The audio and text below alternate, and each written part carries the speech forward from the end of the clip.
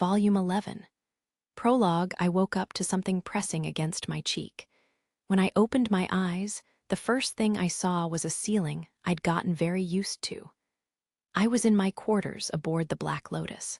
As for the warmth on both sides of me, oh, right. I slept with Tina and Whiska last night, so an arm or leg or something must be pressing my cheek. Taking care not to wake up the girls sleeping on either side, I grabbed the thing pushing into my face. A foot, yup, a small foot. Small but surprisingly calloused. Is that because they always work on their feet? Must be Tina's foot, man, what a restless sleeper. Despite my guess, I heard Tina's voice from my other side. You awake? I rolled and saw a sleepy-eyed Tina slide over sluggishly and rest her head on my arm. That must mean this foot is. Whoa, is that Wise's foot? Tina chuckled. She's a real restless sleeper. Restless doesn't begin to describe this, I replied. How the hell could someone reverse their head and legs in their sleep? Whiska seemed like a practical person, but she was awfully odd sometimes. Forget Wise. Mornin', hun. Good morning, Tina. I couldn't move my upper arm since Tina's head rested on it, so I bent my elbow and tried to stroke her hair.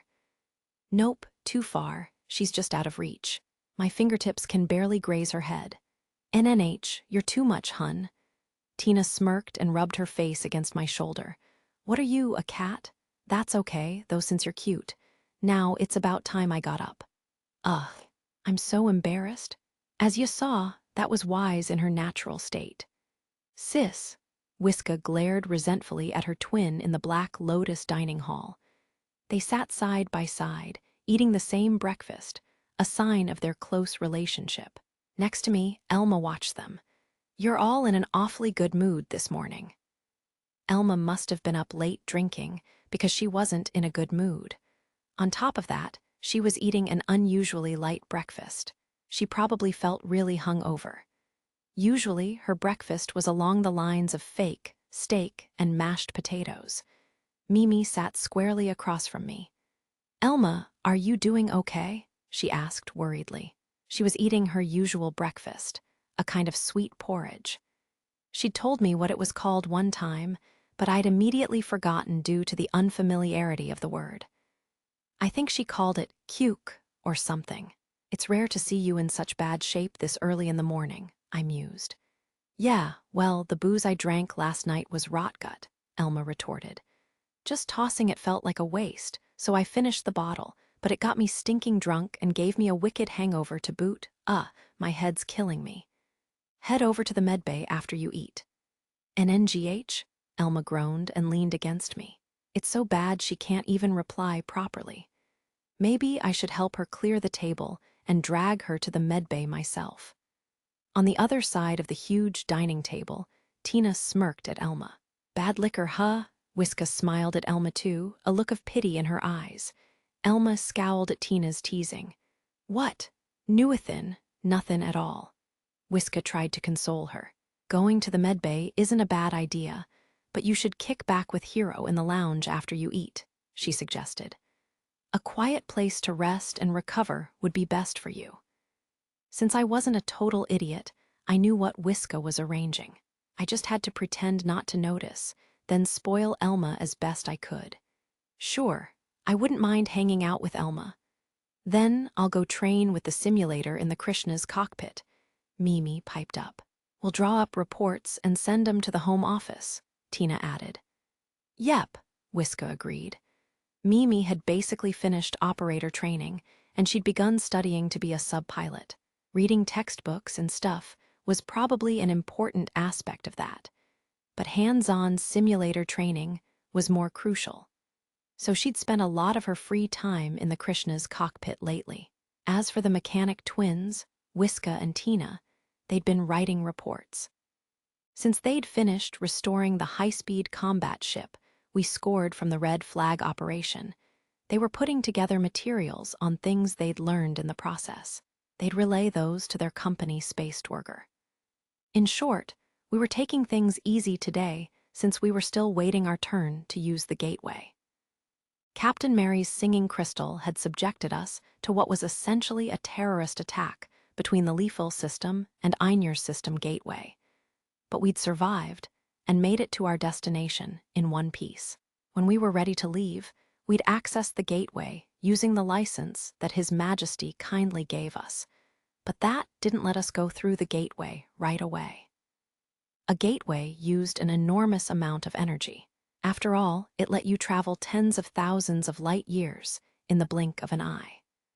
A lot of legwork went into using them. Even with His Majesty's direct permission, you couldn't just hop into a gateway at your leisure. When a gateway was used for travel, it was naturally more efficient to move multiple ships at once than to transport one ship at a time. So either you gathered a specific number of ships going to the same destination, or you waited for a designated time slot. That process also kept people spending money in the Einar system while they waited. That certainly wouldn't have been the only consideration when they set those rules, but it was a nice bonus. "Come on," I urged Elma. "Once you're done eating, we'll go relax in the lounge." "Carry me?" Yeah, I will." Mimi kindly offered to clear our dishes for us. I took her up on that, and Princess carried the extremely needy Elma to the lounge, as commanded. Good grief, you're one demanding princess. I sat on the big sofa in our spacious lounge and gathered information on my handheld terminal, stroking Elma's hair while she rested her head in my lap. We already knew which system we were headed to, but we didn't have concrete plans just yet for when we got there. "What are you looking at?" Elma glared up at me. "Just checking out high-tech corporations in the Windows system." I showed her my terminal screen.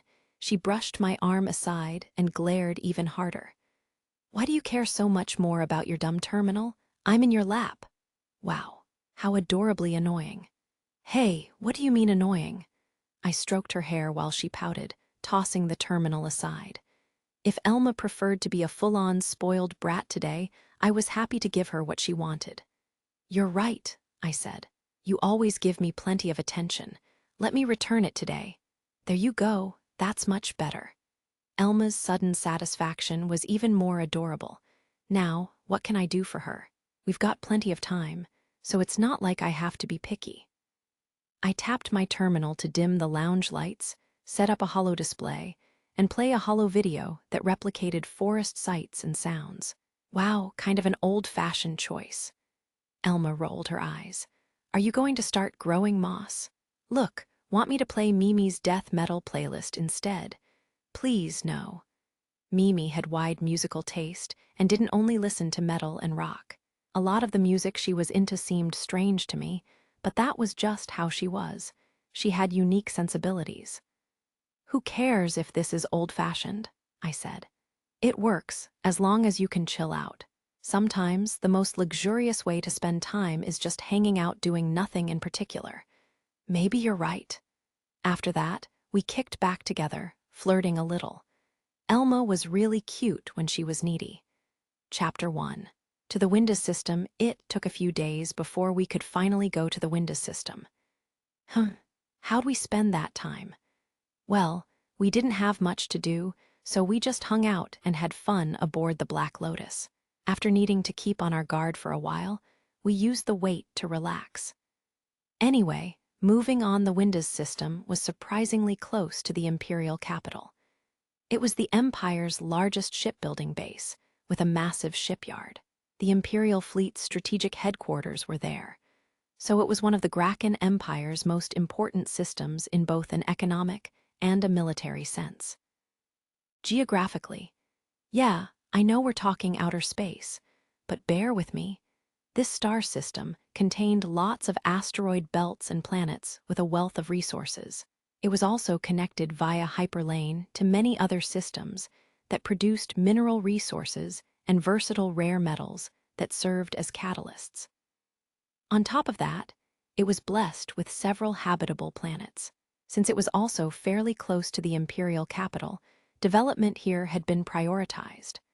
I gazed at the Windows system info shown on the lounge holo display.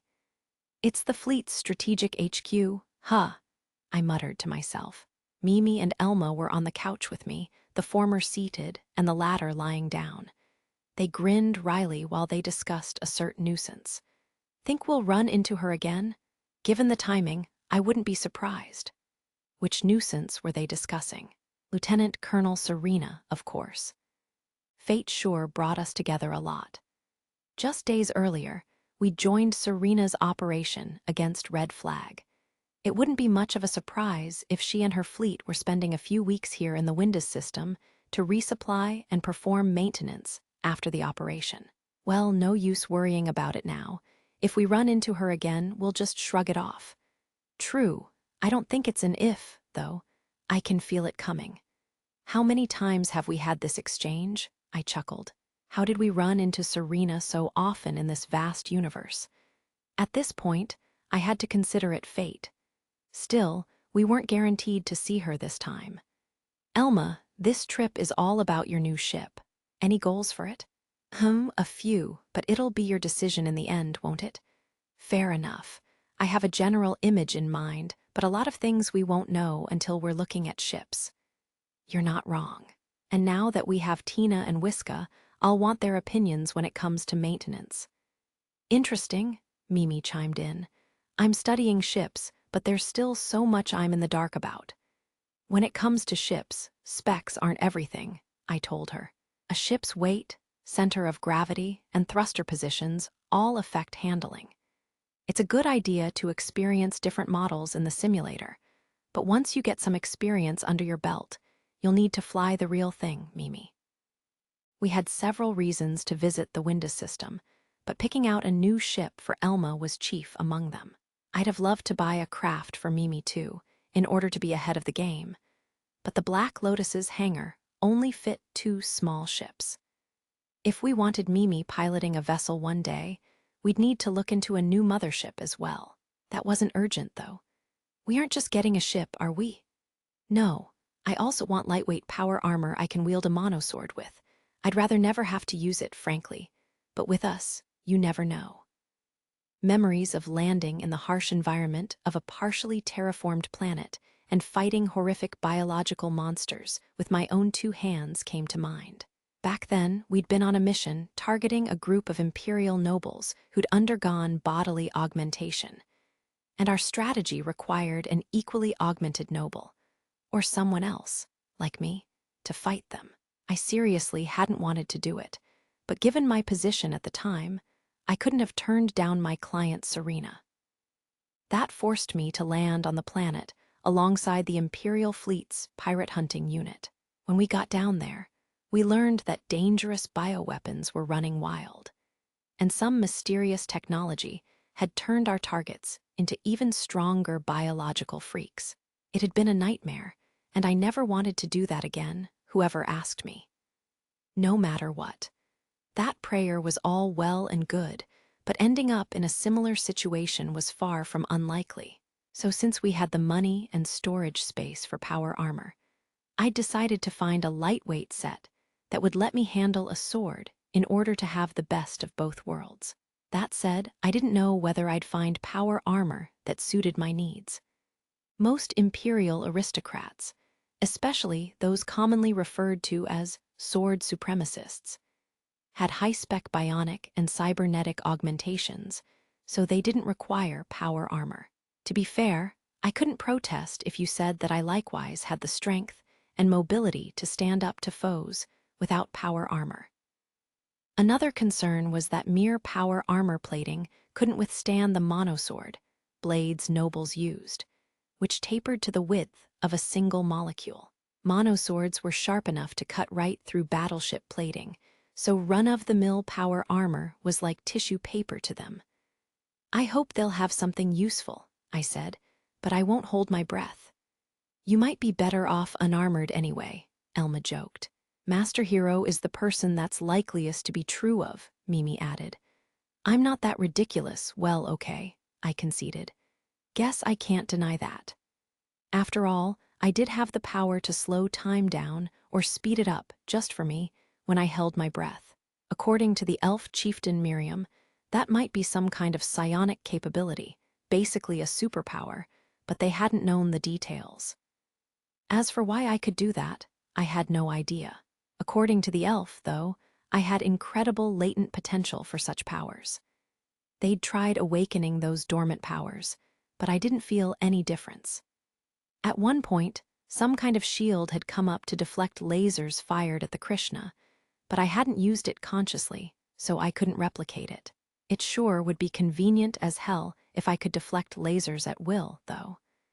The only change I'd noticed was that my intuition was oddly sharp lately. Maybe I'd just gotten more sensitive to presences. Soon enough, I might be able to dodge attacks before they happened, like the Universal Century's new types. "Master, we will soon begin traveling via Gateway," May announced from the Black Lotus cockpit. "Roger that. I'll leave the ship in your capable hands." "Yes, Master, thank you." The holo display showing info on the Windows system now displayed the giant gateway. Man, those things are so enormous, they drive your sense of scale crazy. That's about as big as the mother crystal we destroyed a while back. No, maybe even bigger. It's hard to tell, but no two ways about it, it's huge. Beginning entry. Light gathered between the pair of gigantic structures that formed the gateway. Space seemed to distort. A gateway was apparently some kind of controlled artificial wormhole. I didn't know exactly how it worked, but going through that distorted space would instantly teleport us to a spot thousands of light years away.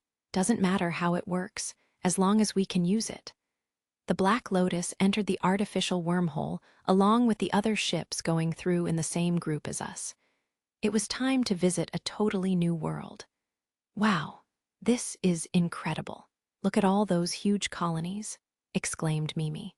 "It's even more impressive that they all have shipyards attached," I agreed. "Watching traffic swarm around them is almost hilarious. The Imperial capital system had lots of traffic, but the Windows system is even busier," Elma murmured. She gazed at the lounge's large holo display, which showed information on the star system and data the Black Lotus's sensors had picked up. "Takes me back. Takes you back. You mean you've been here before? When I first started mercenary work, this was my base." Elma shrugged slightly. "Until my brother's investigators got here anyway. Makes sense. This system is close enough to the capital to reach without a gateway. And given all the colonies and the traffic going to and fro, it's easy to blend into the crowd. If you managed to change your name, score a new ship, and work as a mercenary without giving up any personal info, it'd be virtually impossible for anyone to track you down." "You were smart for a newbie," I mused. "Yeah, I had a good blueprint to follow." "Oh, you mean Mimi's grandma's." "My grandma's stories." Mimi's grandmother was the current emperor's little sister. After she turned 15 and reached legal adulthood, she'd prepared a small ship in secret and fled her life as royalty. She hid her identity, evaded imperial pursuit, and performed great exploits as a mercenary. Novels and other works based on her experiences were all over the place, serving as a sort of religious canon for runaway little girls, including a certain member of our crew. Most people just dream. Only a handful take action like me. Rarer still, you took action and succeeded. Yup. Even today, 1 or 2 young noble girls run away from the capital every year. Most end up dragged back by their family, or worse. Worse. Mimi looked distressed as she imagined what Elma was implying. I didn't blame Elma for being vague. Nobody wanted to hear detailed accounts of noble girls being led astray and landing in a bad situation, or ending up even worse off after pirates destroyed or captured their ships. If the girls' noble families learned about those events, though, I imagine they'd use their massive assets and power to put the culprits through far worse. Sure hope I never wind up in that situation. While Elma, Mimi, and I chatted, watching May pilot the ship, one exhausted-looking Tina arrived in the lounge with Whiska in tow. "Ag, I'm beat." The twins had been holed up in their room for days writing reports, but it seemed their pencil pushing was finished. Tina trudged over and collapsed in my lap. "Finally done. Coo over me, hun?" Yeah, good work." I stroked her hair. Wow, it's extra silky. I bet she just got out of the bath. For all this feigned weakness, I'm pretty sure she had the energy to clean up before she came in. Sis, please. I beckoned to Whiska, who'd been behind Tina, and petted her as well. You did great too, Whiska, she laughed. Thanks.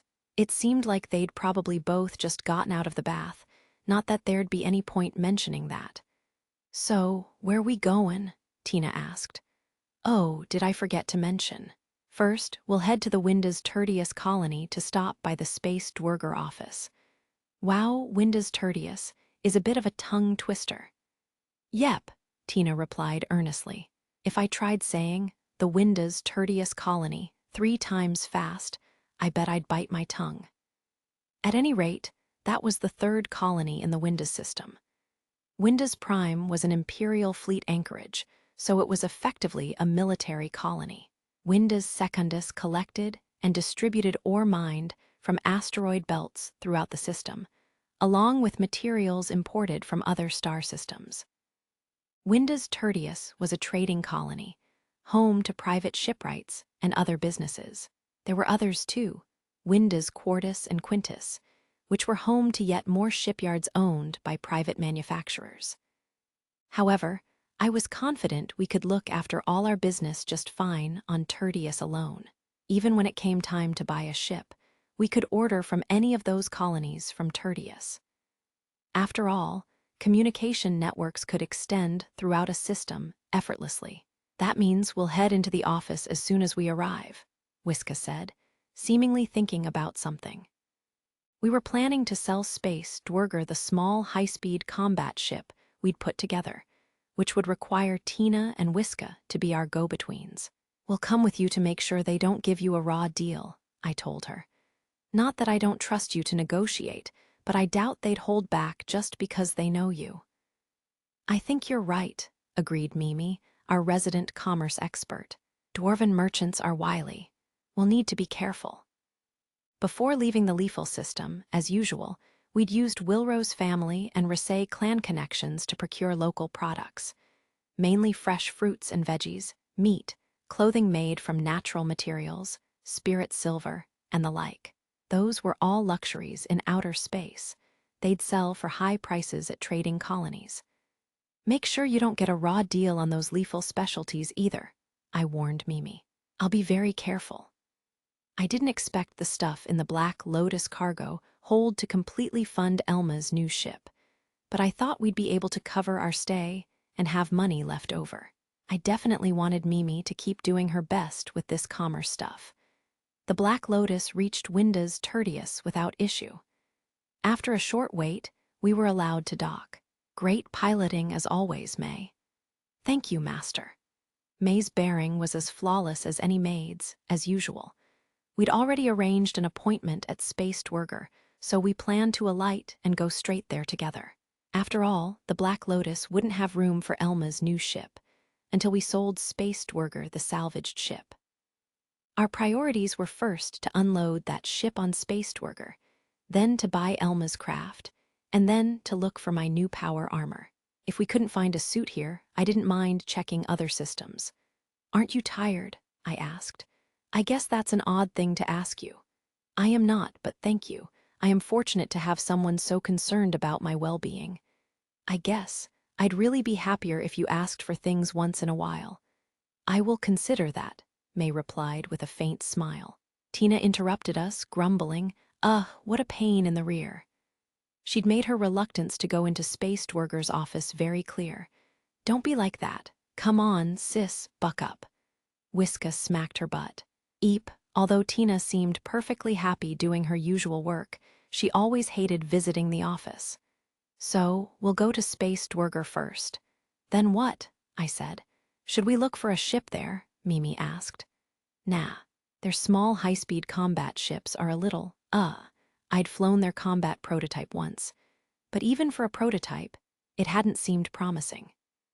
Space Dwerger's ships typically had more cargo space and plating than other ships of their class, but they lacked mobility, so I'd steer clear of that company for a fast, maneuverable small ship.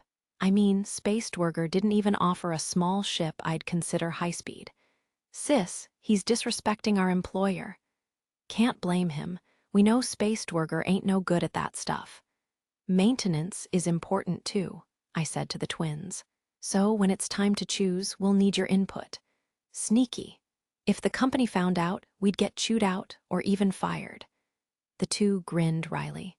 Fair enough, their bosses would probably tell them off for lacking faith in their own products. Okay, looks like we're all ready. Let's go, found you. Huh. A voice had suddenly echoed in my mind. What is that? Do I feel joy? Yeah, definitely joy. Why exactly is my mind suddenly joyful? Is something wrong?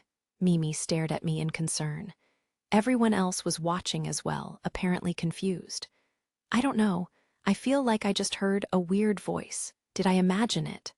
Are you okay, hero? Have you been sleeping enough? Elma looked genuinely worried.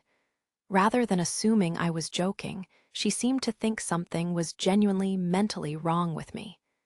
I must just have imagined it. If it happens again, I'll rest or find a doctor. You sure? Okay, then. Elma kindly left it at that. Just then, I felt an intimidating aura behind me. No, not so much intimidating as similar to physical pressure. It's soft and gentle, though. Okay, May, I said. Calm down, I'm fine, okay? Look, it's almost time for our appointment. Understood. The pressure on my back stopped.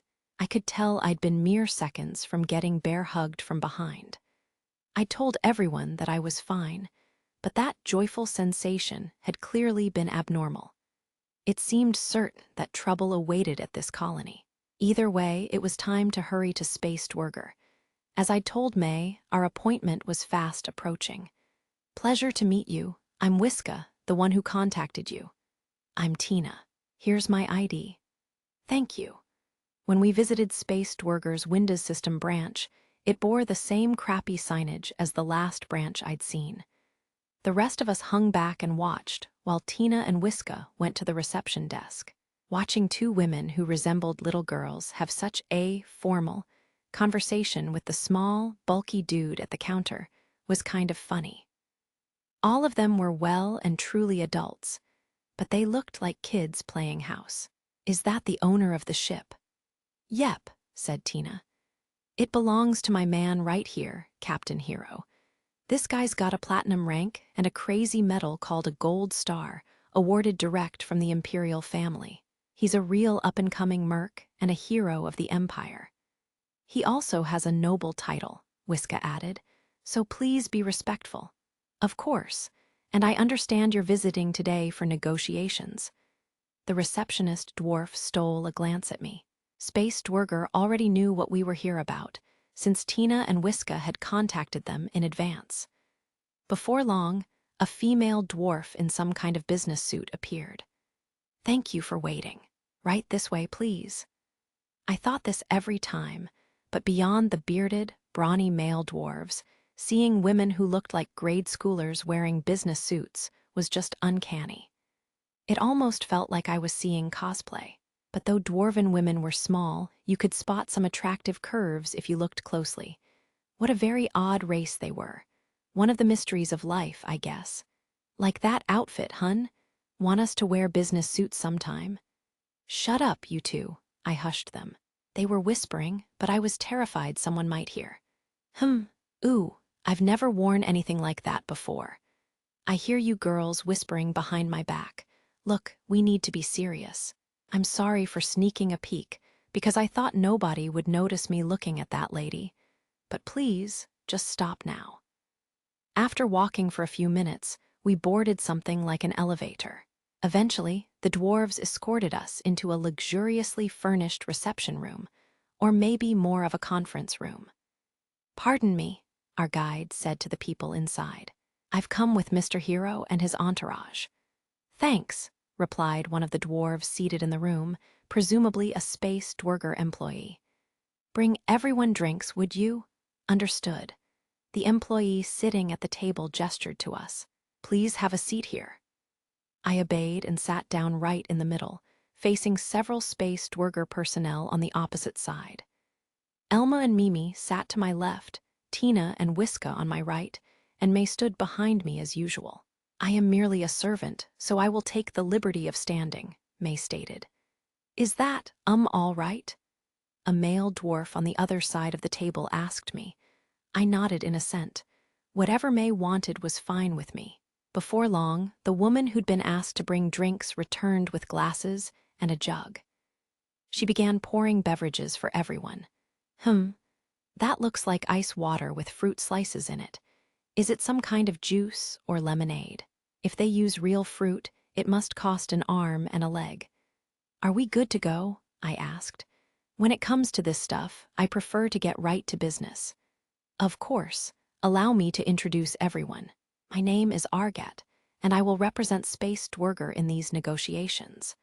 Over here is Teresa from the engineering department. Upon Mr. Argat's introduction, Teresa bowed silently. Argat was, well, I couldn't figure out male dwarves' ages. His voice sounded like he was in his 30s or 40s, but that might have been wrong. Teresa was a woman, but female dwarves' ages were tough to gauge too. Judging from her calm demeanor, she was probably older than Tina and Wiska. Nice to meet you. I'm Hero, a mercenary. I don't care about that nobility stuff, so just treat me like any other merc. I probably wasn't a very important customer to Space Dwerger. That might have been different if I'd bought dozens of ships or completed a bunch of requests for them. I'd purchased one cutting-edge mothership at a hefty discount, providing operational data in return. But that was it. Please, Mr. Hero, you're a valuable customer to us. Thanks to your exploits, sales of our mothership model rose, and the data accumulated on our new model has resulted in an astounding number of orders. Using your mothership as a gunship was a truly novel idea. We have plans to create an offensive transport ship by maintaining firepower and increasing cargo capacity.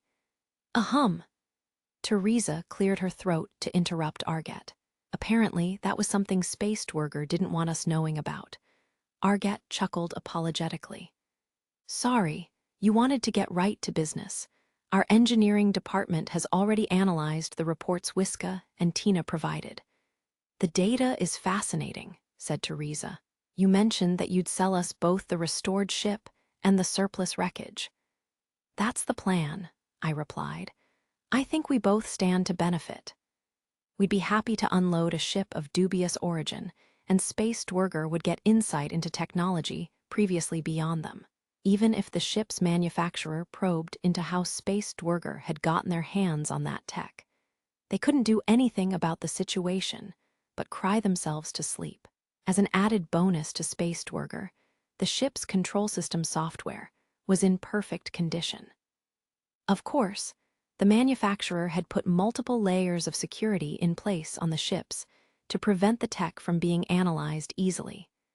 But a ship stolen by Red Flag would have already been unlocked by the pirates. A machine intelligence advisor could crack it quickly, allowing Space Dwerger to make leaps and bounds in their high-speed small ship research. Like I said, a deal for both sides. Let's talk price, I said. Well, we'd like to hear your offer first. I'm asking how much the ship and wreckage are worth to you. Making the starting offer will be advantageous to you, won't it? I'm afraid it depends.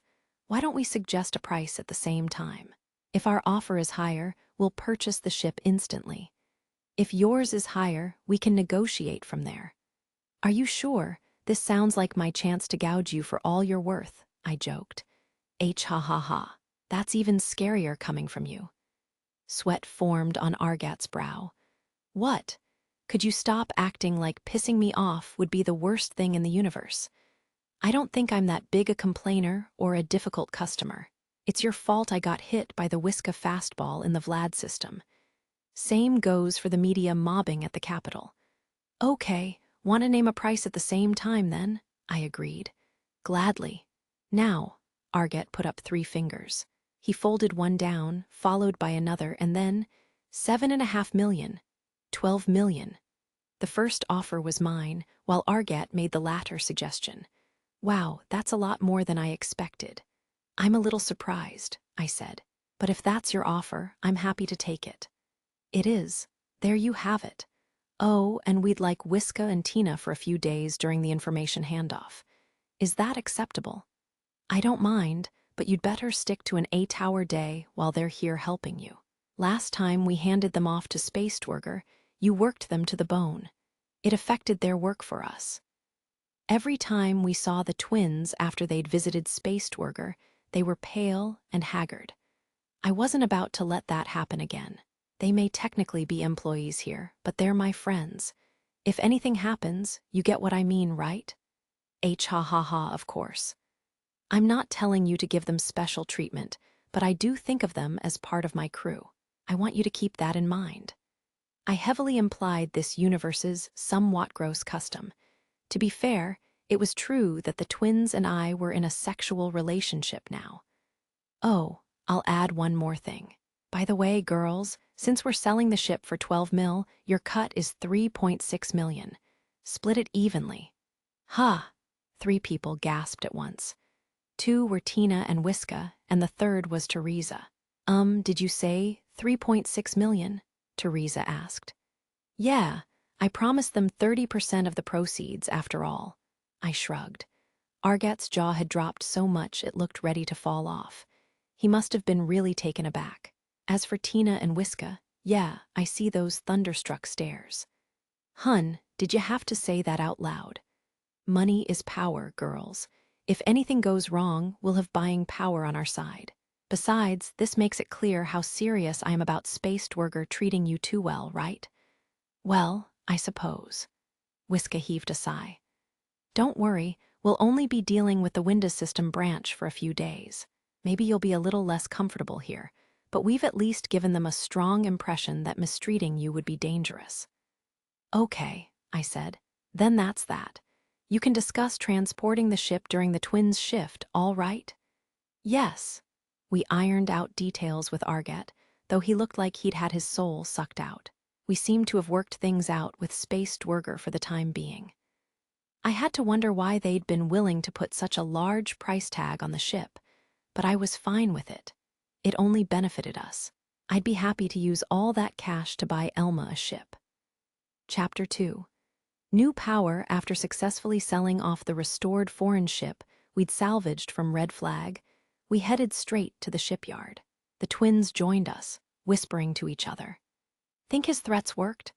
I'd say Argat was mostly stunned by the 3.6 million ener. I'd expected Tina and Wiska to stay at the office and get to work, but apparently it would take Spacedwerger time to assign analysts to review the twins' report. So for today, they'd continue their usual work as our mechanics. I didn't know if it just took Spacedwerger a while to redistribute personnel, hand over work, and allocate tasks, or if my threats had been effective. Either way, I was happy to have my mechanics on hand while choosing a new ship. Since they were in the industry, they might be able to advise us from a perspective that complemented me and Elma's point of view as mercs. We're not visiting the shipwrights branch offices, Mimi asked. We could do that someplace like the Vlad system, where Spacedwerger's the clear top dog, explained Elma. But in more competitive markets like this, going to shipyards is faster. In Stella Online, you accessed shipyards through a colony communication menu from the comfort of your ship, but buying ships in reality naturally involved moving around. You want to know why we can't just do it from aboard our ship using holo messages? That wouldn't be impossible, but apparently it's rare for people to buy ships that way.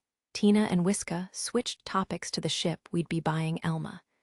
Considering Elma's agility, we'll definitely want a mobile ship, won't we? You betcha. I mean, that's one reason people get small ships in the first place. The problem is losing firepower in the process. Output's a concern too. Like Tina said, most people shopping for small ships wanted speed and maneuverability. The eternal problem was how much firepower you could load onto the ship.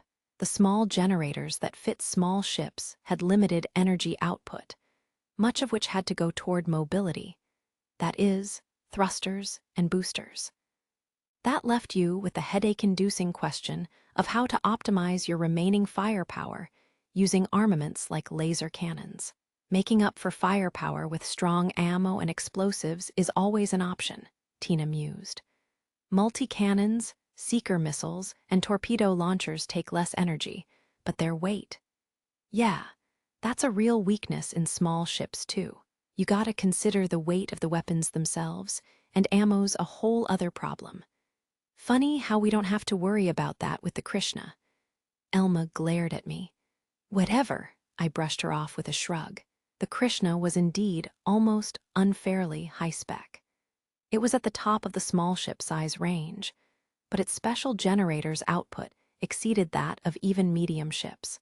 As such, I could equip powerful shields, attain plenty of maneuverability using the Krishna's powerful thrusters, and even have power to spare for 4 heavy laser cannons. Of course, the Krishna was only overwhelmingly strong for a small ship.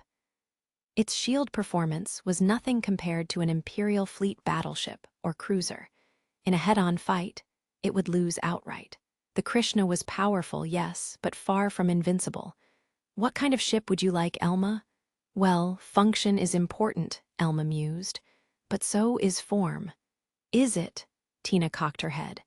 I think I get that, agreed Wiska. Like Tina, Mimi seemed skeptical. I don't know.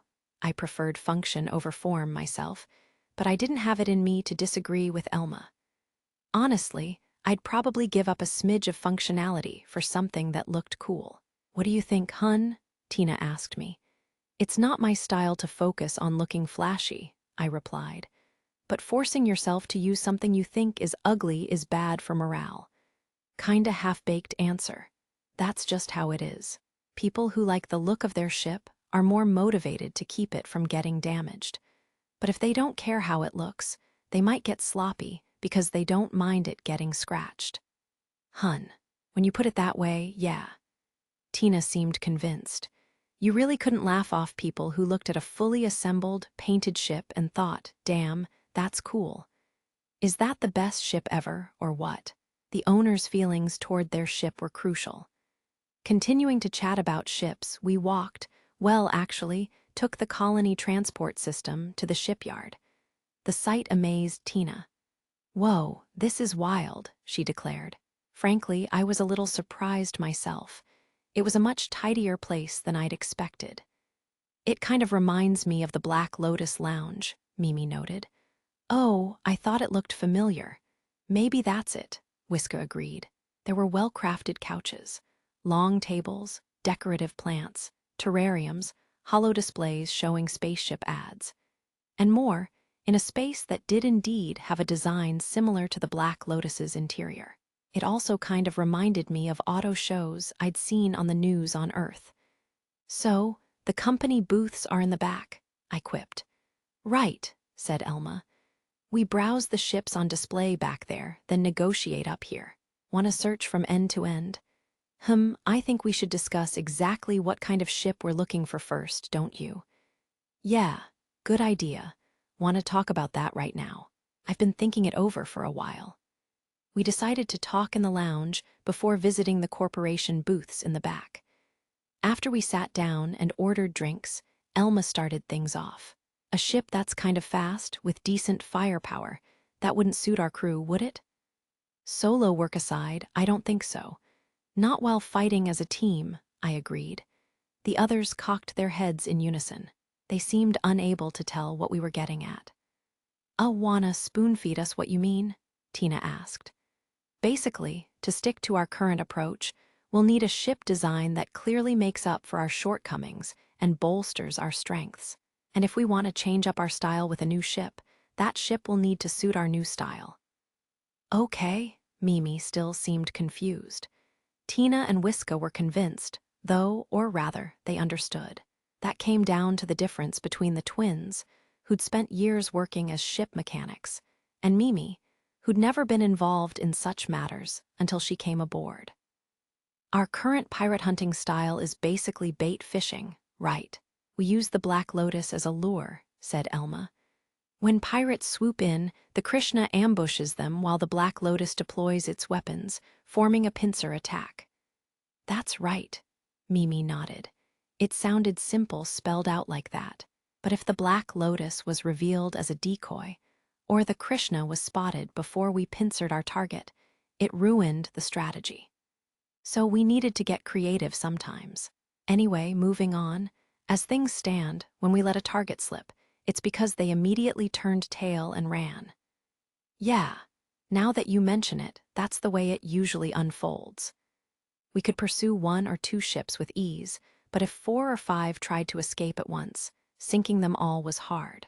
They tended to scatter when they fled, almost as if they'd agreed in advance to do so. I mean, they probably did. So, if we want to make up for our shortcomings, we should consider a ship that excels at pursuit. Or, to bolster our strengths, we want a ship with good range and firepower to shoot down pirate ships before they get away. I get it now. Cool, I replied. Now that Mimi's up to speed, we have to figure out exactly which direction we'd like to go in. If we want affordable pursuit ability and firepower, I bet a missile ship full of missile pods would be a good option. But that have a bottleneck, Tina objected. Missiles are physical ammunition, so we'd need to consider that added weight, and it wouldn't be as useful in long battles. On the other hand, missile pods use less energy, so we could redirect power to the thrusters, Wiska said.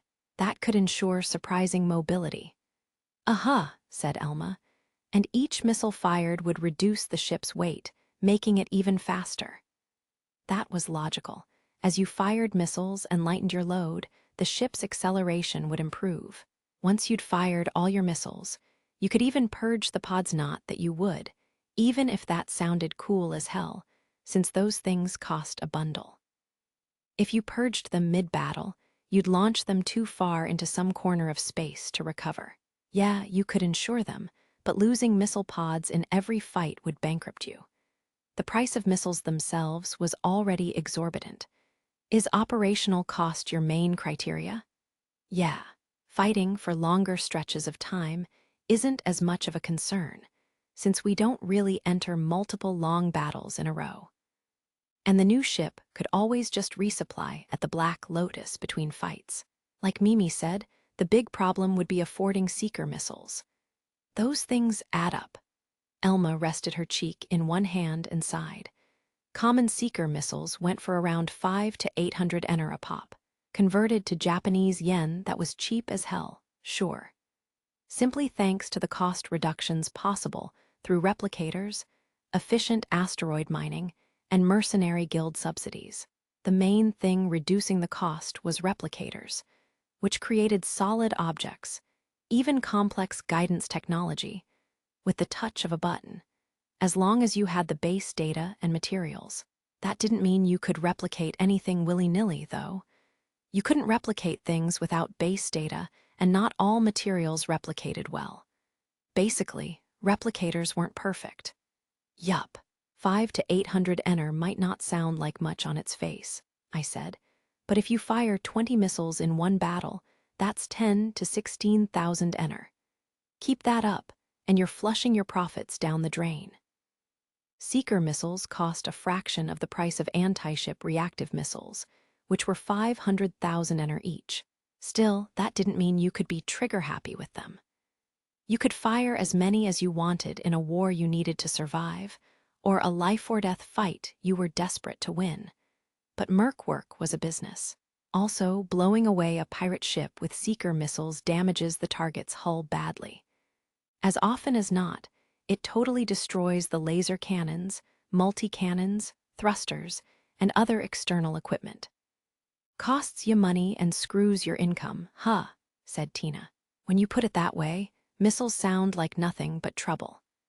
Mimi grumbled, brow furrowed. Nah, missiles are strong. They're great at saturating shields when they detonate. A direct hit can blow away plating and seriously damage a hull. Damaging external elements like weapons and thrusters reduces enemy combat capabilities too. You really don't want to take a hit from a missile, so I always try to dodge or intercept them. Just so you know, Elma added, only a select handful of weirdos like Hero can slip through a hail of seeker missiles like it's nothing. Some ships aren't even fast enough to shake off seeker missiles, and lasers alone can't intercept a big group of them. Even if you're okay with letting a few bounce off your shields, a small ship's shields are dead and down if just 2 missiles strike it. Dead and down was slang for fully saturated shielding. A ship with disabled shields was a sitting duck. The Krishna's expensive plating could take 1 or 2 direct seeker missile hits, but more was dangerous. Most small ships had light hulls to maximize speed, so taking a seeker missile without shields meant death. I see. Are we going for a missile ship then? Mimi asked. Maybe, I sighed. In terms of range, power, and restraining ability, they're kind of perfect for the job. When seeker missiles are after you, starting an FTL drive is a bad idea. It could be a good call to leave attackers to the Krishna, while I use seeker missiles to stop the enemy in their tracks. Of course, we'd put a few laser cannons in as permanent arms. Elma began to explain the strategy in depth, but the drinks we'd ordered arrived mid-sentence, so we took a quick break. While you were talking, I thought of a question, Mimi said, then came out with an astute inquiry. Is there a reason we need a small ship? Good question. Actually, you're right. We don't absolutely need to get a small ship, I confirmed. Elma wasn't surprised by that, as far as I could tell, so I figured she'd been thinking the same thing. On the other hand, the mechanics looked confused. The Black Lotus hangar is for small ships, ain't it? Asked Tina. I dunno if you'll fit a medium one in there. But what if we don't assume the ship will be maintained in the Black Lotus? Wiska responded. After all, if we fill its hangar with small ships, we won't have space to restore looted ships like we did this time. Ooh, I get it. Anytime we wanted to clear space to restore another ship, one of those 2 small ships would have to leave the hangar and follow us anyway. A medium one would be better for that, huh? The exchange seemed to help them catch up with our train of thought, and Mimi's face also betrayed a sudden understanding. I assumed she'd only thought as far as wondering if we needed to buy a small ship, without identifying specifics of why not, like the mechanics had. Okay, I said. Want to discuss adding a medium ship to our little fleet? With that, the subject changed. A medium ship has obvious advantages, I said, kicking off this round of discussion. We could get something with way more firepower and durability than a small ship. Yep. Also, small ships are typically built to be agile, but there are a wide range of medium ship models that can specialize in high speed or heavy firepower, Elma added. Even ships of the same model can differ wildly depending on how they're customized. But ain't that useless for your pursuit plan? Even if you go heavy on speed, a medium ship won't beat fast small craft. Specs-wise, you're right. Still, a medium ship can equip weapons with much greater range and power. Handled well, I bet a medium ship could cover a wider range than a small one, right? If only it could use an anti-FTL trap, Mimi mused. Those are military equipment. Only specialized ships can use them. An anti-FTL trap was a powerful interdictor that affected wide areas, forcefully stopping a ship's FTL drive and rendering it impossible to reactivate. Unfortunately, they were extremely energy inefficient, so only specific, otherwise defenseless military ships could use them for long periods. Because they were so specialized, they weren't available to the general public. Still, they're top-class detainment tech, Elma remarked. And it's not like we'd have to have one on all the time. Do you think there's similar equipment on the market? Yeah, operating one briefly would be enough, wouldn't it? I acknowledged. If energy consumption was a problem, could we power it with a capacitor or some other high-capacity energy storage device? It might be technically possible, hun, but you'll have a hard time finding one on the market. Imagine if pirates got their hands on those. Wiska shuddered. It would be awful if pirates with anti-FTL traps attacked a civilian ship. Pirates adopting anti-FTL traps would be a nightmare for their victims. They'd only need 3 minutes to destroy a civilian ship's main thrusters and leave it utterly helpless. Maybe that's exactly why they aren't circulated on the market, Mimi suggested. Well, no point pining for things that aren't available, I shrugged. As for the drawbacks of a medium ship, well, running cost comes to mind.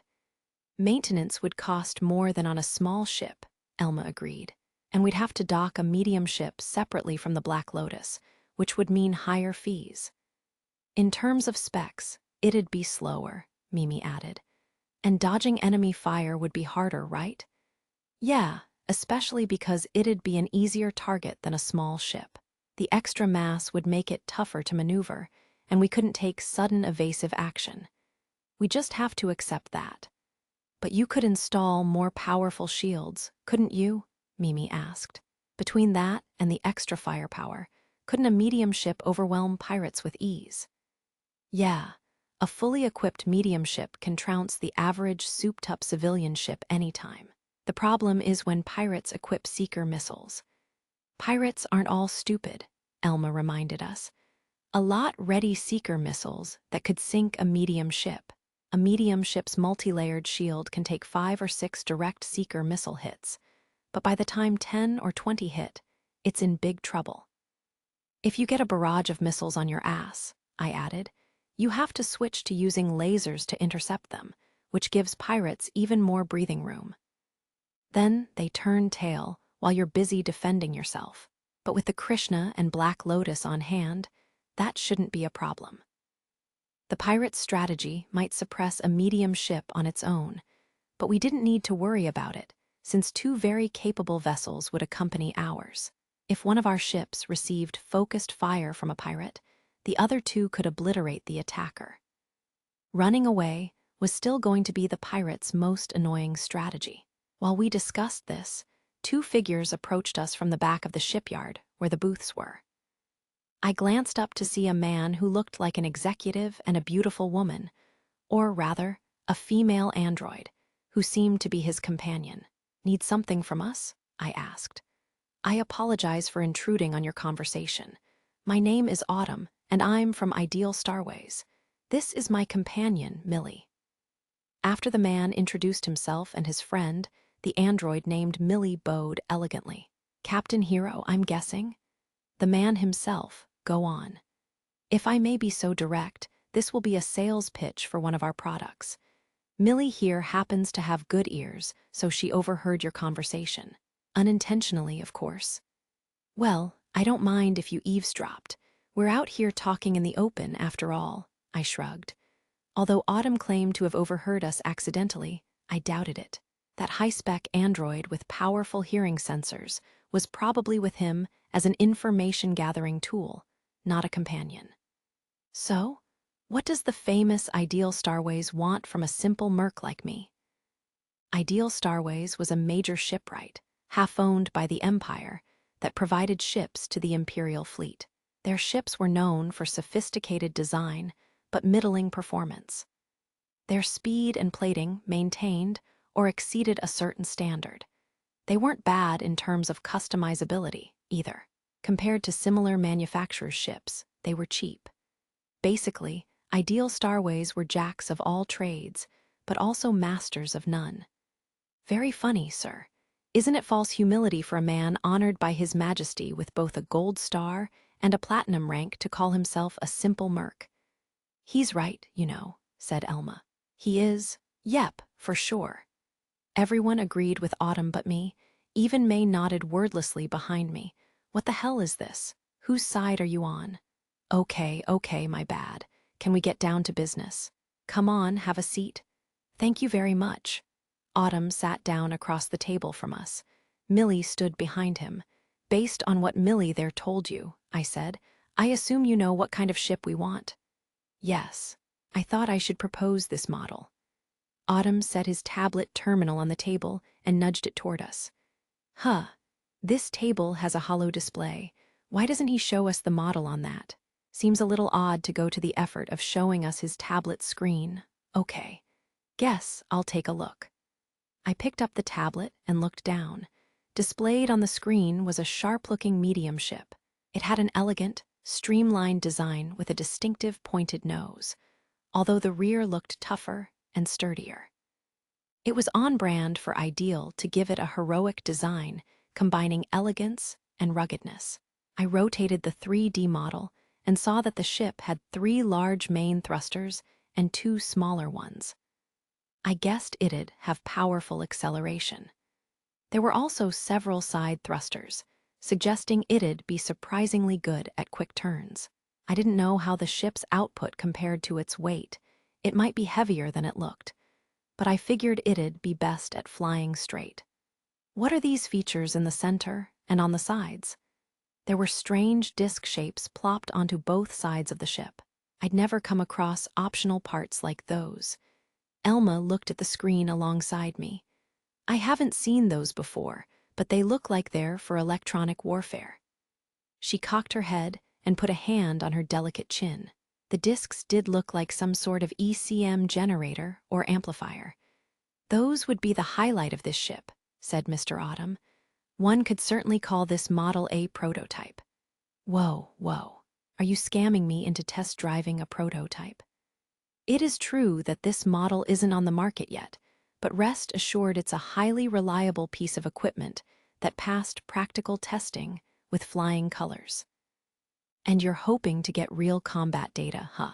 So what does that feature do?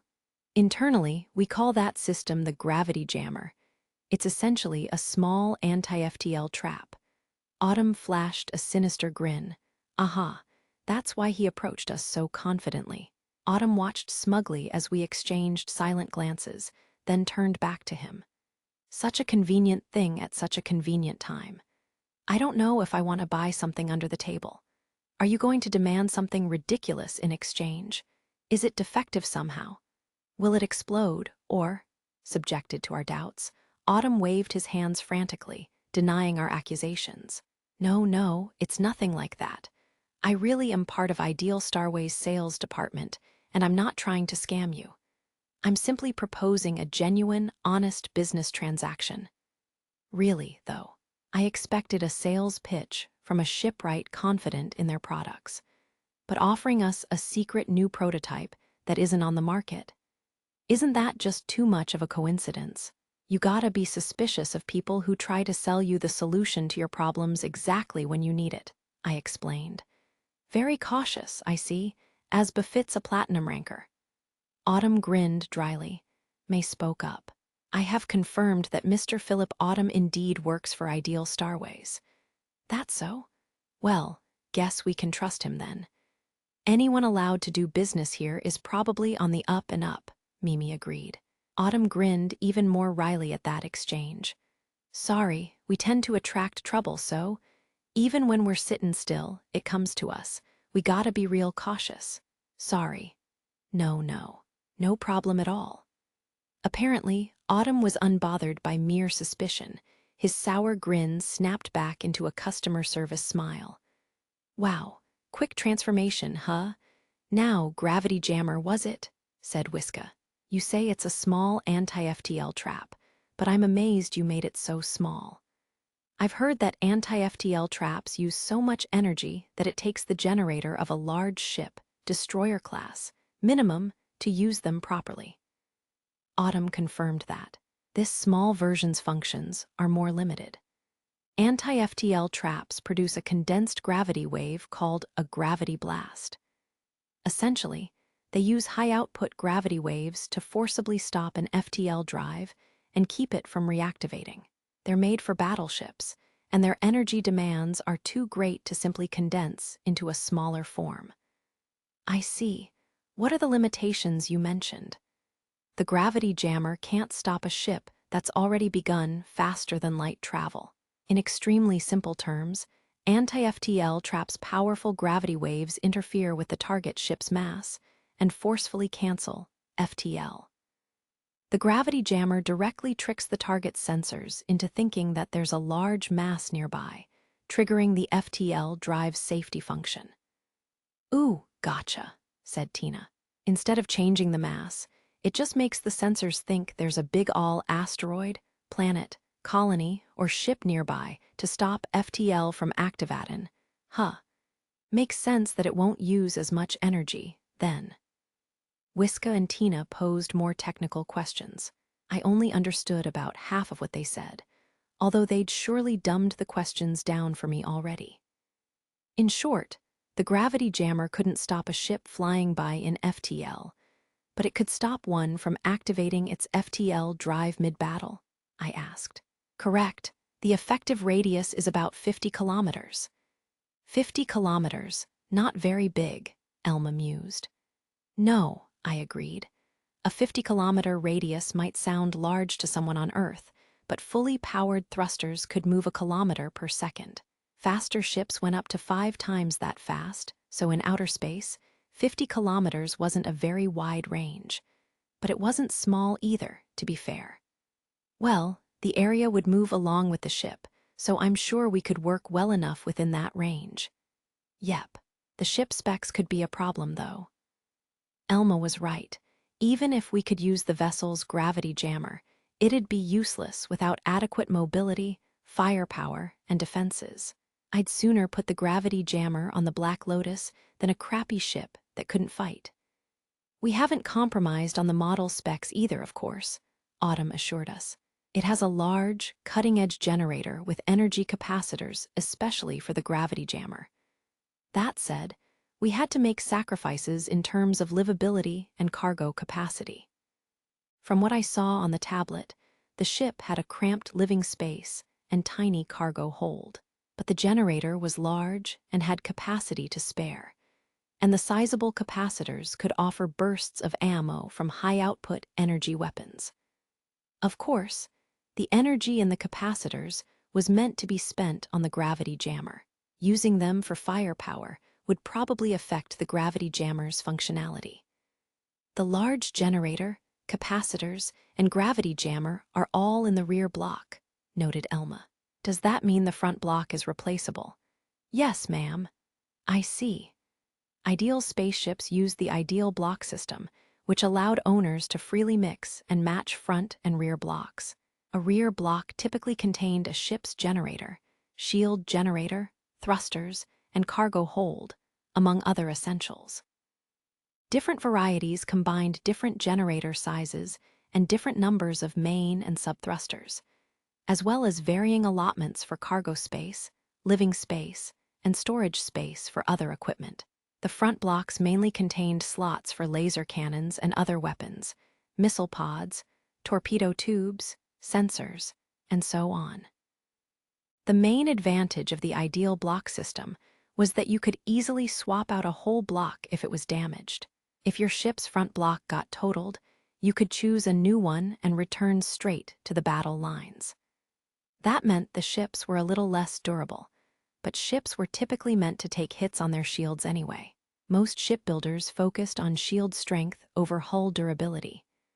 The rear block is fixed, I noted.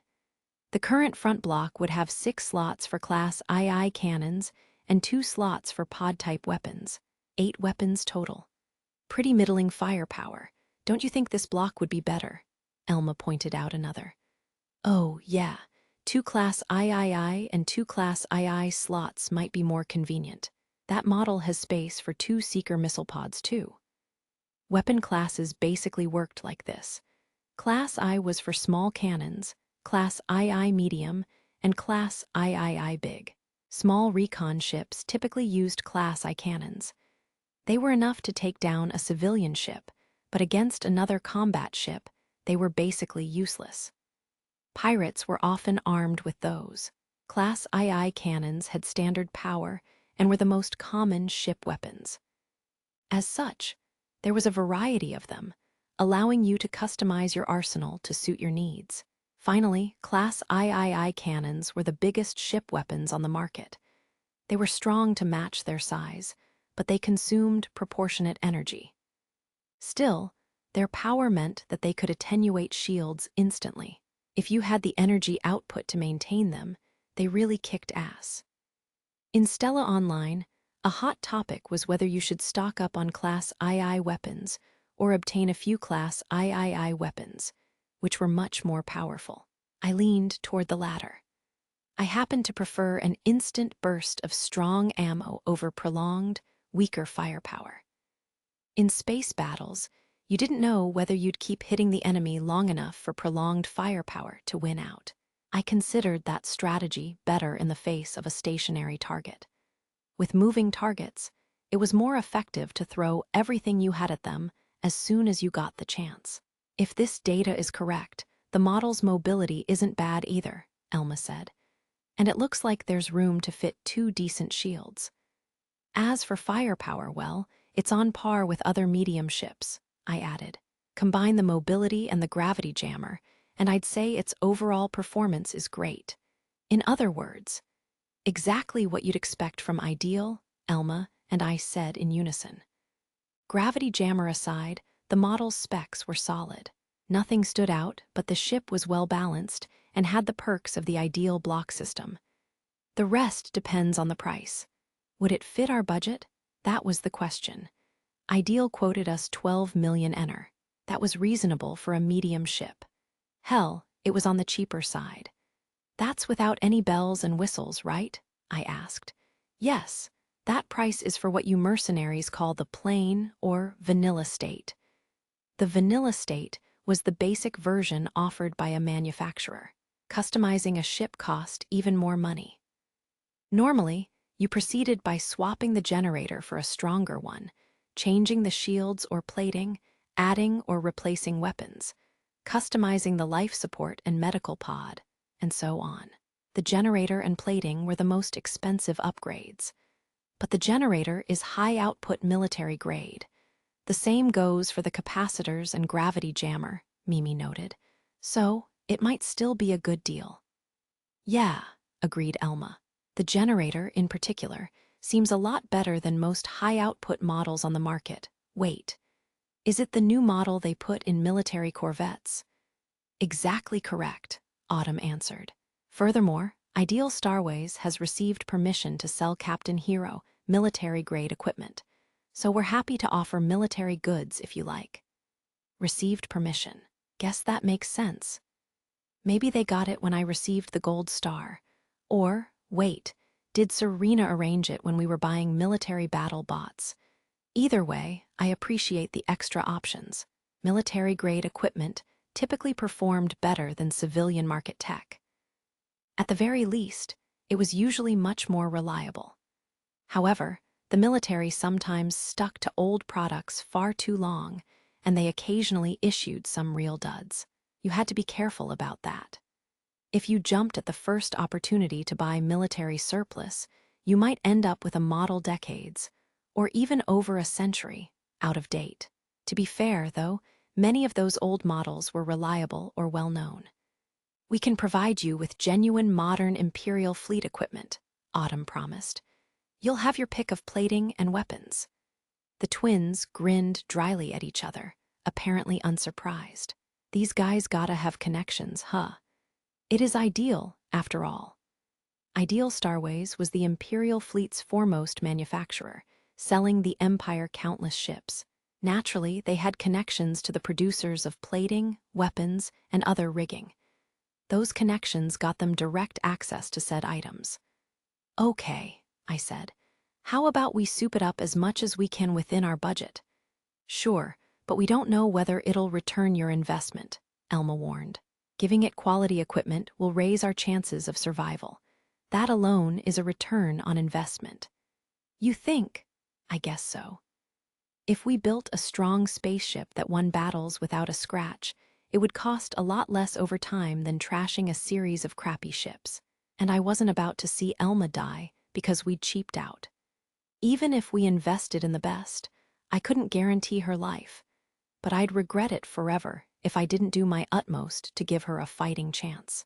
By the way, what's this ship called? I asked. Its development code is ISC X-317 Antlion. Antlion, like a doodlebug, huh? Interesting. Autumn looked surprised that I was familiar with the name. Oh, are you familiar with them? Yeah, everyone knows about doodlebugs. Oh, right. People born and raised in colonies wouldn't know about insects, and terraformed planets had limited biological diversity, so most people probably hadn't heard of antlions, at least. I wasn't sure how commonplace they were in this universe, but Autumn's reaction implied that people rarely recognized the name. Yeah, They dig pits to make traps in the ground and eat bugs that get caught in them, I replied. They're kind of ugly, but it's cool to watch them fly when they grow wings. I remembered doodlebugs, antlions, that is, as bad at flying. Hopefully that wouldn't apply to this ship. I'm amazed by your wealth of knowledge. Are you a biologist? No, just happen to know about them. So antlion, huh? I kind of like the sound of that name. Same here, Elmer agreed. The ship name can stay. For plating and thrusters, let's go for top-of-the-line military equipment. What about weapons, though? What's wrong with the safest options? 2 Seeker missile pods, 2 Class II laser cannons, and 2 Class III lasers.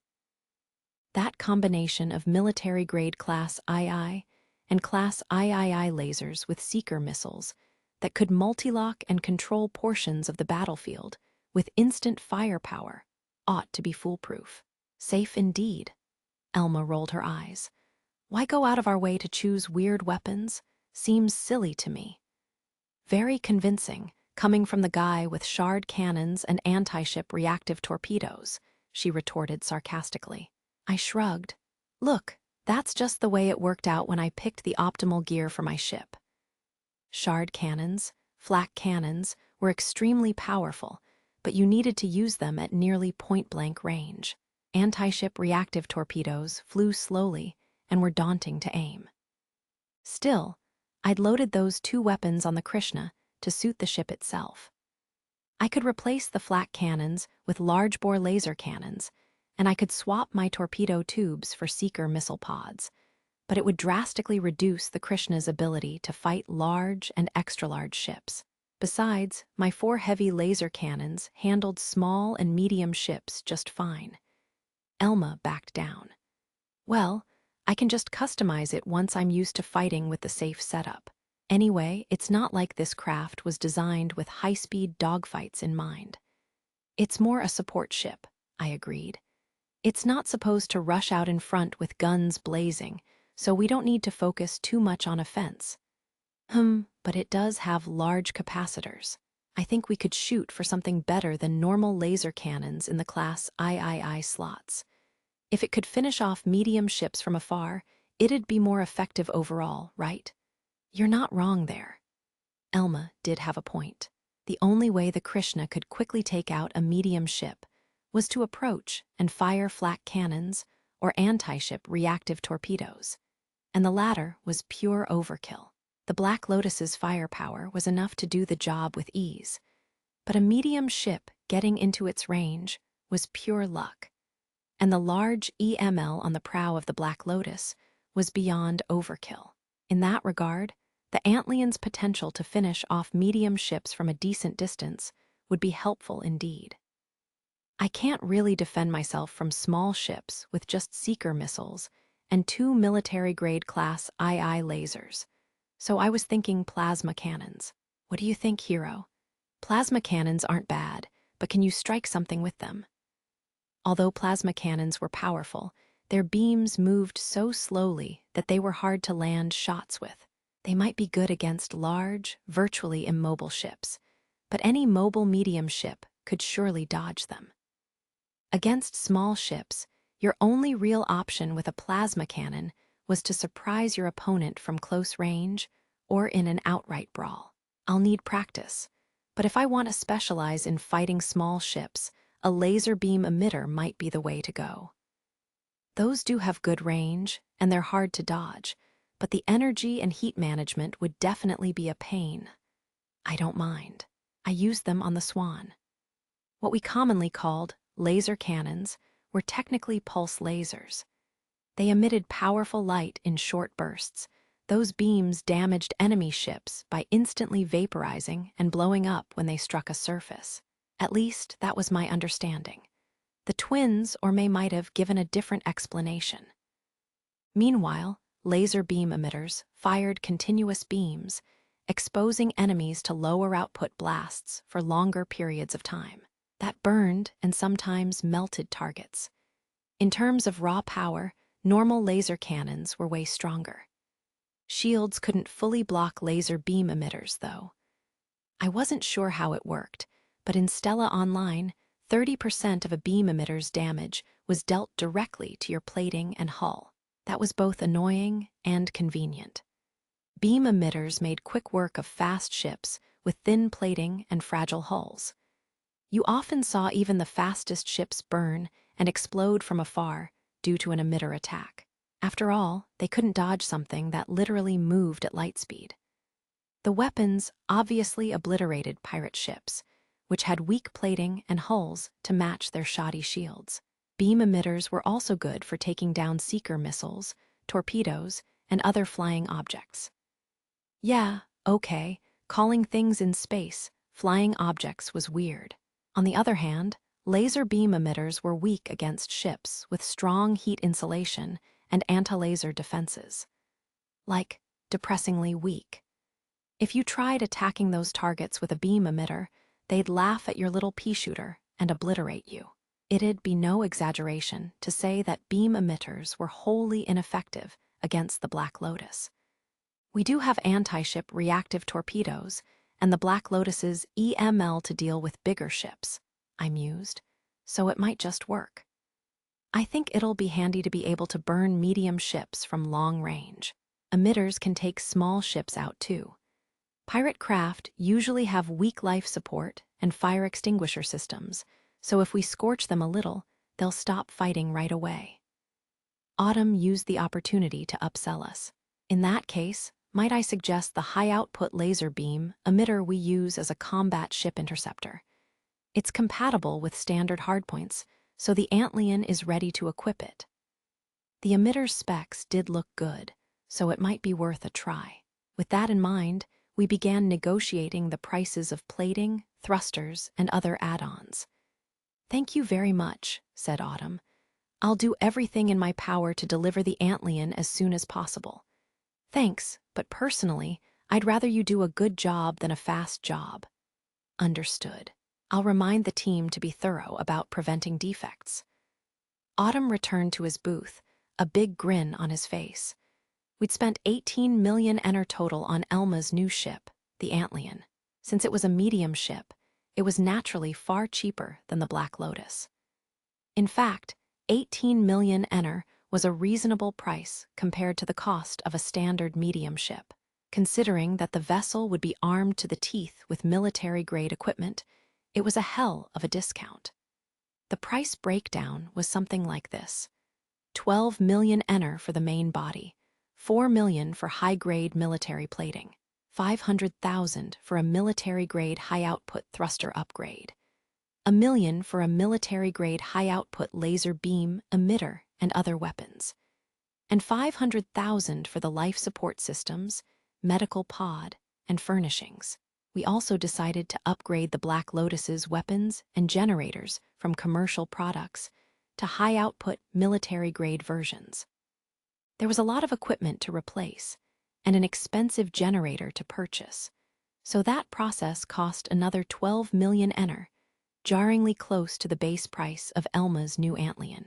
That base price included the Antlion's generator upgrade, gravity jammer, and high-yield capacitors, making the package surprisingly cheap. In return, we'd have to provide Ideal Starways with operational data, but that was no extra effort. May could handle it. Damn, I'll have to do something to thank her for all her work. It feels like we made a very quick decision. Should we have looked at the other company's products first? Mimi asked. Maybe, I shrugged.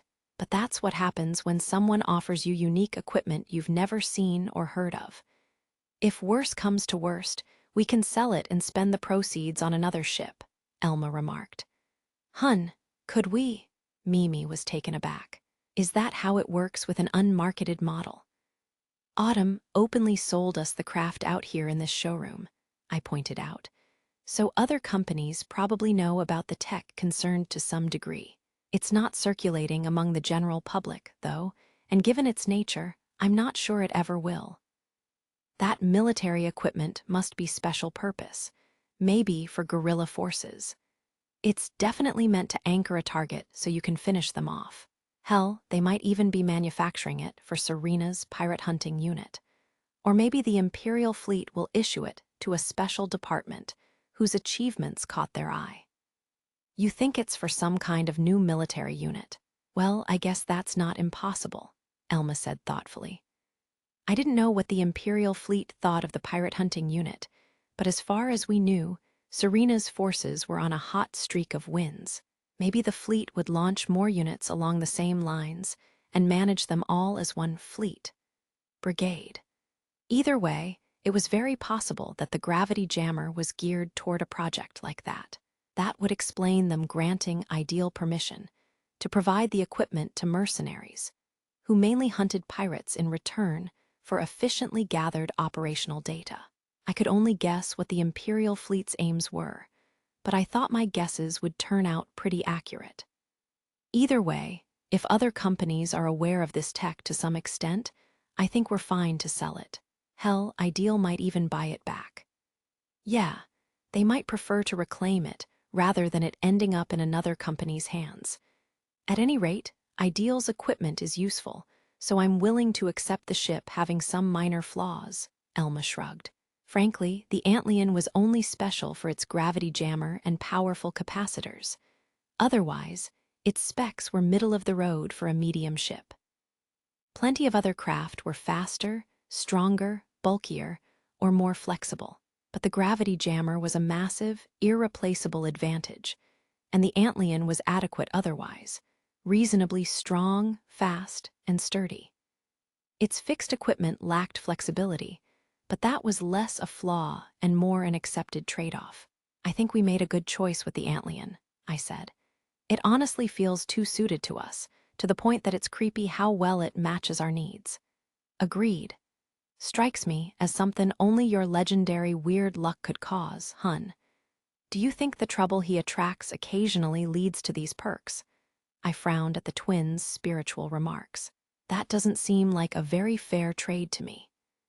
It sounded like they expected my so-called weird luck to reverse again. I was actually terrified of what might happen after this too convenient turn of events. Should I just hide and cower alone in the Krishna or Black Lotus for a while? Well, no. I can hide, but I can't cower alone. I'll get too horny for that. Now that we've settled on a ship, want to look into your lightweight power armor? Elma asked. That's an idea, but we'll need to leave the Black Lotus with Ideal for the modifications. Shouldn't we make arrangements to stay here for a while? Yes, I believe that would be best, May agreed. Yay, we're packing and staying in a hotel. Hearing that, Mimi was excited to have work to do. Leave booking it to me. Oh, mind lookin' for a place convenient to our office, Tina asked her. You're shameless, sis. Leave it to me.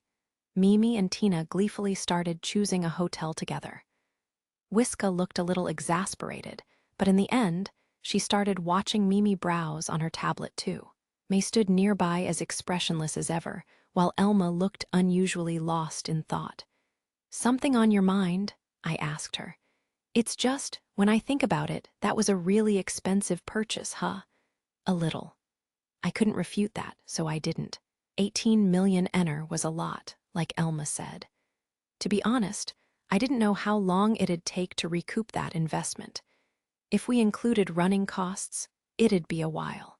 But fighting with 3 ships would be a lot safer than just using the Krishna and Black Lotus, and we'd make more money. Plus, having 3 ships we could use simultaneously would make it easier to hunt pirates and make money off requests. Expensive though it was, I definitely thought it was reasonable. You paid for it, but it's my ship, right? Elma added. Yep. I don't know what to say. How can I return it? Return what? The ship. Why, my head was full of question marks. What the hell is she saying? No, not the ship, the favor, I guess. I mean, you keep helping me out, and I still haven't paid you back. Elma frowned, waving her hands around as if trying to find an outlet for her emotions. Well, I guess it's true that you haven't paid me back, but I don't really care about that anymore. You don't care? That's a lot of money. What I care about is you being with me. You know, living the fun merc life together. That's enough for me. You returning money or favors or whatever just doesn't matter to me. I'm happy enough already. We faced each other. We probably had the same look on our faces. What are they up to? Some kind of advanced flirting? Is it advanced? Just hang back and keep an eye on them. Okay, that's enough from the peanut gallery. And why is Mimi closing her eyes like she's trying to meditate? I went back to reassuring Elma. Either way, don't worry too much about it. Let's just be like we usually are. Like we usually are, huh? Well, if you want to be nicer than usual or spoil me a little, I won't complain. Sure, if I'm in the mood. Elma smiled, leaned in, and gave me a kiss. The others were being a little annoying, but I was just happy I'd gotten my feelings across to her. All I could do now was pray that she would be in the mood. Elma was a little temperamental, after all. Chapter 3. One fascinating fox after we'd ordered our ship, we quickly prepared to move our base of operations to a hotel. Not that it was a big deal. We'd stay at the hotel a few days, maybe a week at most, so we really just needed to pack a little luggage. We could always buy things there if we really needed to, so I figured traveling light would be just fine. All I bothered to bring were clothes and some small personal items. The girls obviously needed more than that, though. After I finished packing, I waited in the Black Lotus lounge. There, May muttered, "If we stay in a hotel, security will become a difficult issue." Maybe, but it's not like we can take laser launchers, hatchet guns, power armor, and military-grade battle bots to a hotel. I patted the seat on the couch next to me. "Excuse me," said May, sitting beside me obediently. If I didn't invite her to sit, she always went on standing behind me instead. "I ask you for so much, May. You help us out a lot, so feel free to be a little selfish once in a while." I have already been able to voice my desires. You converted the Black Lotus to a weaponized ship for me, and are now even upgrading its weapons to military quality. You also procured military-grade combat robots on my behalf, and you treat me the same as you do Miss Mimi and Miss Elma. I could never ask for more. I guess. I'd like you to be a little more selfish and let me spoil you, though. You always spoil me, Master. I've felt no lack of that when we're in bed together. Ooh, okay, enough talk of that. Sorry I said anything, but you can be a little selfish, okay? If that's what I want, you'll do it for my sake, right? I will ruminate on the matter. That was an unusually vague, indecisive answer from May. Typically, she gave a clear yes or no. Maybe her own values, or rather mechanical protocols, conflicted with my sweet talk. While we waited, having our heart-to-heart, the other girls arrived. Mimi sure brought a lot more luggage than the rest of us. From my perspective, you all have too little. Elma, Tina, and Wiska carried modest travel bags less than half the size of Mimi's. Of course, Tina's and Wiska's bags looked big compared to their own frames, but Mimi had 2 such bags and a large suitcase. "Miss Mimi, I would be happy to carry your luggage." "Thank you, May." Mimi handed over her giant suitcase, and May lifted it with ease. No surprise there.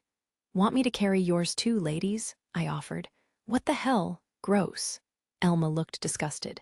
"Hey, that's not nice," I protested. "Actin' hoity-toity ain't your style, hun." "Ah ha ha, even Wiska wouldn't back me up this time." "What do you mean it's not my style?" "I get that it's not habitual, but come on." "Well, looks like we're all ready, so let's get going. You've picked out a hotel by now, right?" "Yes. I made a reservation and everything, so all we have to do is check in." Mimi puffed her chest out proudly, although she was still struggling with tons of luggage. "If you want to lead the way, you'll have an easier time without your hands full. Give me a bag. I'll take one too." "Oh, okay, thank you, sorry." Elma and I each took a bag from Mimi, freeing up her hands. After all, as I'd said, it'd be easier for her to navigate unencumbered. It didn't matter if Elma, May, and I had our hands full. We probably wouldn't get ambushed in the city, and if things got hairy, we'd just throw the bags on the ground. Doors locked. Let's go. Now that everyone was here with their luggage, we just had to get going. I piloted the Krishna out of the Black Lotus hangar and parked it, then went through the paperwork to have the Black Lotus taken in for upgrades. "We can take the tram," said Mimi. "Our hotel is right by the station." All right, stick together, everyone. We're not children. The colony's high-speed transit system, the tram, had a station right next to the port district. Winda's Tertius was the star system's biggest trading colony, which naturally meant lots of visitors. Thus, the colony had implemented transport systems for goods and people. Calling the system for people the high-speed transit system all the time was tiring, so everybody just called it the tram. I thought that term was English. The first time I'd heard it was in a game where the strongest engineer in the universe went around dissecting monsters. But the tram was just like any other streetcar. Anyway, we took the tram from the port district to the commercial district. Since this was a commerce colony, the vehicle was packed as hell. I kept an eye out for pickpockets and perverts, but once they saw the swords I carried, nobody came close to us. In fact, a bit of empty space surrounded us. Nobles' swords were indeed dauntingly powerful. Not that I'm a real noble, I muttered. People assume that if you have a big sword on your hip, though. Besides, you are an honorary viscount, aren't you? Now that you mention it, yeah. I had silver-winged sword assault badge and gold star emblems on my jacket. Would the average person actually know what those were, though? Or did they avoid me entirely because of the much more obvious status symbol that was my sword? Not that I minded. Avoiding trouble was never a bad thing. After taking the tram to the station, we got off, stepping outside. As we did, the mechanic twins looked around and piped up excitedly. Whoa, this place is busy. It's big too. Look how high the ceilings are. That's an extravagant use of space. Vlad Prime was mostly inhabited by dwarves, so its roads were narrow and its ceilings were low. For people of normal size, it was an oppressive location. Found you? I gasped as I felt something even more intense than last time. What is that? It's not someone talking. Is it just my brain? No, it's like emotions colliding directly with my mind. Is it some psionic ability or something? Hero, is it happening again? Elma and Mimi looked worried. Yeah, that weird feeling. You don't notice anything. No. Are you okay? I was okay, yes, but it scared me to suddenly hear a voice in my head. Master, May called warily. I followed her gaze and saw a conspicuous figure within the crowd. It was a girl wearing white. Her hair was also white, maybe silver. Her clothes matched. The outfit was fluttery and had a religious air almost like a shrine maiden's robes. The moment the girl saw us, I reeled back slightly. Affection crashed over me like a wave, a torrent of positivity smashing into me like someone was love-bombing me. What the hell is this? What do I do about it? Hero, Elma shook my shoulders worriedly, but my mind was far from her. Excuse me a second. The girl in white approached with a big smile. On her head, animal ears stood straight up. Behind her, what looked like 3 fluffy tails wagged madly. The sheer love and adulation emanating from her overwhelmed me. It was dazzling, in a way. It didn't feel dangerous, but I was still overwhelmed. Master, your vitals are in flux, May warned. Yeah, I bet. What is this nostalgic, sickly sweet heartache? Is my heart fluttering or, hold on, what am I, a junior high schooler going through puberty? Calm down, be cool. Why are these emotions suddenly gushing out of nowhere? Something weird is obviously going on, man. What's that girl doing to you? Elma murmured, just as wary as May. She reached for the gun at her hip. I grabbed her wrist. Wait, it's okay. She doesn't mean any harm. Then what's? Calm down a sec. I'm 90% sure there's no danger here. The girl in white was fewer than 10 steps away. She'd be here in seconds.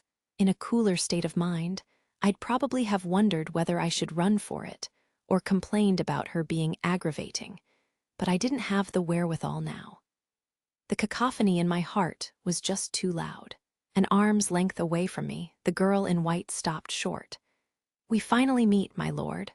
My lord? I struggled to respond. Up close, I could tell she was young. To me, she looked about Mimi's age. Her eyes were bright yellow, even golden. She was pretty, too. What stood out most were the fluffy, pointed ears atop her head.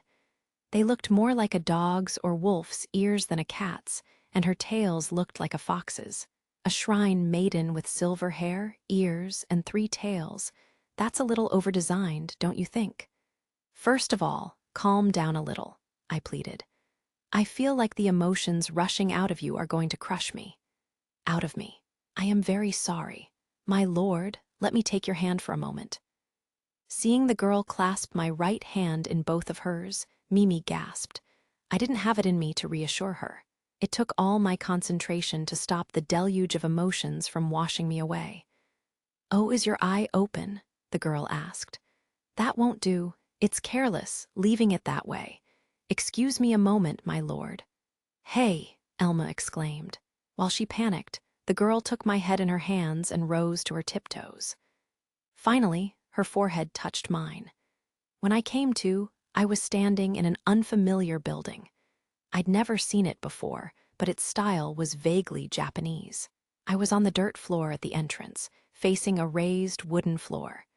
Beyond that, I saw what looked like tatami mats. A temple? No, a shrine. The furnishings and interior design definitely suggested some religious location. But why was I here? What the hell was going on? While I looked around in confusion, a light flashed above the tatami mats in the back. When I squinted at its brightness, it condensed and took a humanoid form. When the light subsided, the girl in white stood before me. "I am sorry to have kept you waiting, my lord." Mysterious. Does she have a personal warp drive or something? "No, my lord," she smiled. "This is a sort of corridor that connects our minds. A mental space, you might say. If you learn the principles here and put in the practice, disappearing and changing form are simple." "Okay, but are you straight up reading my mind or what?" "Yes, my lord. You are in a spiritually defenseless position at this time. You are essentially an unclothed newborn." I looked down at myself and saw clothes. Heck, I even had my laser gun and sword on me. I'm not naked. That only appears to be the case from your perspective. This way, please. The girl beckoned me onto the mats. She didn't seem malicious, so I obeyed, taking off my shoes and sitting cross-legged in front of her while she sat Seiza style. "My lord, my name is Seiju Kyugi." "Oh, I believe the Graken Empire puts given names first. Then I ought to call myself Kyugi Seiju." Despite sensing that her name was extremely off, I introduced myself as well. "Okay, Kyugi, my name's Hiro." My discomfort was vague, but something just seemed weird about her name. About its meaning. "Yes, my lord, may we get along eternally," Kyugi replied with a carefree smile, heedless of my doubts. Based on our conversation so far, she must have fully understood those doubts and my state of mind. Yet she didn't mention them, perhaps because she couldn't explain this either. "Anyway," I said, "can you tell me what the hell's going on?" "Of course, my lord. First, allow me to explain why I summoned you to this place." "Go for it." I was still sitting cross-legged, but I straightened and looked Kyugi directly in the eye. Her fox ears suddenly drooped as if she was troubled. "Hey, don't deflate all of a sudden. You're worrying me." "I struggle to decide where to begin," she said. "To phrase it in extremely simple terms, you are defenseless, my lord. Given your potential, you are unlikely to come to harm. But if you fell into the hands of someone with knowledge of magic like mine, I could fall into someone's hands." Several of the terms she used, like potential and magic, stuck out to me, but I asked about the core of the problem first. "Yes, this all stems from the frankly sloppy act of opening your eye, then neglecting it." I'd gotten the elves to help me awaken to my power, but it seemed their process was sloppy to Kyugi. Her words hinted at a deep understanding of psionic abilities. I couldn't be sure, but I thought her knowledge might even surpass the elves. Sloppy, huh? Well, leaving aside the question of how, is there a way to fix that? You brought me here to do that, right? Yes, that's correct. I have connected our spirits and created a shell, though that is only a temporary measure. Having performed first aid, all I now need to do is return you. She works fast. Actually, how does time flow here? And what's going on with my real body? Did I faint? I guess that's not important right now. I'm just curious. Well, thank you, I think. You went to a lot of effort just for me, right? Yes, that is true. But do you not distrust me at all? I probably would in most cases, but you just barraged me with a whole lot of genuine affection. Hard to doubt you after that. I couldn't bear to look at her, so I averted my eyes. Just remembering her adoration made my face burn. The nervous excitement had reminded me of being a teenager in love for the first time, and boy, was it embarrassing. And my deepest apologies for that. That level of telepathy normally wouldn't affect someone so strongly. I don't know why, but you seem quite sensitive to receiving mind waves. You're saying my sensitivity to telepathy is boosted like 3,000 times. Surely not 3,000. I'd say you are 100 times more sensitive than most to malice and killing intent, and as a side effect, 50 times more sensitive to other emotions. Given your sensitivity, I have to wonder whether you have been unusually aware of others' hostility and malice, especially those who don't wield telepathy magic. Okay, I think I know what caused that. Mary, in all likelihood, I must have unconsciously increased my sensitivity to hostility through constantly dodging her potentially fatal shots, while I fought in the middle of that horde of crystals. Afterward, I'd made it to this point without so much as realizing how much my sensitivity had increased. That bitch cursed me. Next time I see her, I'll make her pay. Some people can be so cruel. Kyugi was pissed off on my behalf, having evidently seen Mary through my mind's eye. Aw, cute, you said you treated me, right? Can we go back to where we were before? I'm a little worried about what's going on over there. I am happy to, if that is what you want, but discussing things here would be more convenient. Time essentially doesn't pass here. Oh, so although it feels like this conversation's taking a long time, it's actually happening instantaneously while we stand face to face. In that case, this could be an incredibly efficient means of communication. With a little training, you will be able to read what others wish to convey through not just their words, but their minds, Kyugi continued. That'd be convenient, I acknowledged. But if I stay here and only learn to read your mind, it won't help much, right? Besides, Mimi, Elma, May, Tina, and Whiska, my friends in my crew don't know you.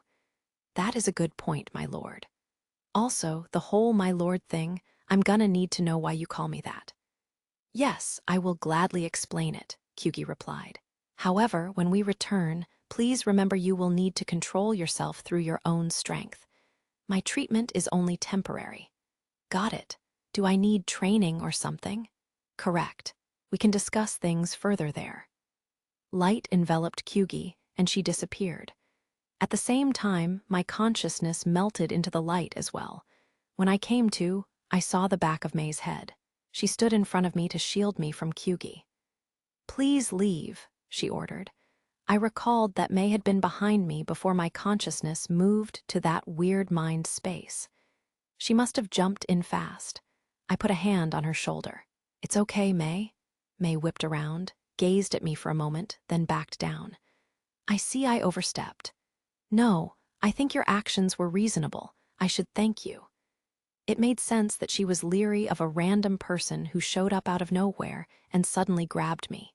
Although Kyugi's actions had apparently been an emergency maneuver, and well-intentioned, her behavior must have seemed bizarre at best to someone not in the know. Are you okay? Elma demanded.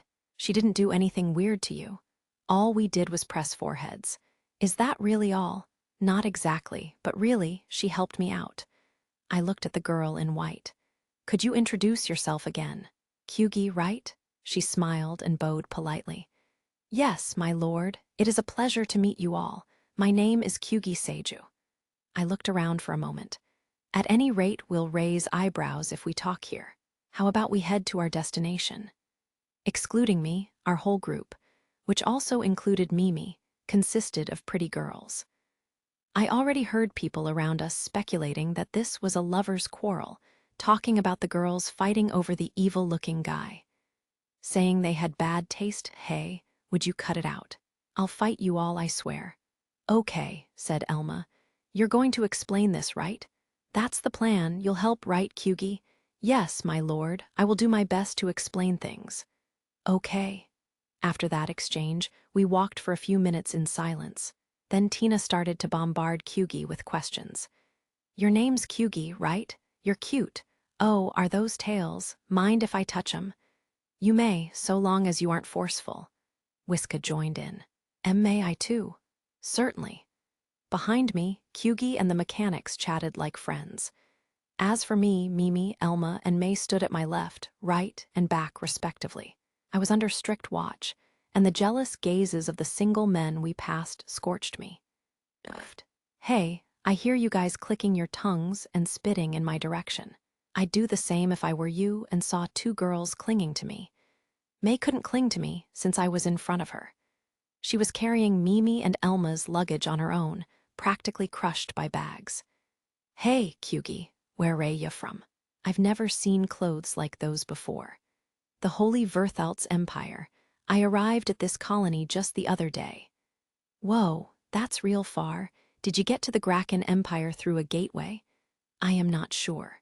I traveled on a ship with my countrymen, so it was hard to tell. The people from the Divine Ministry who sent us here didn't tell us much. Huh, you were sent here with no idea where you were going. Indeed. However, although I wasn't sure where I was heading, I did know what I needed to do there. I didn't pay the destination itself much mind. The conversation behind me started to give me a headache. There were a lot of things I wanted to comment on. Now wasn't the time for that, though. I could practically feel the eyes to my left and right boring into me. No need to be that wary, girls. Are you sure she didn't do anything to you? Elma pressed me. Aren't you normally more guarded? I was thinking the same thing, Mimi agreed. Yeah, but it's hard to explain. They were right that, normally, I'd have been extremely cautious around Kyugi. The sudden appearance of a beautiful visitor from Verthalt's, a place known for its psionic technology, looked suspicious. It was maybe even fishier that she seemed to fawn excessively over me, even calling me my lord for no apparent reason. From Mimi and Elma's perspective, it was even worse that I was weirdly welcoming toward Kyugi, although I should have been the leariest of all. In fact, I showed no skepticism whatsoever. That was suspicious, so of course my crewmates thought Kyugi had done something to me when we touched foreheads. Or maybe they just thought I'd fallen for her charms. To be honest, Kyugi was adorable. She had a pretty face, her fox-like ears bobbed sweetly, and cutest of all was the way her tails kept wagging around. Her personality and even demeanor were attractive too. She had a sort of elegance different from Elma's or Serena's. Perhaps even more importantly, her boobs were mid-sized or maybe bigger. They were bigger than Elma's, for sure. You're thinking rude thoughts right now, aren't you? Elma pinched my arm. Hey, that really hurts. How does she know what I'm thinking? It defies belief. Am I leering so much that it's easy to tell? In all seriousness, it'd be a lie to say she did nothing for me, but I at least don't think she has any ill will. That's too vague, Elma objected. Look, even I don't fully understand this situation. I may have learned Kyugi's name, but I didn't know she was from Verthalt's. That's just it, Master Hero. How'd you find out her name? Mimi asked. We can discuss this at the hotel, but basically, she formed a psionic connection with me when our heads touched. Is that safe? Can't answer that one. This is unprecedented for all of us. That holy empire's full of mysteries. I'd looked up the Holy Verthalt's Empire on a computer before, out of curiosity. It was a galactic empire far from this one. Even by hyperlane, getting there could take half a year, literally 180 days or more. Verthalt's relationship with the Graken Empire, where we worked, was more or less neutral. The two empires did have some diplomatic ties. Verthalt's was at least much closer to the Graken Empire, diplomatically, than the latter's enemies, such as the Belbellum Federation or Virginia Alliance. It was theoretically possible to travel to Verthalt's via Gateway Network if your application went through. Kyugi's homeland maintained standard diplomatic channels with other nations, and accepted diplomatic missions, but they strictly limited the movements of other nations, fleets, and civilians through their territory. They didn't trade much either. You could say they were mostly isolationist. Their treatment of those who entered their territory without permission was correspondingly harsh, to the point that lots of unsettling rumors went around. For instance, they'd supposedly brainwashed captives using psionic powers. I'd also heard that they cared a lot about blood purity, making them discriminatory and merciless toward foreigners. I didn't know if any of that was actually true. But if you took those rumors at face value, it seemed dangerous to accept psionic interference from someone from Verthalts. When I experienced her psionic abilities for myself, I thought they were convenient, I added. But scary. Even I can think of plenty of ways she could misuse them. That said, she didn't do anything along those lines. Considering what Kyugi had said in that mind world, it would be hard for a user of psionics to harm me with their telepathic abilities unless they were experienced on top of malicious. At least, that was what I'd gleaned. But didn't that mean Kyugi could do exactly that if she wanted to? She apparently forced the connection because she was concerned for my safety, but in retrospect, I'm still not sure of her exact circumstances. Like, I have no idea why she calls me my lord and acts so respectful. Really? Really, I swear, you two know my background after all. I'd popped into this universe in the Tarmin system where I met Mimi and Elma. There was no before that, so there was no way I'd know Kyugi. That's even more suspicious. How in the world did she sniff out your presence? Elma wondered. I just hope she can explain everything, I sighed. Including that. Chapter 4. Contact with the Holy Verthalts Empire in the lounge of the hotel Mimi had reserved, we sat across from Kyugi. Well, I guess that's misleading. Tina and Whiska actually perched on either side of her. So, let's introduce ourselves, I guess, I said. Kyugi, I'd appreciate if you told us everything you can about yourself. If that's what you wish, my lord, I would never refuse. My name is Kyugi Seiju, and I am a shrine maiden for the Holy Verthalts Empire's divine ministry. She sat with perfect posture and spoke clearly. It seemed she wasn't about to hide who she was. Okay, can you tell us what role the divine ministry and shrine maidens play in Verthalts? Of course. The divine ministry governs rituals and the like within the Empire's territory. As you know, my homeland places great importance on magic, what you call psionic technology, so the divine ministry wields great political power. I work for said ministry. Go on. Yes, my lord. I've heard that people from other places understand most easily when we describe shrine maidens as agents of the divine ministry. It is shrine maidens' duty to dedicate our lives to serving those who visit from greater worlds, people such as yourself, my lord. Okay, things are going off the rails real fast. Geez, is my luck balancing out after I got the Antlion so easily? I glanced to either side. Mimi and Elma were both befuddled. I understood how they felt. The stuff about it being Kyugi's duty to serve me for life weirded me out too. You can't just spring that on a guy. Did I say something out of line? Kyugi stammered. No, don't worry about it. Can we ask you a few questions? Yes, my lord, please ask me anything. Okay, thanks. First, what do you mean by visit from greater worlds? Exactly what I said. You know your own origins better than anyone, don't you, my lord? Kyugi cocked her head. Wow. Okay, guess I can't play dumb forever. She means Earth, or the dimension where it exists. Or the universe it exists in, maybe. Yeah, you're right about that. But I don't see the connection to a shrine maiden serving me for life and all. Why is that your role? Does your country have a policy to protect people like me? And what the hell did Verthalt stand to gain from this? So far, it didn't make sense. To explain the circumstances, I will have to tell you about our duties, and about my homeland, its origin, specifically. It has a history stretching back ages. Give it to me in 3 sentences. TH3, Kyugi groaned to herself for a moment. Then, determination on her face, she gazed into my eyes. Long ago, the universe became unstable due to our actions. Greater beings interfered to help us avert destruction, but as punishment, we must work to maintain this universe's stability. Your arrival resulted from an instability, so it's my duty to care for you. May. Yes, Master. That was exactly 3 sentences, May said stoically, her face totally expressionless. Not bad, Kyugi. Quit fooling around, Elma groaned. And stop pulling May into your foolishness. It's your duty to care for him because he comes from elsewhere, huh? That still doesn't really connect the dots for me.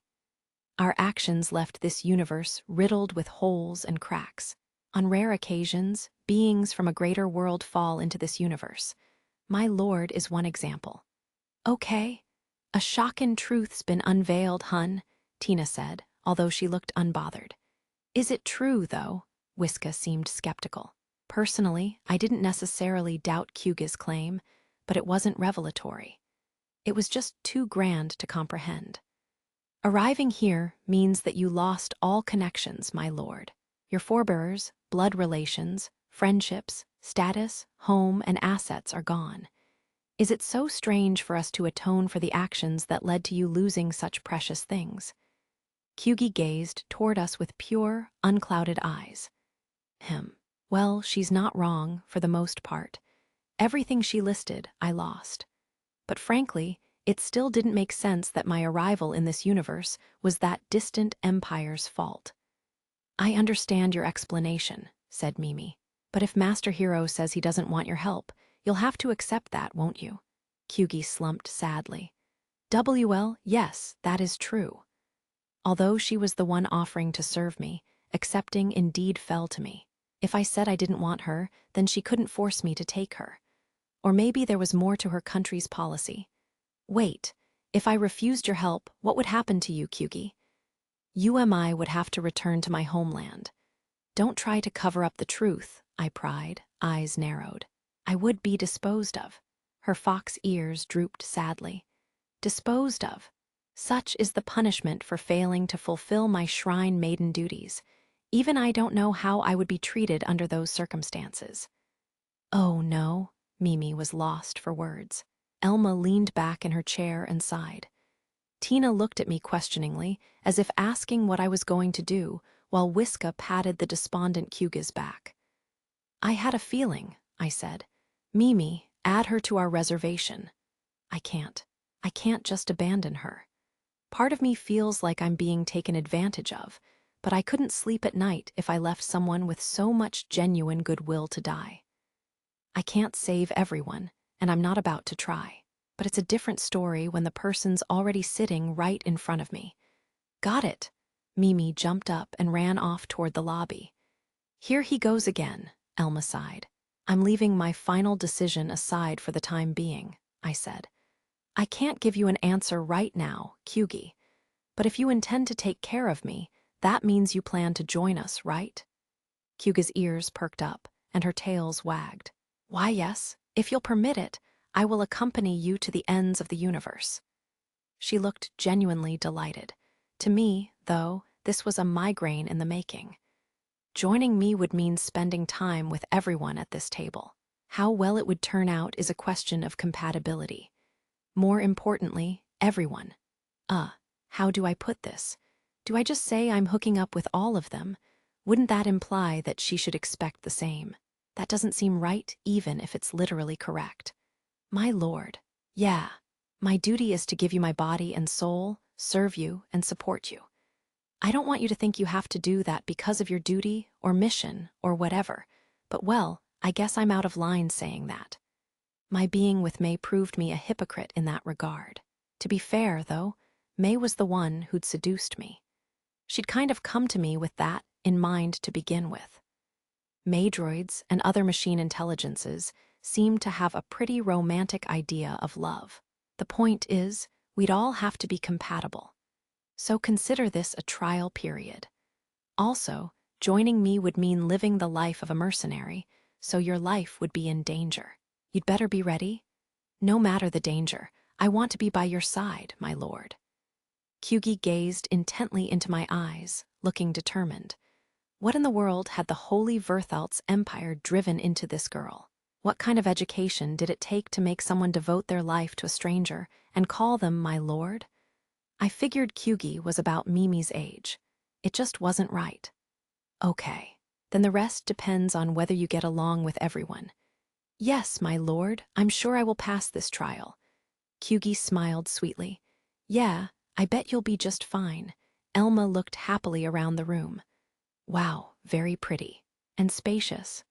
It's spacious, all right, and the furniture's classy and comfortable looking. This is better than a suite. I guess it's one of the penthouses. Staying someplace like this still feels wrong, murmured Mimi. Yeah, I really get you there, agreed Tina. It's all, what's the word, highfalutin? Haifa? Well, I know what you mean. The room's size and luxury seemed to overwhelm Mimi, Tina, and Whiska. Personally, I was right there with them. Incidentally, all this room's luxury was costing us about 5,000 ener each. Including Kyugi, there were 7 of us, which came to 35,000 ener for a week's stay. When 4 of us had stayed on the resort planet Sierra III, we'd paid 560,000 ener for 2 weeks, which broke down to 70,000 per week per person. Why was this such a bargain in comparison? Excuse me, you could put me in a more normal room, Kyugi said, trembling like a puppy as her 3 tails bristled. She was likewise overwhelmed by the sudden luxuriousness. She'd mentioned that she'd been spending her time mostly at a Verthalt's outpost here in the Graken Empire, a temple, basically. Enough of that. This is normal for us. Heck, it's a lot cheaper than that resort system. That's true. Mimi, who'd chosen our plan when we stayed at the resort, had a distant look in her eyes. We'd spent extravagantly back then due to our circumstances.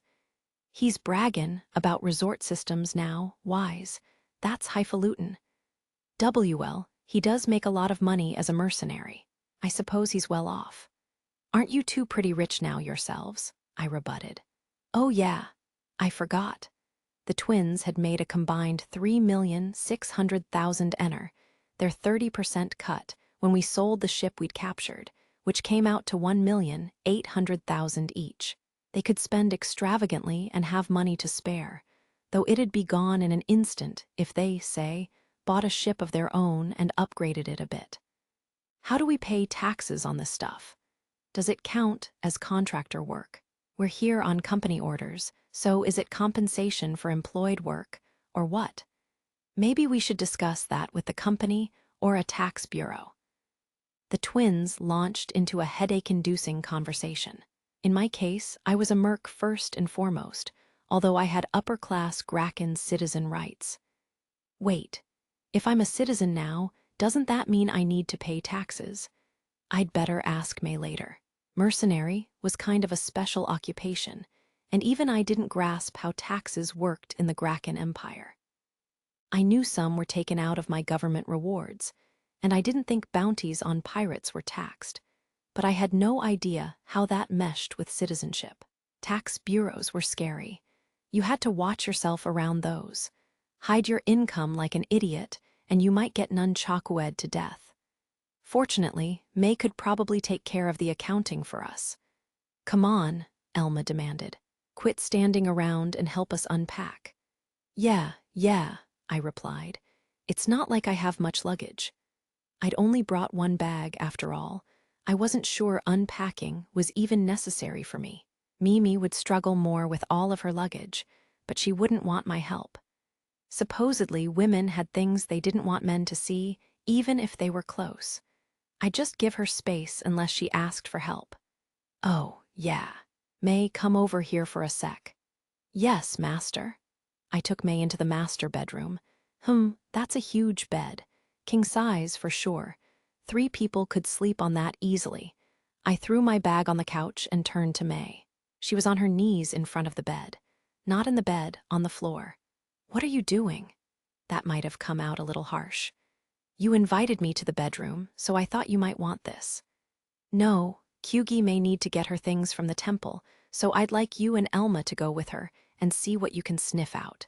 We're just in here so I can tell you in advance. That is a shame. As for your orders, understood. Please leave it to me. May stood and nodded, as expressionless as ever, but still clearly disappointed. With her and Elma on the job, I could rest easy. Normally, I'd have gone with them, but I wanted to keep Verthelts at arm's length until the situation was clearer. Half an hour after I agreed to let Kyugi join our crew as a trial member, we'd finished bringing our luggage into the room and unpacked a little. We were taking a break on the comfortable couches in our lavish penthouse. Whiska sat next to me. She looked up and asked seriously, "So, she's offering you her body and soul?" That's a fastball there, a blazing straight. Kyugi, the one who'd made that declaration, had gone with Elma and May to retrieve her things from the temple. I'd asked Elma the same thing I'd asked May, so now I was waiting for the results of their investigation. Pretty much. I looked away from Whiska, up to the ceiling. I believe in appreciating generosity, but I won't be rushing things. Kyugi's affection for me seemed genuine, but I was just too cautious to do anything with her when I didn't know the true intentions of the Holy Empire that had sent her. Besides, her feelings were a little too heavy. Even I had to cringe back a bit from such an outpouring of emotion. I mean, if you think I was being picky when such a cute girl had a crush on me, you're not wrong. Still, the whole thing was too sudden. Even I needed time to process someone's feelings. Appreciatin' generosity? No way you believe in that. Tina glared at me. I gracefully ignored her. Look, I just hesitated with you too because of your size. If you looked at least as mature as Mimi, I wouldn't have taken as long. What's that? Why hadn't I gone after Serena or Chris? Sleeping with either of them would have been an elaborate means of suicide. I did believe in appreciating generosity, but there were limits. If I hooked up with Serena, there was no telling what the Halses might do to me. The best outcome would be a forced marriage into the family. In the worst case, well, I'd be more than 6 feet under. As for Chris, I was acquainted with her grandfather/legal guardian. Her age was an issue, too.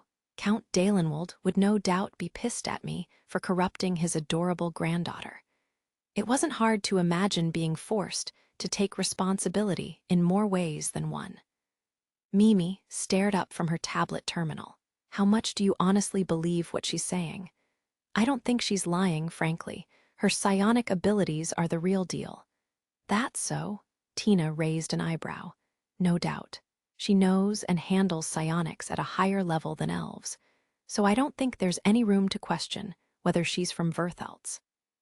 Kyugi's understanding of psionics had seemingly been at a totally different stage, one that was 3 or 4 times as technologically advanced. If you compared a civilization that just developed steam engines to one with interstellar travel, you'd get a sense of it. And you believe, if that's true, her other claims will hold water too. I guess so. Also, I already know she has no ill intent.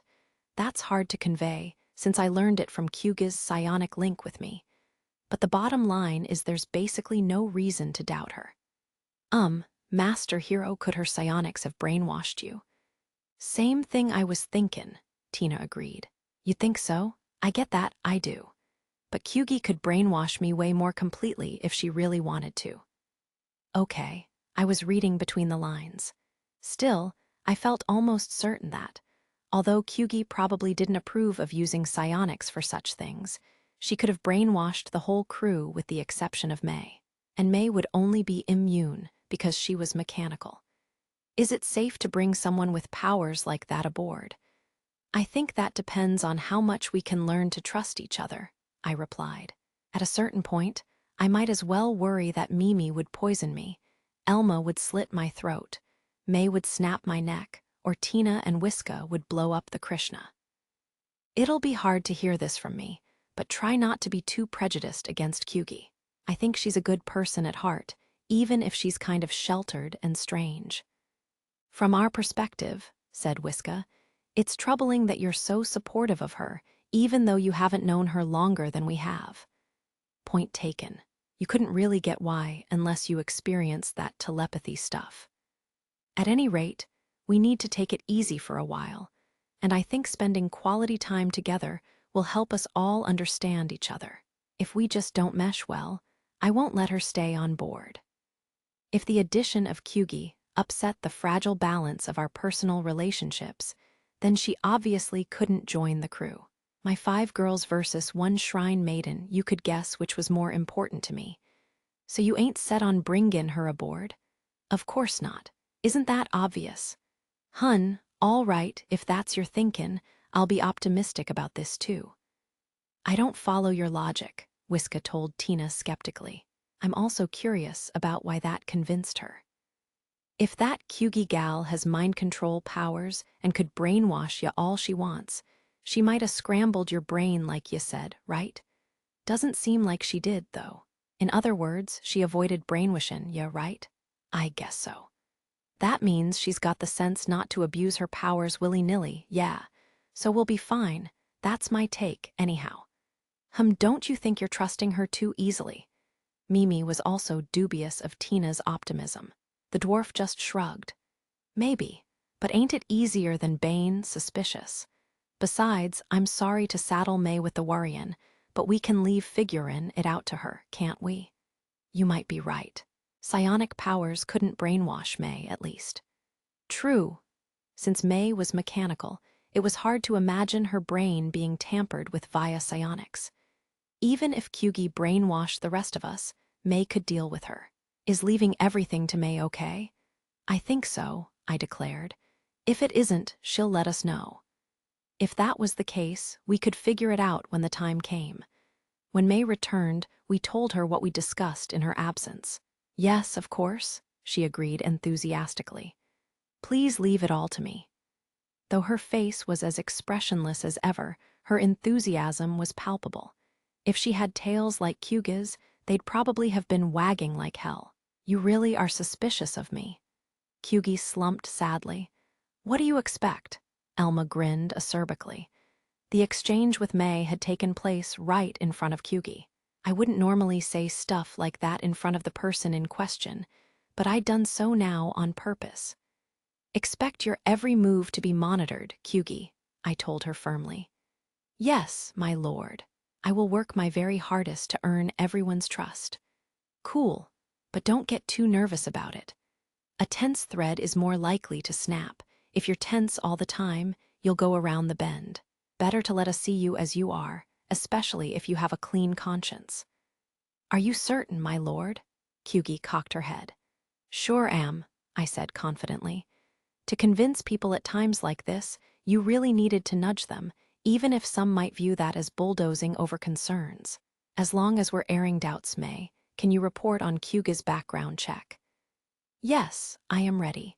To lead with the bottom line, I believe there is a nearly 100% chance that Kyugi is indeed a shrine maiden from the Holy Verthalt's empire. What's got you so convinced? I asked. If May was willing to go that far, then she had to have proof. The facility to which Kyugi took us was, as she claimed, an outpost known as a temple. I inquired about the building's construction records, and the official owner is a Verthalt's government agency. At least, the Graken Empire recognizes it as such. Then the temple probably isn't some kind of hideout for sleazy scam artists or outlaws, Elma noted. I believe you are correct. Their remarks left Kyugi stunned and wide-eyed. SL sleazy scam artists? The sheer amount of suspicion on her head seemed to come as a shock to her. Well, I'm not all that surprised, I told May. I just had you check in case. But to what extent was Kyugi supposed to look after me, and for how long? Was her so-called mission genuinely for life? How'd the people concerned react? They asked me to invite you to their temple. Yeah, figures. Accepting Kyugi would put a certain burden on me, too not mentally, but in a more boring financial sense. If Verthalt's had a national policy of sending shrine maidens to serve people like me, I'd probably have to discuss expenses with them sooner or later. More importantly, I was a mercenary working in the Graken Empire.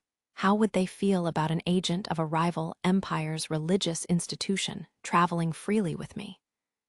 At some point, Kyugi could be exposed to the Imperial fleet's military secrets, so we'd need to clear her with the Imperial government. We've got time, so let's head to the temple soon, I said. Nothing needs our attention ASAP. Schedule the visit sometime tomorrow or after. Understood, Master. I think that does it for now. Man, I'm beat from all this commotion. Agreed. I'm exhausted, Elma said. Her long, pointed ears drooped slightly as she spoke. Wow, that's how you know she's really tired. Don't just stand around, Kyugi, called Tina.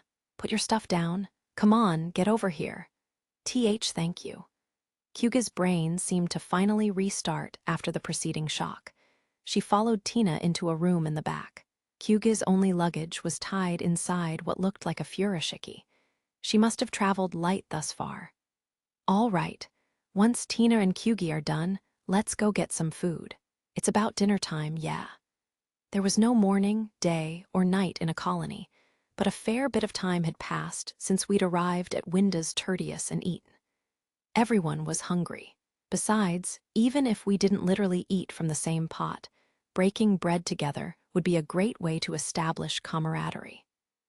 Leaving the hotel seemed like a pain, and we planned to stay for a week, so we decided to try the hotel cafeteria, or restaurant, rather.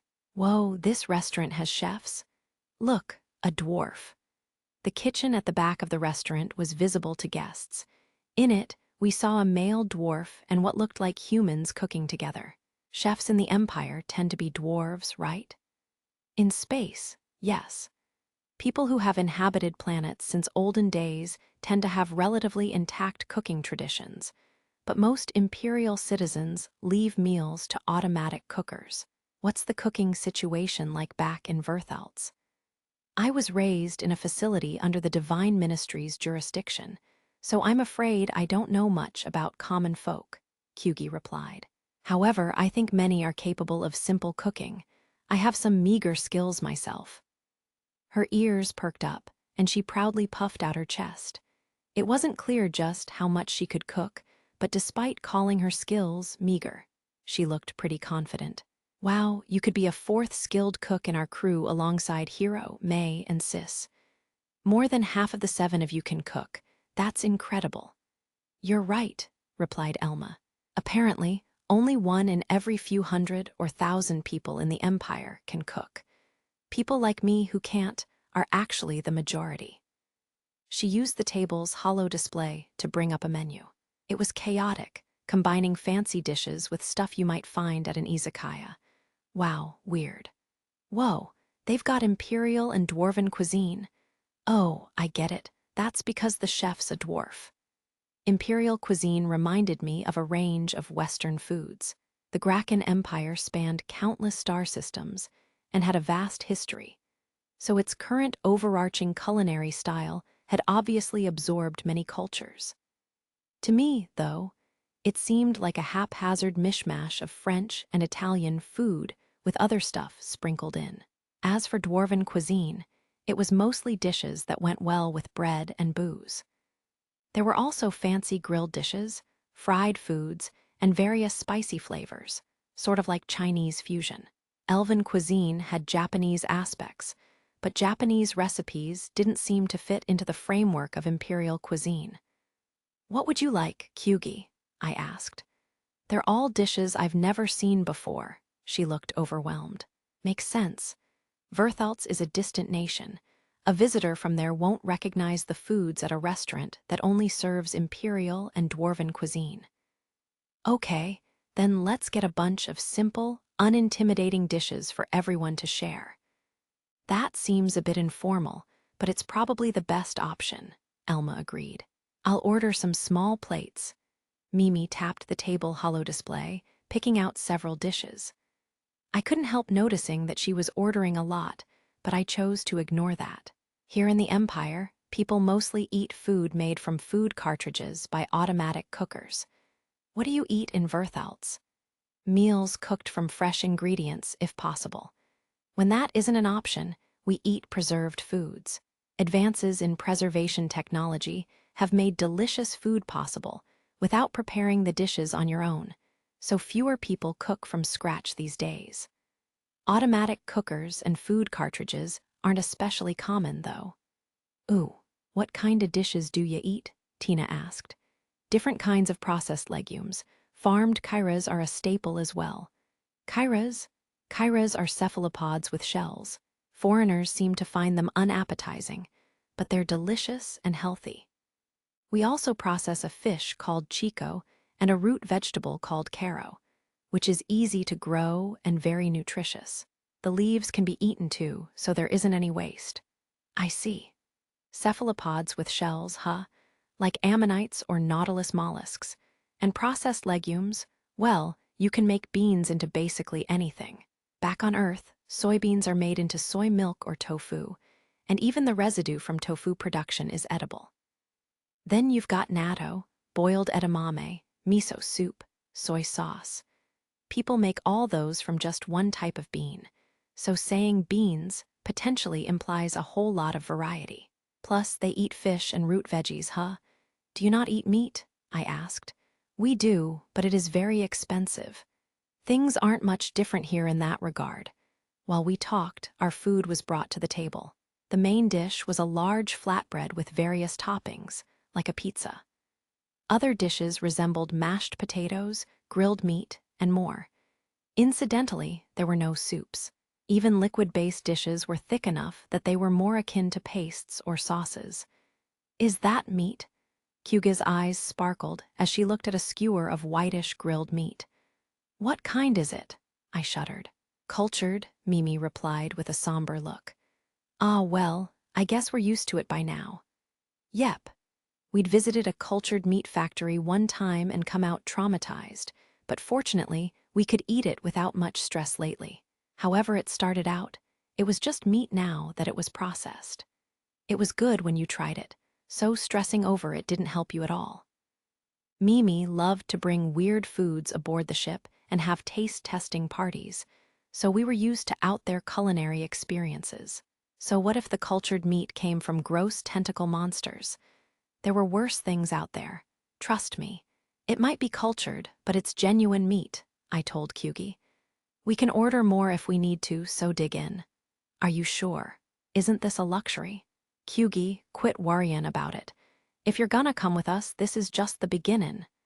His splurging never ceases to amaze, Whiska sighed. Mimi giggled. I'm getting more used to splurging myself, but I'm frugal compared to Master Hero and Elma. Can you all stop? You act like we throw money around like lunatics. We're totally sane for mercenaries. Compared to the average person, I don't know. Anyway, how about we eat before it gets cold? I urged. Okay, I'll dish it up for everyone. Ah, allow me to help, Kyugi offered. Elma stopped the shrine maiden. Kyugi, you're our guest of honor today. Let us treat you. Even if Hero's calling your stay a trial period, this meal is basically a welcome party. She helped Mimi hand out plates of food. At some point, May started giving them a hand. It's crazy how she can pitch right in without so much as a word. There you have it. It's Kyuga's welcome party. Cheers, everyone. Cheers, Tina happily toasted and chugged her first drink. It was alcoholic, naturally. Whiska was discreetly drinking too, and apparently Elma was as well. You girls don't hold back, huh? That's what I get for saying we could take it easy today. After my welcome party, we returned to our lodgings. Lady Elma chased my lord off to the master bedroom, then declared, Okay, now that Hero's gone, let's have a girls' night. Are you sure that's acceptable? Of course, Lady Elma said with a wave. Hero realizes what's going on. He hid in the bedroom of his own volition. She headed to a cooler set up in the room. While I fretted, Lady Mimi, Lady Tina, and Lady Whiska retrieved drinks and snacks and gathered at the table. I tried to help, but Lady May stopped me. Please wait here, Miss Kyugi. She was a mechanical doll known as a Maydroid, and I felt no spiritual vibrations within her. Frankly, she was a little frightening. She looked human, so the lack of spiritual vibrations made her eerie. When she looked at me, my tails bristled with fear. Drinks, check. Snacks, wait, Mimi. The hell is that? Canned local food from the Marrow Kit system. Okay, confiscated. May, keep this away from her. Yes, of course. No. Tina snatched the mysterious can away from the table, handing it to May as Mimi grieved. Everyone's demeanors were so soothing and joyful. Yet there was also an air of tension among them, surely because of me. Is juice fine, Kyugi? Oh, yes. Thank you very much, Lady Whiska. She smiled back at me. The dwarves seemed much less tense and wary with me than Mimi or Elma did. They were apparently far more curious and interested. Okay, everyone's got drinks. Cheers. Taking the lead, Elma signaled the beginning of the girls' night. Ain't it annoyin' tryin' to sound people out and stuff? Let's be blunt here. Elma, does this mean what I think it means? Well, yeah, Elma replied.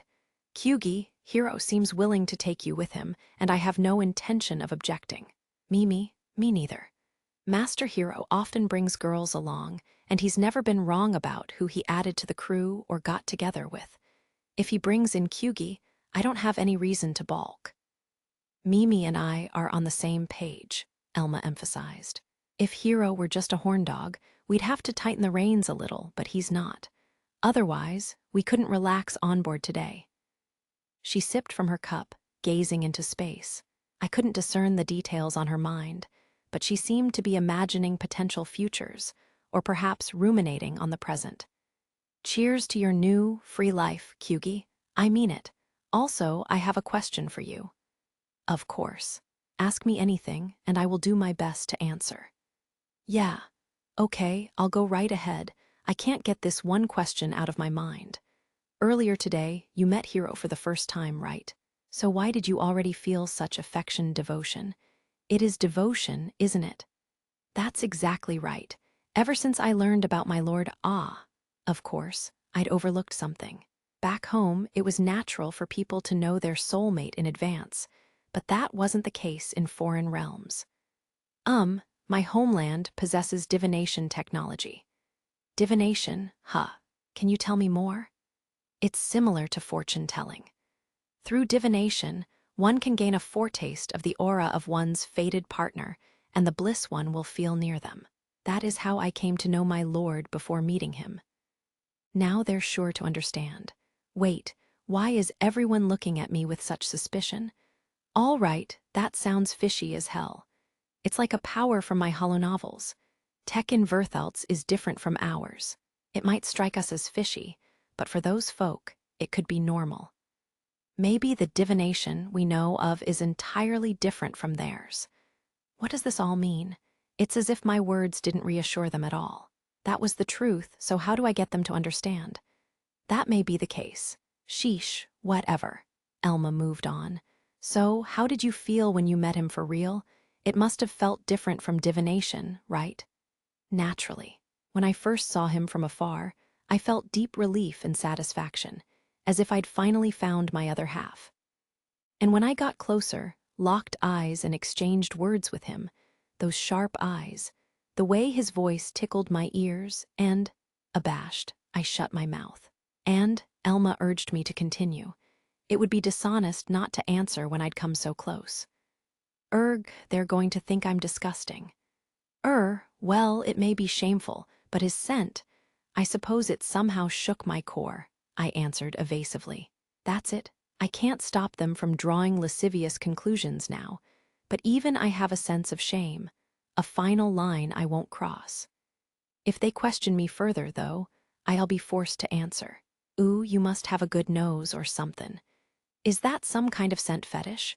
So, when you smell Hiro, you can't control yourself. Ugh, right. I regretted telling them mere minutes ago that I'd answer any questions they had. If I'd thought a little more, I could have anticipated this happening. How embarrassing it all was. My face burned. Why was I being forced to undergo such shame? No, this is just another trial before I can be with my lord forever. His smell, huh? I can't say I don't get it, Elma remarked. It's so relaxing when he hugs me, Mimi agreed. Yeah, that's true. Everyone reacts to scent, and it's no surprise you're more affected, Kyugi. You have a strong sense of smell, right? Yes. I think my sense of smell is keener than foreigners. It felt as if everyone was focused on my ears and tails. Those features probably seemed rare to them, since none had ears or tails like mine. It made me nervous, though. I was glad that I'd at least groomed well. Suddenly, Tina asked me an incomprehensible question. "So is this, like, how you really are?" Excuse me?" I couldn't help replying blankly. "What do you mean?" You've just seemed kinda uptight. Like you got a steel rod in your spine. Not in a mean way. I mean more like, you're stately and composed," said Whiska. "Yeah, that," Tina confirmed. "So, you seemed kinda uptight, but now you're all squishy and vulnerable." Squishy and vulnerable? Well, I suppose my ears are drooping, and my tails are dangling to the floor. I cannot let my lord see me slovenly and unworthy. I always control myself. That's a shrine maiden's duty, after all. I clenched my fists defensively. Why did they look at me with such pity?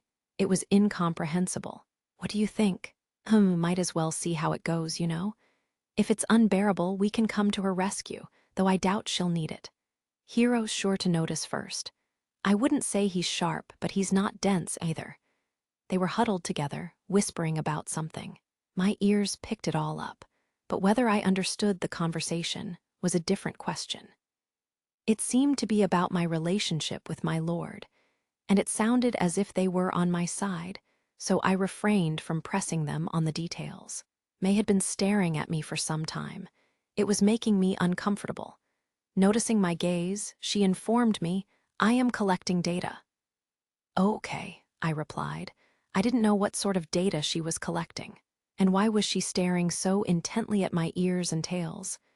"Well, I don't know if I get the whole picture, but I get the gist." "Thoughts, everyone?" Elma asked. "I agree with you," Mimi said. "I never cared that much," Tina chimed in. "I mean, we're in the same boat as Kyugi, right?" "Yes," Whiska agreed. "I don't think that's really true anymore, but okay. May. I have no concerns as long as Master is all right with it, Miss Elma." "Cool. Since we're all seeing eye to eye, welcome aboard, Kyugi." "Oh, is it okay to call you that?" "Why, yes. Anything you like is fine." It seemed everyone had accepted me.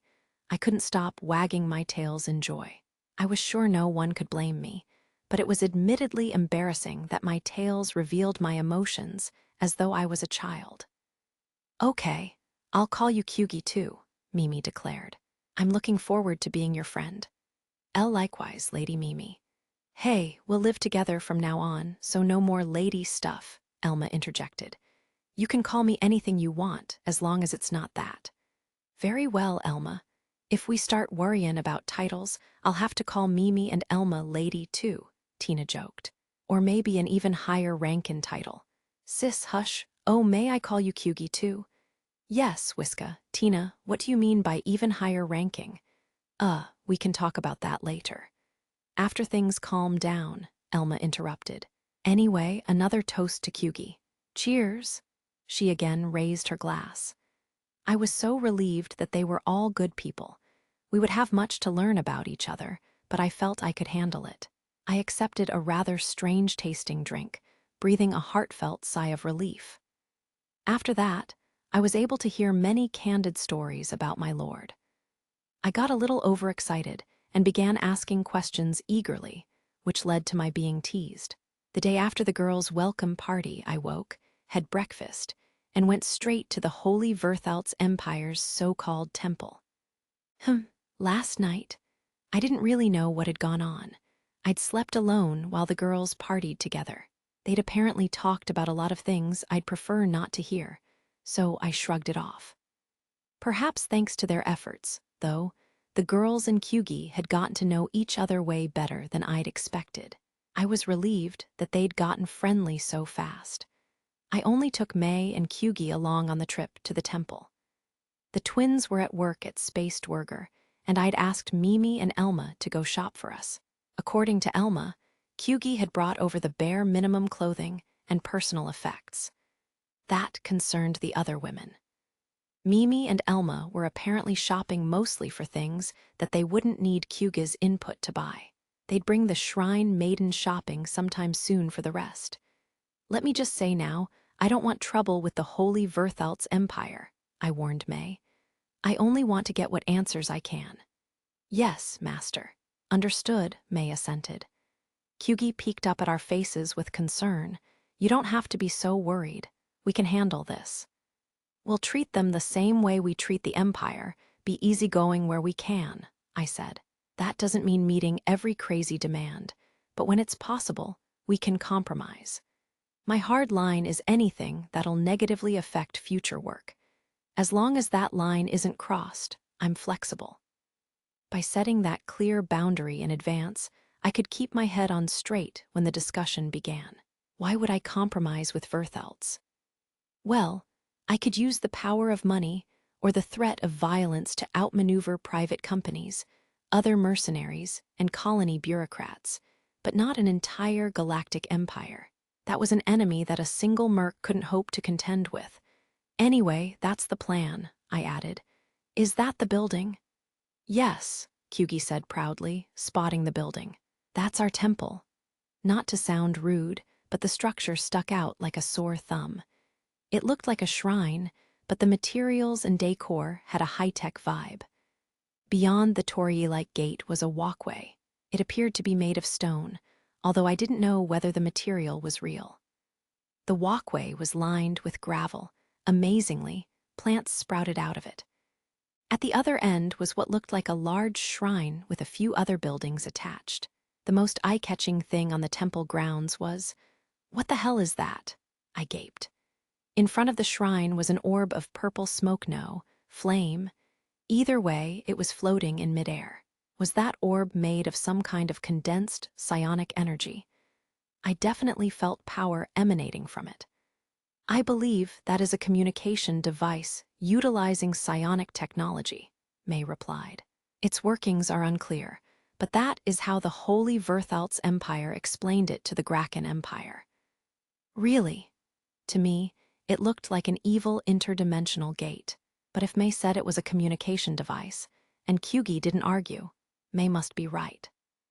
I'd heard that super high-speed communicators, hyperspace communicators, and gateway communication network relays used tons of energy. So it made sense that a psionic tool serving the same purpose would contain that much power. We should go in, said Kyugi. They're already waiting. Okay. Kyugi had evidently used her psionic abilities to contact whoever was in the shrine. I didn't comment on that, but I had to wonder what the range was on her telepathy or whatever. If I could learn a power like that, it might be convenient. Kyugi guided us along the walkway into the shrine. Oh ho! The interior was similar to what I'd seen when Kyugi connected our minds. There was a dirt floor at the entrance. Past that was a raised wooden area, tatami mats beyond, and an altar and ritual goods at the very back.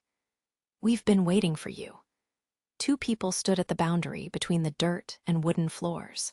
One was a man in religious robes, similar to Kyugi's, and the other was a woman with a curved sword like a katana at her hip.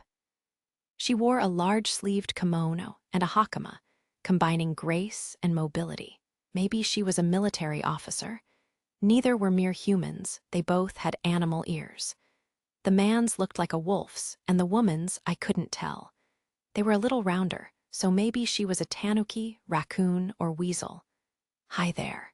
I'm Hiro, I introduced myself. Guess I've been causing a ruckus lately. This is May. You might have met her yesterday. May silently bowed. The wolf priest simply nodded coolly, but the round-eared, samurai-like woman glared threateningly at her. Do they know each other? I wondered. Do you have a problem with May? I have to apologize, the priest said. As a spiritual people, we don't get along well with soulless machine intelligence. My companion is a military officer. She must be wary around such beings. I see. Any mental interference abilities they had wouldn't work against an android like May. I didn't know whether they fought using psionics, but if they were that wary, they must really have struggled with machine intelligence. Thing is, we have zero interest in fighting you two, so don't be so prickly. You don't want to rub us the wrong way pointlessly, do you? He is right. Konoha, control yourself, please. Understood. The samurai-like woman took a step back. Please come in. I would appreciate it if you removed your footwear. Okay. I obediently took off my shoes, then stepped onto the wooden floor. Mei and Kyugi followed suit. Guided by the wolf priest, we knelt on the cushions laid atop the tatami. I sat cross-legged while everyone else sat Seiza style. You've all got good posture, I noted. Sorry, I can't really sit like that. Don't concern yourself over that. I understand you are accustomed to sitting in chairs, the wolf priest replied. Now, I'm sure you must have questions. He glanced at a group of shrine maidens in red hakama behind him, all of whom had animal ears of some kind atop their heads. The shrine maidens stepped forward with trays of tea and snacks. The latter were pointy and colorful, like Kenpedo. I must apologize for my manners. My name is Kongu. I am a priest of the temple of Winda's Tertius. Konoha, said the round-eared woman, I guard this temple. Pleasure to meet you both. You asked if I have questions, so can I assume you're willing to answer them? Within our ability. Imperfect as I am, I do not know everything. However, I promise to exert myself to answer you, Lord Hero. That's enough for me. First, I want you to explain Verthaltz's attitude toward me fully. Kyugi told me your perspective on my existence here, and I can't say you misinterpreted it. Although even I don't know why I suddenly dropped into this universe. And I guess you all see me as having come from another universe, since you sent Kyugi to me with that certainty. You're asking whether that's true? Kongu responded evenly. Yup, he gets it. The people of Verthaltz seem to think I'm some alien who dropped in from a greater universe. I don't think they could prove that, though. Unless they can provide footage of me and the Krishna suddenly appearing in that empty sector in the Tarmine system. Exactly. Now, as for why Verthaltz is protecting me, sticking me with Kyugi, that is, I heard a little about that from Kyugi herself. But I find it strange that you'd bother to raise her, then spend all the time, effort, and money necessary to send her to another empire, merely out of goodwill or as a reparation. An outsider like me doesn't understand your lofty mission, so I'll rest easier if you can tell me there's a selfish side, or some unavoidable reason you need to do this. You doubt our mission, fallen one? Konoha glared at me suspiciously. She's flattening her ears. Is that meant as intimidation? It's so transparent it's kind of cute. I'm just saying that, to me, it's hard to see where you're coming from. What's a fact to you is a maybe, I don't know to me. And when you send me a cute girl, basically telling me to do whatever the hell I want with her, that's obviously a little confusing for me, right?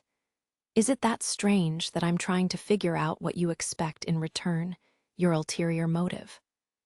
I thought it was a perfectly valid question. We would never, Konoha snarled. Konoha, calm yourself. It is only natural for those born under an omen to see and experience things differently from the rest of us. Our mission, sin, and punishment are all ours to bear. It is wrong to demand that others understand them as we do. Remember, Lord Hero is a fallen one. MMGH, very well. Kongu had managed to calm the raging Konoha. This guy seems like he gets it. First, I understand your concerns, Kongu told me. In light of that, I assure you, our holy empire seeks nothing in return from you. If anything, we benefit from knowing that you'll live a happy, peaceful life. More precisely, if you came to hate this universe, that would be a weighty problem for us. I'll need more details. Of course, between universes exists a great difference in potential. By potential, I simply mean the density of existence. Your universe's potential is difficult for us to grasp, but given the energy level I feel from you, I believe you fell from an extremely high-potential universe. Potential, huh? That didn't make much sense to me, but I got the rough idea. I'd wandered in from a place with a high density of existence, energy density or something, so people with psionic powers saw me as containing great energy. If I weren't happy, what trouble would it cause you? If you were consumed by despair and released all your potential into a universe you detested, that could tear a great rift in the universe's fabric. It would destroy an entire star at least. Okay, didn't want to hear that, I admitted. Are you serious? Like really? I'm a ticking, star system destroying time bomb. Do not worry, it is only a possibility. We in Kyugi are here to prevent such an eventuality. Kongu smiled warmly. I didn't know how trustworthy he was, but Verthaltz was clearly a pioneer in the field of psionics. Assuming this was all false and ignoring it would be foolish. Proposing a catastrophic scenario to instill fear, then consoling the target to create emotional investment, that is a method commonly employed by scammers, May said flatly, throwing a bomb into the conversation. Instantly, the tension in the chamber skyrocketed. I simply made a general statement of fact. I do not mean to say with certainty that you are lying. Please do not take offense. Konoha was clearly emitting a dangerous aura. Damn soulless doll, are you shrugging off our mission? She bared her fangs. I didn't know how strong a Verthaltz officer like Konoha was, but if she tried to fight May, she'd be in trouble. The discrepancy in their mass and strength was way too much. If she wanted, May could literally fold a human body up like 4 times over, bones be damned. Sorry for my Maydroid, I said. She can be a little overprotective. I see I went too far, May bowed. Though Konoha kept showing her fangs, Kongu smiled kindly and shook his head. No, it's all right. We understand that you can't trust us too easily. At any rate, so long as Lord Hero can live in peace, we will be happy. I've heard that in olden times, our nation tried to secure, house, and protect fallen ones by force. But, there was an unfortunate misunderstanding, and things took a turn for the worse. Since then, it has been forbidden to take fallen ones into custody or try to control their actions.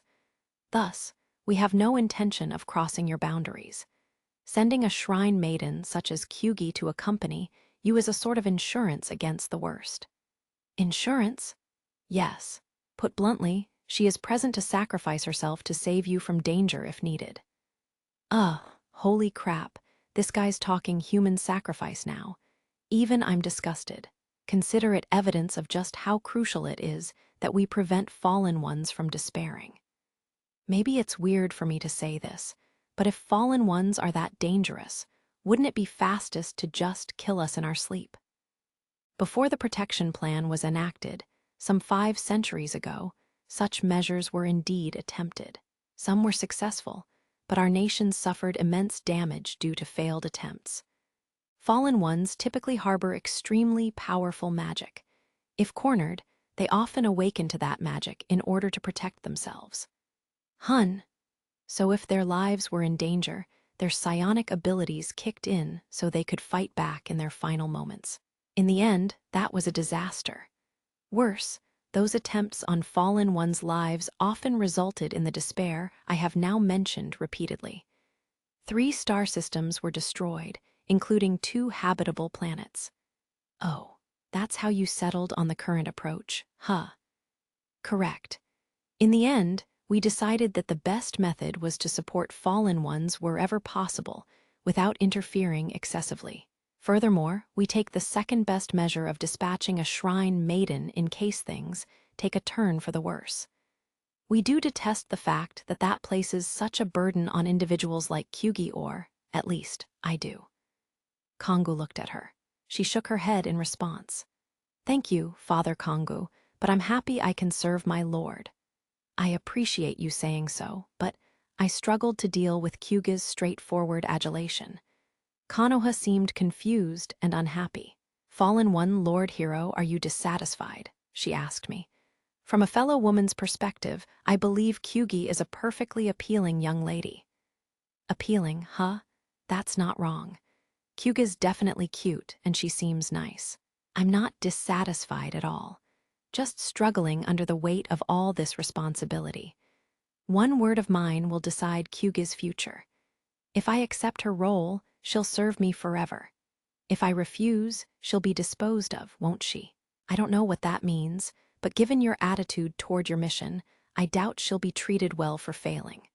So whatever I choose, Kyugi's fate is in my hands. Am I wrong? Not at all, Kongu said. However, I can offer a detail that may help clear your doubts, Lord Hero.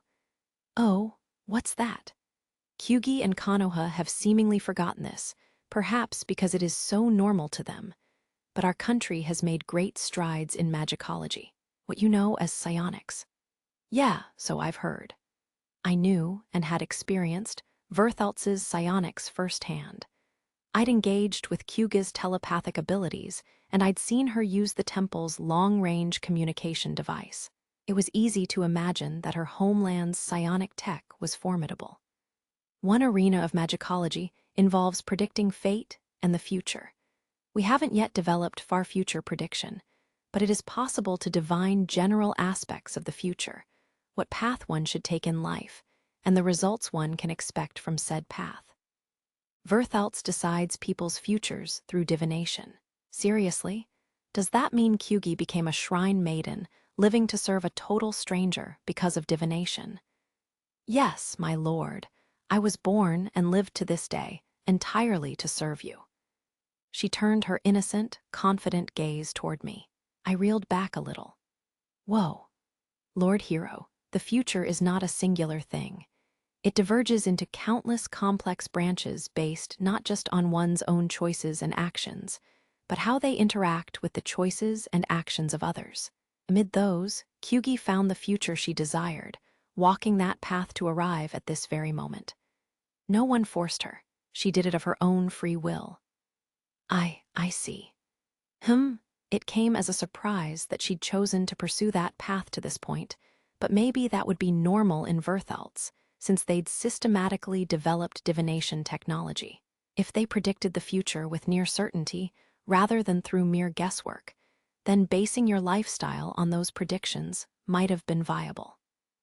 Either way, it was clear that Kyugi had thought about this, and that she wanted it much more than I expected.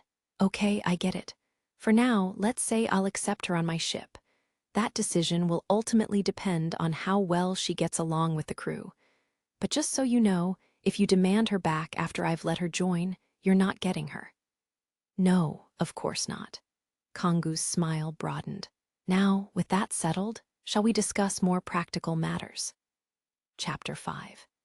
In search of lightweight power armor, the Holy Verthalz Empire agreed to cover any financial burdens or diplomatic negotiations with the Graken Empire that arose from my decision to bring Kyugi along. And now that she was basically part of the crew, I was happy to look after her personal financial needs. After completing those bureaucratic proceedings at the temple, we went back to the hotel and explained things to everyone else. Elma responded more or less as I expected. So, when all's said and done, you pretty much decided to let her join. Well, yeah, but okay, maybe I was the idiot for using her hotel stay as the trial. Beside me, Kyugi bowed. Mimi, Elma, I look forward to a lasting friendship. Based on how her ears stood up, she was either nervous or eager. Yeah, good to have you aboard, Kyugi. Elma smiled. Kyugi's tails wagged madly. Indeed, I'm glad they're getting along. Letting them have that girls' party last night was for the best. Good judgment, me. We'll get along great, Kyugi. If you have any questions, come to me. Thank you, Mimi. Oh yeah, we bought you a bunch of things. This one here is. Mimi had started off guarded around Kyugi, but was now accepting her into the fold perfectly naturally. That wasn't a bad thing, but I felt like I'd have to keep tabs on her. Noticing my gaze, Elma whispered an explanation. Mimi thought about what could have happened to her if you hadn't helped out. So did I, at that. Neither of us could bear to refuse Kyugi the same opportunity. Being disposed of doesn't sound fun. Aha. Well, if they're going to get along, that's perfectly fine by me. It's a relief that everyone's making a point of accepting Kyugi. So, May, said Elma, did everything look fine? Yes, Miss Elma, I observed nothing suspicious. No, good. What are you talking about? I asked them. I told May to watch for brainwashing or other funny business. If Verthaltz had evil intentions, you entering their stronghold would have been a perfect opportunity for them. Makes sense. That was fair. After all, I'd sent May and Elma together to help Kyugi yesterday for the same reason. While we talked, the door opened. Tina and Whiska had returned. "We're back. Oh, Hun's back too. Hi, everyone. Welcome back. You're early, huh?" They ain't finished peer reviewing our report yet, but they gotta check it against the ship itself, so they want to work with just their people for now. We didn't do much beyond answering questions today. The real work will be from tomorrow onward, so we were able to leave early. I had warned Argat not to run the twins ragged. Is it just me, or is Space Dwerger acting scared of us? I mused. Of course they're scared, hun. They ain't gonna piss off someone who handed us more'n 3 million ener like it was nothin'. No. As far as I could figure, 3 million ener converted to hundreds of millions of yen. It sure would take courage to pick a fight with someone that wealthy. I would have avoided that at all costs when I lived in Japan, at least. Wait, does Space Dwerger treat me internally as someone they need to steer clear of? I'm not too worried about it, but yeah, Tina answered, unfazed. Ah ha ha, Whiska laughed nervously, but seemed a little troubled. That would probably make things awkward at their workplace for a while, but they'd just have to overcome it together. It would only last a week or two anyway. Sounds rough, said Elma. So what's the plan today? Hang out in the hotel room? Yeah, I'm a little tired, I replied. I think I'll laze around and look at the power armor catalog or something. Really? Okay, then. I'll laze around too. That sounds nice, Mimi chimed in. I'm gonna go change. Our work getup's too stiff to get comfy in. Yeah, same here. The dwarves headed into the back. The penthouse's living room connected to the master bedroom and 3 other bedrooms. Elma and Mimi were staying in one, Tina and Whiska in another, and Kyugi in the last. The master bedroom was mine. As for May, she was rooming with Kyugi, but she spent most of her time in the living room. Damn, I said, I'm exhausted. Was the temple that bad? Elma asked. Apparently, I'm a star system destroying time bomb. What? If I sink to the depths of despair and die hating this universe, that could destroy a system. Or so they say. Who the hell knows? I slumped into the comfy sofa. Elma perched next to me, tablet in hand. Sounds like a big deal. She seemed to sit a little closer than usual, close enough to gently brush against me, maybe because she was worried about me. But no point worrying about a problem that big. We're just mercenaries. Nothing more, nothing less. Good point. Talking to her, I felt my brain, which had been floating around listlessly, flummoxed by the sheer scale of all this, start to clear. Yeah, change your perspective here. Rather than worrying about a crazy story that might not even be true, it'd be a lot more constructive to think about that power armor so you can protect yourself. Relaxing in the living room, we researched lightweight power armor. None of the suits in the catalog stood out as matching my needs at all, though. Now that I'm really looking, there aren't a whole lot of options, I noted. No, even fewer when you narrow it down to suits meant for sword fighting. I was looking for lightweight power armor with the ability to boost my strength and agility, sufficient plating to protect me from bullets and lasers, and enhanced environmental adaptability. I also wanted to maintain the precision and accuracy I had without armor. In the catalog, I found more than I was looking for in terms of enhanced protection, strength, and agility. But every suit of armor's precision fell short. I didn't want to compromise on that. It was an extremely important part of swinging a sword, at least to me. I mean, is it even necessary for nobility to wear power armor? I wondered. Elma cocked her head.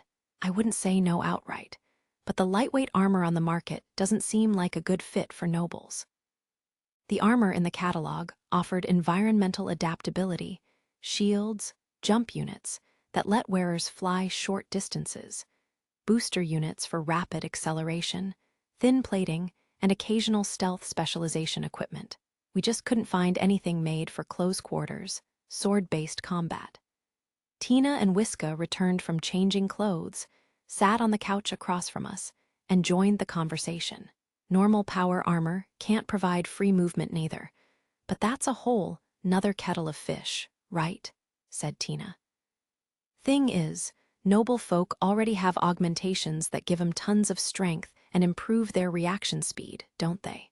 I doubt power armor for a normal, unaugmented human could keep up with a noble's moves. Agreed, sis. Normal power armor means your physique is bulkier. You give up nimbleness in the process. And don't you think nobility would want power armor honed specifically for their needs?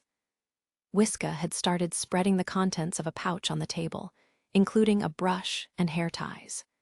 Presumably, she planned to do Tina's hair. Sometimes they like to style each other's to shake things up. Wonder what looks they'll try this time. Meanwhile, Mimi was discussing something with Kyugi at another table. May was with them, so I doubted there was cause for concern, but what were they getting so excited about over there?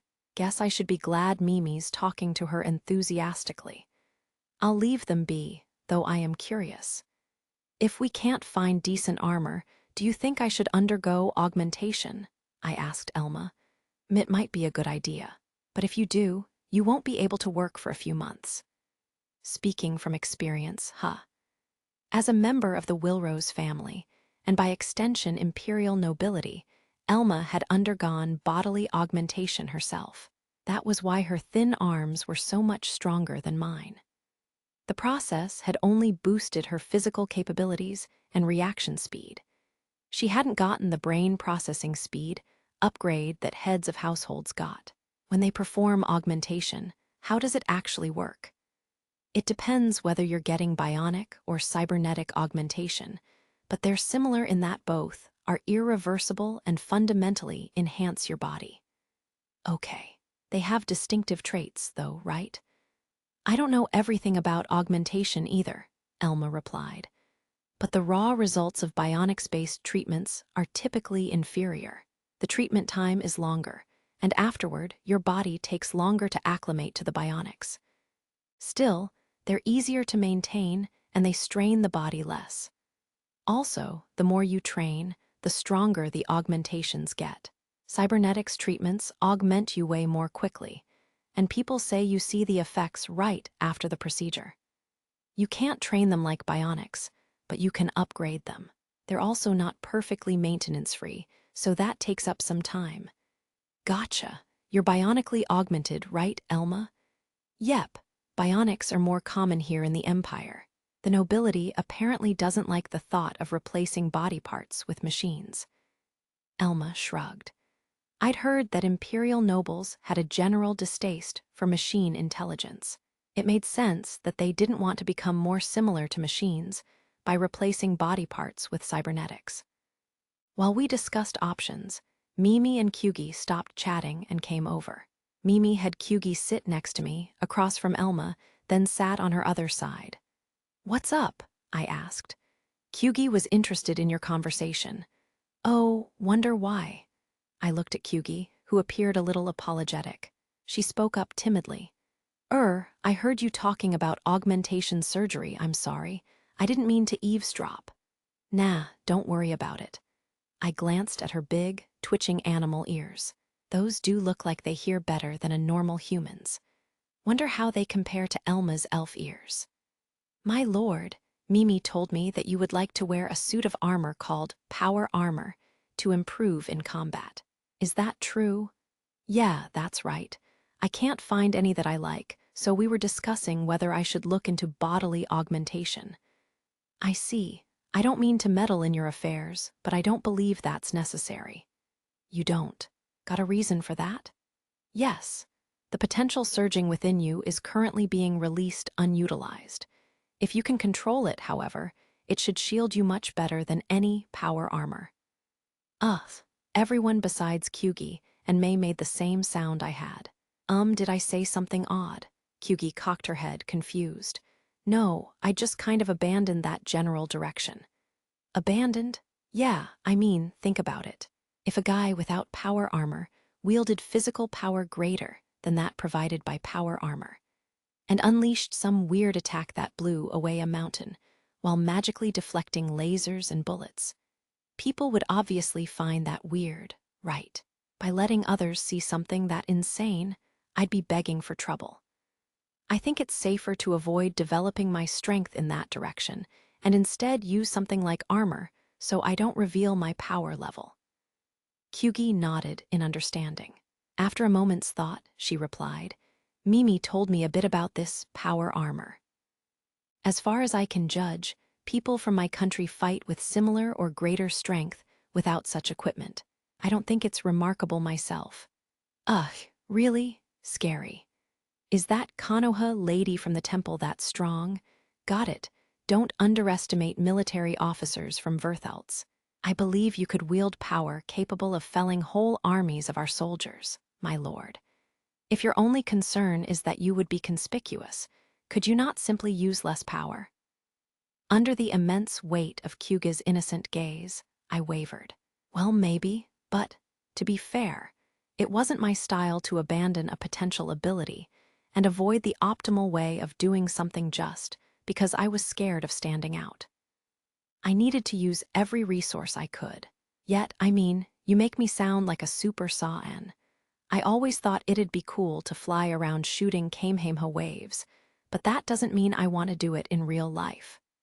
Super Salmon? Kyugi looked perplexed. I know, me referencing media from my world out of nowhere is confusing, right? I don't know what a Kame or a Meha is, but blowing an entire mountain away seems inefficient, she continued.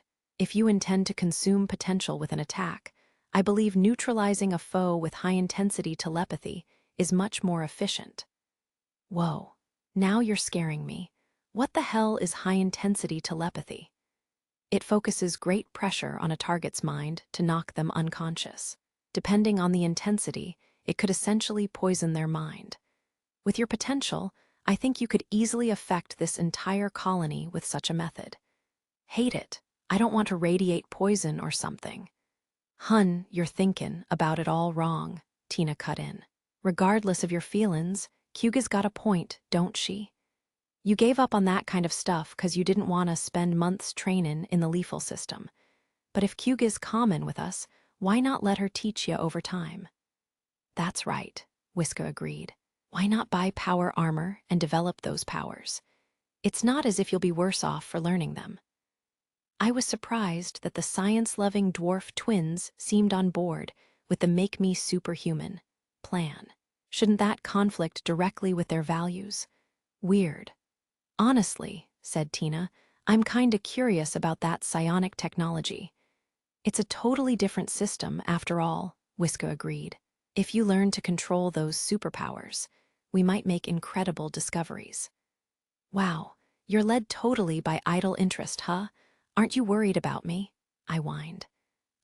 Your body's already producing potential, ain't it? Accordin' to Kyugi, anyway.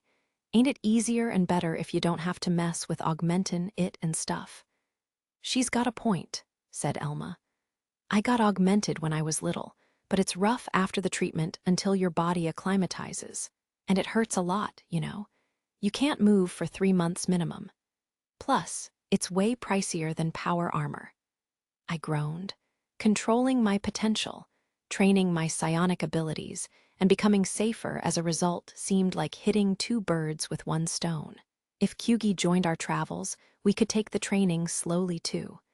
She was right that I could avoid standing out if I learned to control my powers. No problem, right? Right. Okay, fine. I'll sign on for this change of plan. No to augmentation, yes to power armor. That's the strategy for now. I think it's the best idea, Elma said. In that case, we still need to find lightweight power armor that suits you, Mimi reminded me. That was the problem. If none of the armor on the market met my needs, my only option was to have something made to order. I didn't know where to begin. Should I ask some random armor manufacturer? Or could I think of another way? The next day, I made a call and explained my situation. And that led you to me, I assume. Yes, dear brother-in-law, I said with a smile. The pretty boy on the other end of the hollow display scowled. I frankly detest when you call me that. Now, don't be that way. Your adorable little brother-in-law called you because he had nobody else to rely on. You are not adorable, not one bit. The attractive elf frowning on the other end of the hollow display was Elma's big brother, Ernst Wilrose, who lived in the capital. The Windows system was close to the capital, relatively anyway. Since it was a high-tech industrial system, we could contact the capital in real time via hyperspace communication. From a little farther away, that would be impossible. We'd either have to pay an obnoxious fee to use the gateway network communication system, or give up on real-time communication altogether.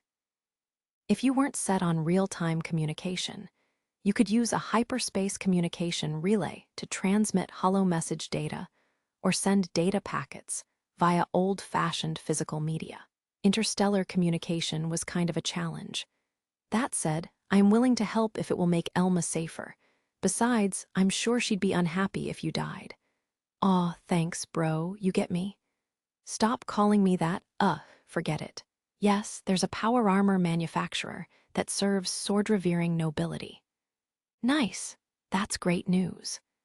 Nobles called sword supremacists basically believed in the good old days, idealizing and emulating powerful aristocrats of those times. Swords had been a hallmark of Graken nobility, and what complemented a sword? That's right, armor. Apparently, here in the Graken Empire, swords symbolized authority, while armor symbolized wealth. Back on Earth, I'd read that the armor medieval knights and aristocrats wore was expensive as hell. This was similar, but on a grander scale. First-time customers are typically turned away, Ernst continued, and they don't do business with commoners. Sounds like a crappy business plan to me.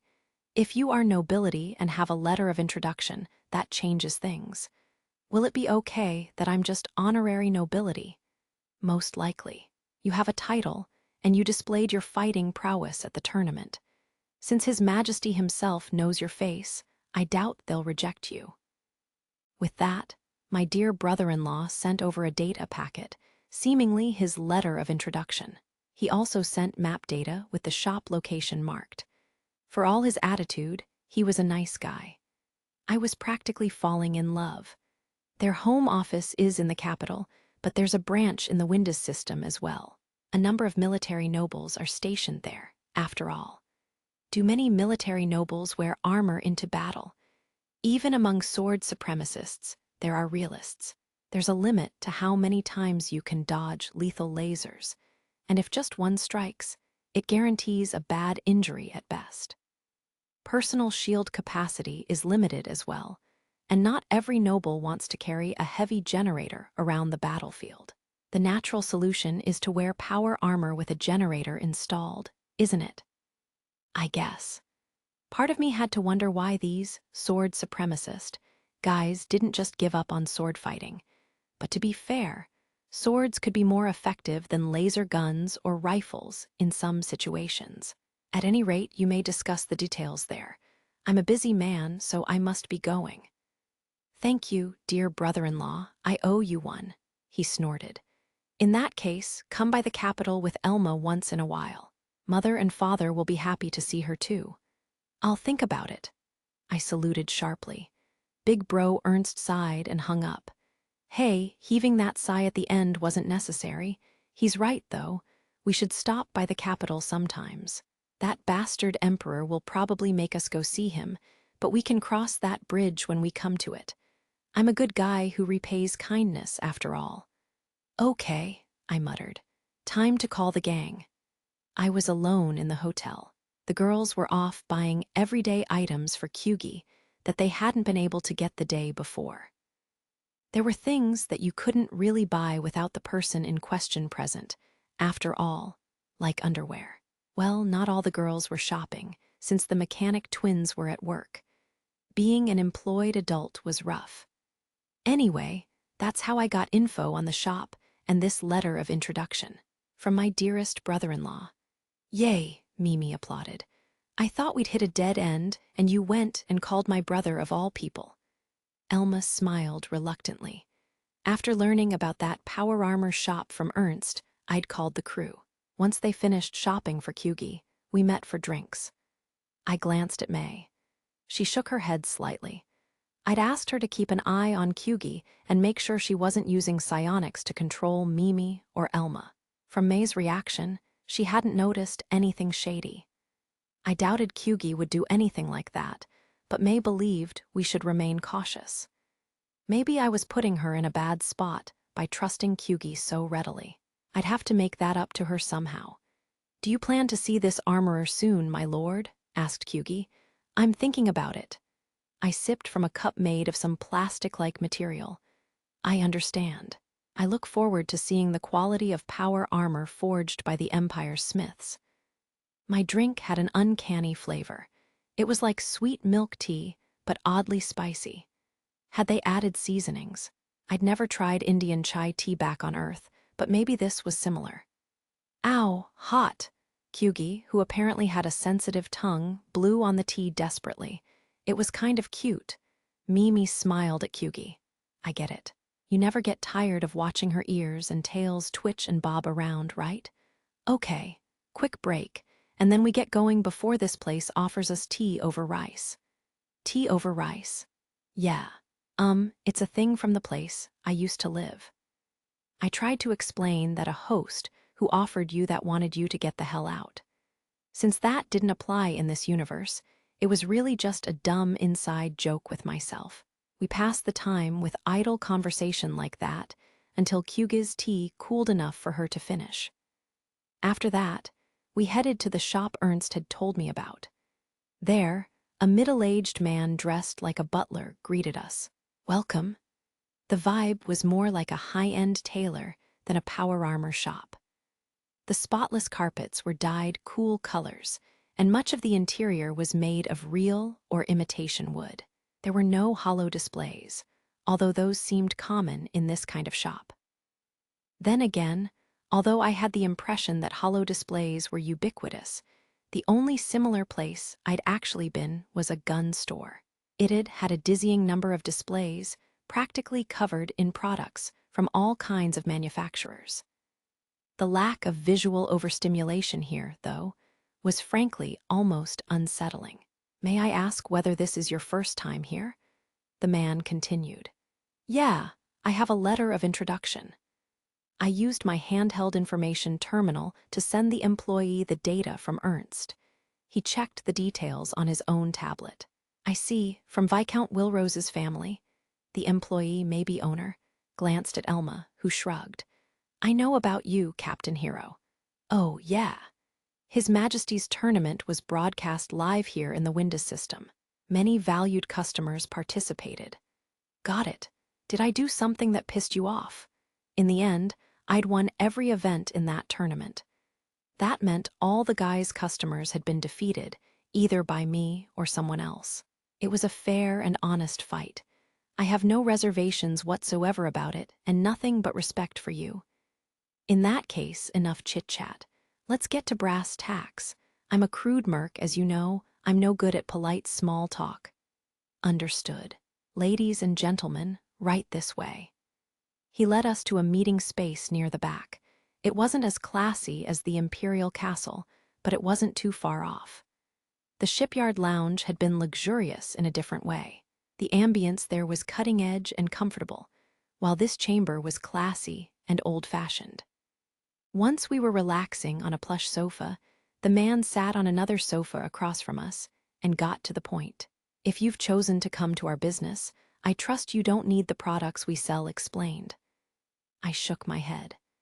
"Actually, I'm in the dark about power armor beyond the standard infantry kit.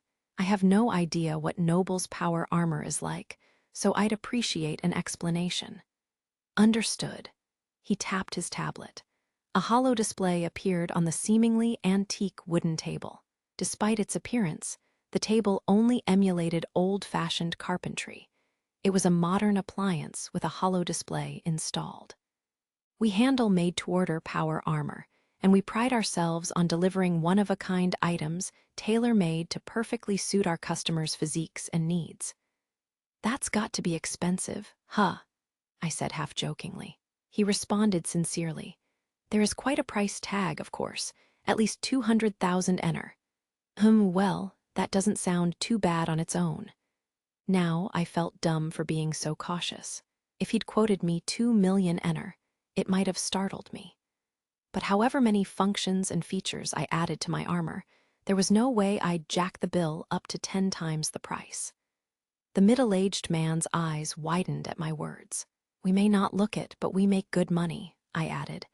Even if that's pricey for armor, it's not much compared to a ship. Right? Not really, Elma agreed. Fully customizing even the lowest class ship, we'd blow through 10 times that easily. The man couldn't conceal his shock.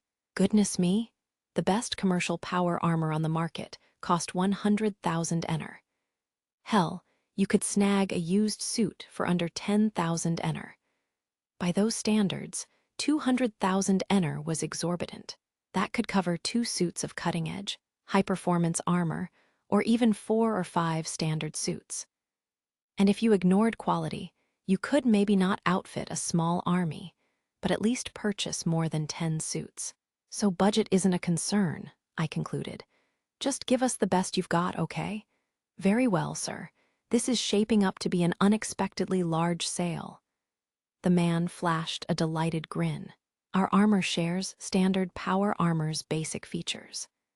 In other words, the suit's purpose is to secure defensive plating to your meager flesh and allow ample freedom of movement despite donning such heavy equipment. In some cases, you might elect to add jump units or optical camouflage, or increase your firepower with fixed armaments. He used his tablet to showcase several power armor designs on the table's hollow display. Compared to the power armor on the market, those are awfully sleek, I noted. We tailor our armor to fit the wearer. Commercial power armor is one size fits all, but bespoke armor can't be made that way since it's your own personal second skin. I see. Seems like it'd be hard to wear if your physique changed much.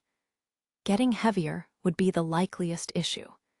That wouldn't be a concern for me, though, as long as I kept exercising like I did. And my growth spurt had ended long ago, so I wouldn't get taller anytime soon. No worries there, Elma said. Nobles usually don't change from their ideal physique. Another benefit of augmentation, huh? Master Hero, I think I want to get augmented, Mimi murmured, staring at Elma's slim torso. Mimi put a lot of effort into exercise. At first, she'd been so weak she could hardly do 5 push-ups, but she could easily do 20 now. Her routine was much more intense too. I suspected she wanted to lose weight, but I liked her as she was. In fact, she could even gain a little okay. I can stop thinking about Mimi's figure now. If this armor is for nobles, you must design it for sword combat, right? I asked. Yes, we strive to use the latest technology to improve comfort and allow a full range of movement in the joints. I presume you wish to use a sword. That's the plan. I have battle-ready combat armor, but it's no good for sword fighting. It doesn't have the precision. Indeed, power-focused commercial armor won't accommodate the delicacy of swordplay, but I believe our armor will satisfy you in that regard. He sounded confident, but if I splurged and it turned out to be garbage, would he do anything? How does ordering usually work? First, we decide on broad specifications. Afterward, we take measurements and diagnostics. I understand measurements, but what diagnostics? Well, we record your movements in battle, then feed the motion data into the armor to enhance your combat abilities by increasing your armor's assistance efficiency. Makes sense. I half got it. As long as the armor would work, I was happy to give them whatever diagnostics they wanted. At any rate, we still had to start with broad specs. Chapter 6. That annoying blonde it didn't take long to choose specs. After all, the features I wanted were crystal clear. My non-negotiables were environmental adaptability and good precision of motion. Environmental adaptability meant the armor could function without issue on partly terraformed planets, in ships and colonies that were no longer airtight, and in weather and atmospheres toxic to the human body. Basically, all combat-ready power armor required that basic feature. Precision of motion was just a measure of how power armor responded to the wearer's movements. If it responded slowly, you'd call it sluggish.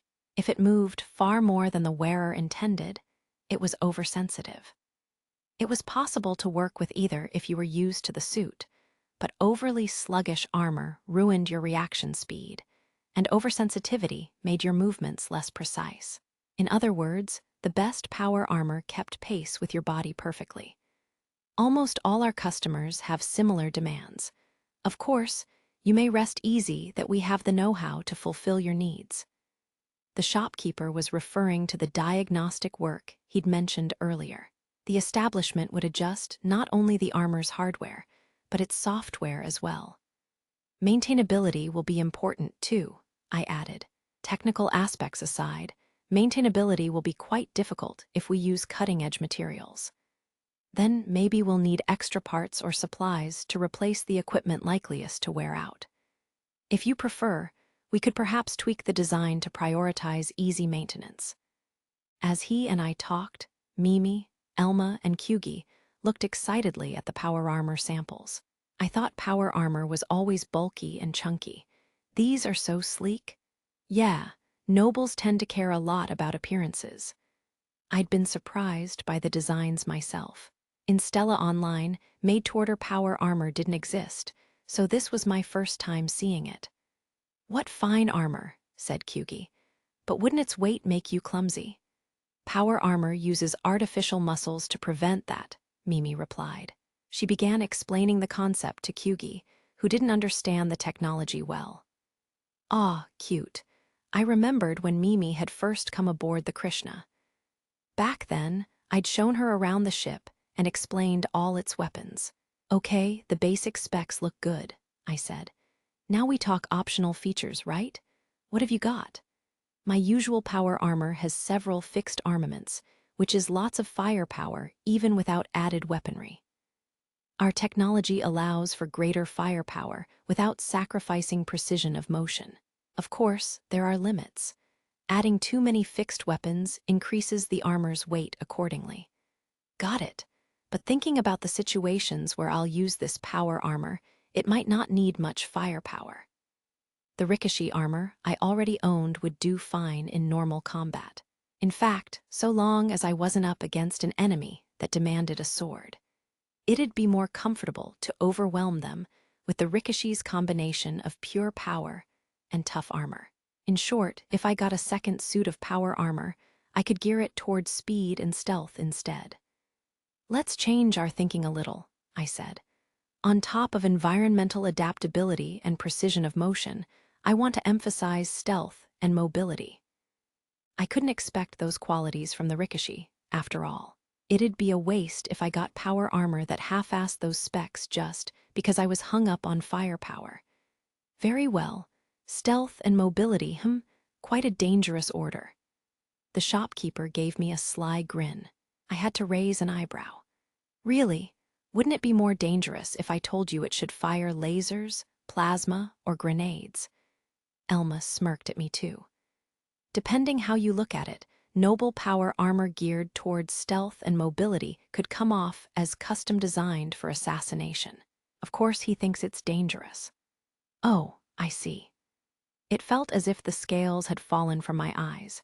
Using stealth and agility to slip through security and kill someone silently with your sword was basically the definition of assassination. Well, at any rate, those are the specs I want. You won't budge at all on them? Mimi asked. I shrugged. Why would I? Frankly, I didn't care how this armor came off to others. I wasn't a noble who valued reputation. I was a mercenary who risked my life for money. People could call it cowardly or dirty. That was music to my ears. After all, whoever survived was the winner. If I quibbled over how I fought or won, I could die in the process, so there was no point to that. As for the final specs, I first settled on laminar anti-laser armor, a cutting-edge design that prevented explosive vaporization when subjected to laser fire. It could take 3 laser rifle shots and still protect the squishy flesh beneath. Apparently, the shop could produce the laminar armor thanks to a new and very bountiful source of rare crystals. Rare crystals are you two thinking of? Yeah, that's probably it. It must be. I bet we're all picturing the same thing right now. The mother crystal, that stupid huge sea urchin crystal that dazzled in the light of the pulsar. Beyond that, the armor specs included the highest quality artificial muscles available. The suit's muscular capacity was nothing compared to the Rikishi's, but still far beyond an unarmed human's. It also excelled in explosive strength. Even weighed down by a full set of equipment, it could run 80 kilometers per hour for long periods of time. On top of that, it was extremely quiet. Looks like it'll take a lot of training to get used to, I said. Some, to be sure. However, by loading your motion data in advance, we can reduce the required labor greatly. Works for me. The armor would include a compact high-output generator and shield functionality. Multifunction camouflage, too. That was even better optical camouflage than the chameleon thermal mount.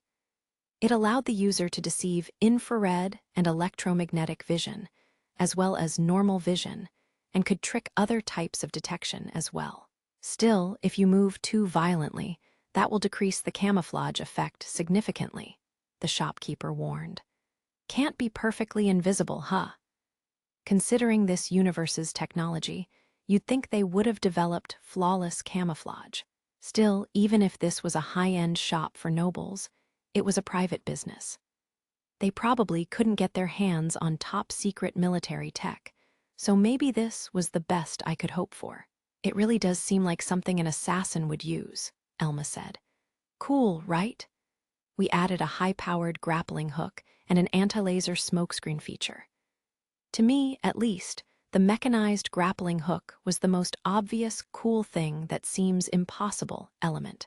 It shot a wired hook into walls and ceilings, then pulled you right over. The wire itself was a bundle of extremely sturdy artificial muscle. Combined with a high-output motor, it could lift power armor and wearer alike.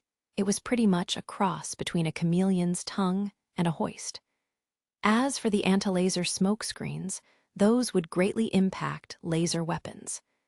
I could carry up to 4 at a time, 2 per arm. There was a limit to how many times I could use each, though, so I'd have to choose my moments. Cool, Mimi gushed over the power armor design. On the other hand, Kyugi seemed to dislike it. Is there nothing you can do about the generally villainous impression it gives off? Admittedly, I'd gotten carried away and made it look like ninja gear. It wasn't that bad, though, and the pure white and silver designs a knight might have worn just didn't suit me. It can change colors with the chameleon function, I said defensively. I don't believe its color is the problem, no. I apologize, my lord. It's presumptuous of me to offer my opinions unprompted. Hey, you're free to weigh in. I'm not changing the design, though. Sorry, still, it's weird how my power armor designs look like a sumo wrestler and a ninja, respectively. Maybe that's fine, since I kind of have a theme going. Should I make samurai-style armor next? With the specs decided, the shopkeeper said, let's proceed to capturing the motion data. He stopped and put his hand to his left ear, as if listening to something. Is there a miniature communicator in there? I'm sorry. A customer with a reservation has arrived a little early. Would you mind if I speak with them for a minute? No prob. We're the ones who showed up without an appointment, after all. Thank you very much. Excuse me. The shopkeeper bowed his head, rose from his seat, and left the meeting room. Once we get motion data, we're done here, I told the girls. Want to go shopping or anything?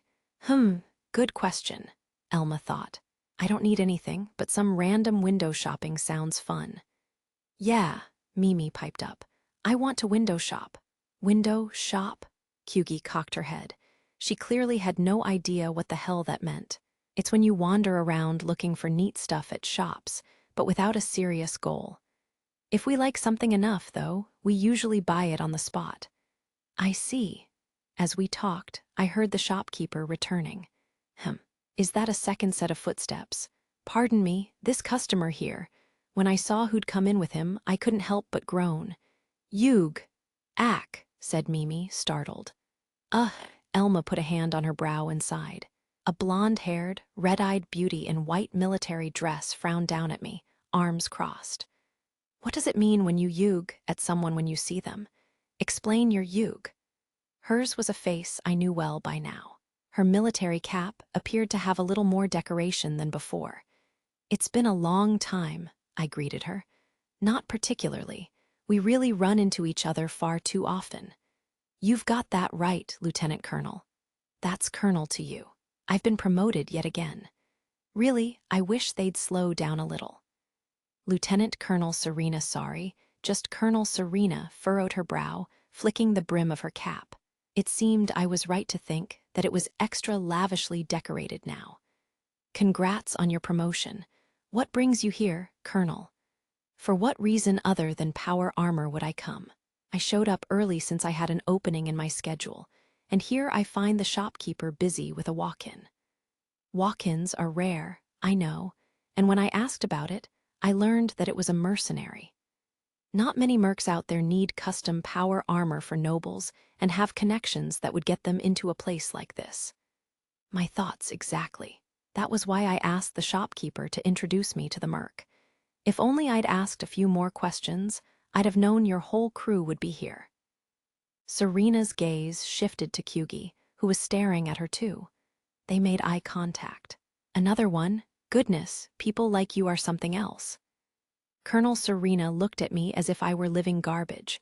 You're not wrong, but listen. I have complex circumstances, okay? Complex circumstances, he says. Well, knowing you, I'm certain that's correct. She sighed. Hey, stop. Don't look at me that pityingly. And don't act like I got dragged into more weird trouble. I'll cry because it's true. Do you need my help at all? Serena asked.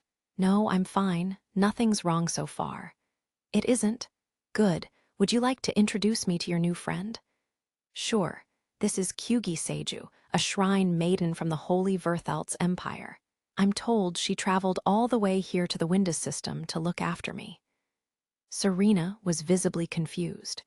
I didn't say anything but the truth, but yeah, that's how anyone would react. Even we haven't fully absorbed this situation. It's got to be utterly incomprehensible to a third party. I don't quite understand. Could you put that another way when you repeat it? She's a shrine maiden from Verthalt's. According to her, I'm a big deal, and she's trained to protect big deals like me. Serena's confusion only intensified. Don't look at me like I'm talking nonsense. I can't explain it well. I don't understand it either. Don't worry about it too much, I said. Basically, thanks to her people's mission, it's her job to be with me. We're traveling together so we can get to know each other. That still doesn't make sense, but it will do, I suppose. Yet the Holy Verthalt's Empire. Serena crossed her arms and looked at Kyugi again. He may be a mercenary blessed with freedom, but he is also a hero of the Graken Empire with a silver-winged sword assault badge and the first magnitude Star's Cross of Brilliance. Furthermore, he's an honorary noble who has earned His Majesty's respect. If you attempt to drag him away to foreign space, know that it could lead to a diplomatic crisis. I understand. I will only follow my lord, I promise. I would never try to force him to do anything. Kyugi gazed solemnly back at Colonel Serena. Those claims had proven true so far. Following me did seem to be her top priority. I'll remember that. Captain Hero, you said something about being a big deal to Verthalt's. What specifically has their empire noticed about you? I guess I have some ridiculous psionic potential they aren't seeing anywhere else. That's a factor. But frankly, we still don't really get it ourselves. I see. More of your usual trouble magnetism. I pity you. You make it sound like that problem's restricted to me. A whole lot of trouble I've had was related to you. So, you've ordered custom power armor. What's it like? Look at you, smiling and brazenly changing the subject. Here it is. Elma showed Serena the armor design on the table's holo display. It's really cool, Mimi said excitedly. Seeing the armor, Colonel Serena rolled her eyes. What a unique design. I suppose it isn't unlike you at all. Heroic knightly armor wouldn't suit me, right? The armor I'd ordered had a red visor, and since it was designed for environmental adaptability, it covered the wearer head to toe.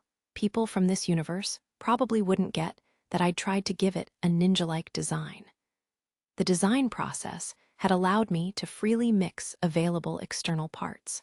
Apart from facial structure and other small details, it was almost the same process as when I designed May. The shop was going to mold the exterior to match my design, but what really mattered was the power armor itself. If you peeled the exterior off, you'd find a chassis packed with artificial muscles and sensors. That chassis was what really mattered, since you could change the exterior at any point. So, Colonel, what brings you here? I mean, I'm guessing it's power armor. To mark my promotion to Colonel, my family sent me an armor chassis. I couldn't imagine leaving it unused, so I came here to adjust it and attach an exterior. Oh, will you need to record your motion data as well? That was the plan. Isn't that convenient? Shopkeeper, this merc and I are going to spar. Please record both our data at once. You can do that, can't you? Yes, I can.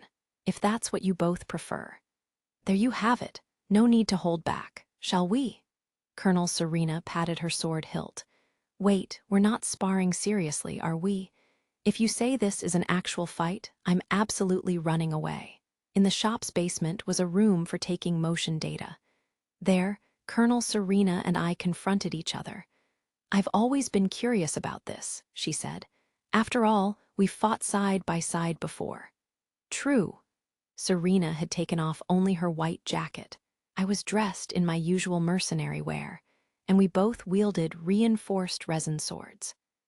The room itself was basically a giant motion scanner. It recorded us even while we chose blades, which meant the shop scanned both battle and everyday motions to make its armor as comfortable as possible at all times. You don't seem very excited. Does anyone enjoy pain, really? I picked a pair of training swords of the perfect length and weight, then turned my gaze to Serena. Oh, yeah, she's eager. Is the thought of sticking me with a training sword that exciting? Have some spirit. Your poor attitude will turn victory into defeat. I don't enjoy trouncing pretty ladies like you, Colonel. You think you can trounce me? Yeah, that's what'll happen. Some nerve. I like it, Serena grinned. She is smiling, but it's the smile of a predator. I'm scared as hell. Serena might have been excited to poke me with a sword, but it wouldn't be that easy. If we did this, I wasn't going to hold back, and I certainly wasn't going to lose. Unless Serena was even stronger than May, my victory was certain. Now, shall we begin? Sure. Be gent. Before I could finish my sentence, Colonel Serena sprang. In a flash, she closed the distance between us and swung her enormous training sword overhead, ready to bring it down on me. Whoopsie, I crossed my two training swords and blocked her blow, using its force to help myself jump backward away from her. It was dangerous to stand still and fight an enemy who had greater power and speed. If you kept taking hits too strong to parry perfectly, your defenses would end up crushed before you even got a chance to flee. You don't intend to fight back. Colonel Serena glared at me, still holding her sword in its post-swing position. I'm a pacifist. Good one. The moment she said that, she seemed to flicker, charged in at blinding speed. There had been easily 10 meters between us, but suddenly she was right in front of me. That's obviously not human speed. Augmented nobles are scary. Grunting, I held my breath. The world's movements switched into slow motion, and I took a step forward, weaved past Serena's strike by a hair's breadth, and slashed her stomach and calf with my swords. If this were a serious fight, she'd have taken a fatal wound to the stomach, lost her lower right leg, and collapsed. I leapt forward to put distance between us and spun around. At that point, I saw Serena touch the spot on her stomach that I'd struck. I see, that's troublesome. Still forging onward? Of course, I plan to keep you here until you're convinced. She grinned ferociously and readied her sword again. Man, guess I've got to deal with her until she tires out. Here I come. With that same blinding speed, Serena closed the distance between us again. This time, instead of carelessly charging in, she attacked from a distance. Her previous attacks had been powerful strikes that could break through her prey's defenses, but this was a rain of lighter slashes. Her swordplay was deft, mixing feints with attacks. Oof! More strikes meant more openings to take advantage of. Normally, Serena could probably cover those through the sheer quantity of her attacks. Since I could slow time enough to take advantage of the openings, however, her new approach only added opportunities to counterattack. "Ah, how?" she screamed, as I pierced tiny openings in her torrent of strikes. The torrent turned into a drizzle, until at last I was on the offensive. Having to defend herself gave Serena fewer opportunities to attack, disrupting her rhythm and in turn creating more openings. "Okay, we're done here." I thrust my training sword forth and lightly poked her chest. In a real duel, it would have been a fatal blow, right to the heart. Not even a noble could survive severe injury to their heart, the center of the circulatory system, though I'd heard some had secondary hearts installed. Serena fell silent. "Hey, she seems a little. One more time, it makes no sense." "Whoa, are you crying?" It was kind of cute to see Serena trembling angrily, face reddened, but the terror of her wielding a sword in that state outweighed that. A reinforced resin blade couldn't slice you in half, but if someone swung it at you as hard as they could, it still hurt. I wouldn't give her an inch. "This is strange, isn't it?" she cried. "How could I lose a duel to you? Is some trickery afoot? Your swordplay isn't even fast." I didn't bother answering the questions. If someone accused you of cheating, you couldn't just deny it. You say that, but the proof's in the pudding. I wasn't lying. I just wasn't telling the truth. It makes no sense. Another round, I demand another round. She stomped her foot and swung her sword. "What are you, a kid? Okay, you want a revenge round, you'll owe me." "GRRR, fine. I owe you, now come at me." In the end, after 5 more rounds, I called it quits. I'd won every single round, but I'd run out of steam. It's unsportsmanlike to win and leave. I call this unfair. You expect me to keep doing this? It's been 7 rounds. I switched my swords to a reverse grip, signaling that I firmly refused to duel further. Serena was still raring to go, but I was exhausted. Sword-based combat took a lot of concentration, so it was draining mentally. Especially since Serena seemed to have figured out my swordplay, which forced me to hold my breath several times. The only other person who could force me to use that ability so frequently was May. Of course, I wasn't lying on the ground coughing up blood like when I fought May. I'd say Serena was the easier opponent. I've never felt such shame. Shame, we're just sparring. Nobody's ever beaten me 7 times in a row, sparring or otherwise. Yeah, and is that my fault? Arg, nobody said anything like that. Nobody at all. Betrayed. Serena thrust her sword tip at me. "Oh, no, no, no. I'm innocent and defenseless. I'm against violence." I put my training blades under my arms and raised my hands in surrender. "We've collected more than enough motion data," the shopkeeper finally interjected. "That's enough. Finish up. I swear I'll spar with you again." "Okay, yeah, next time."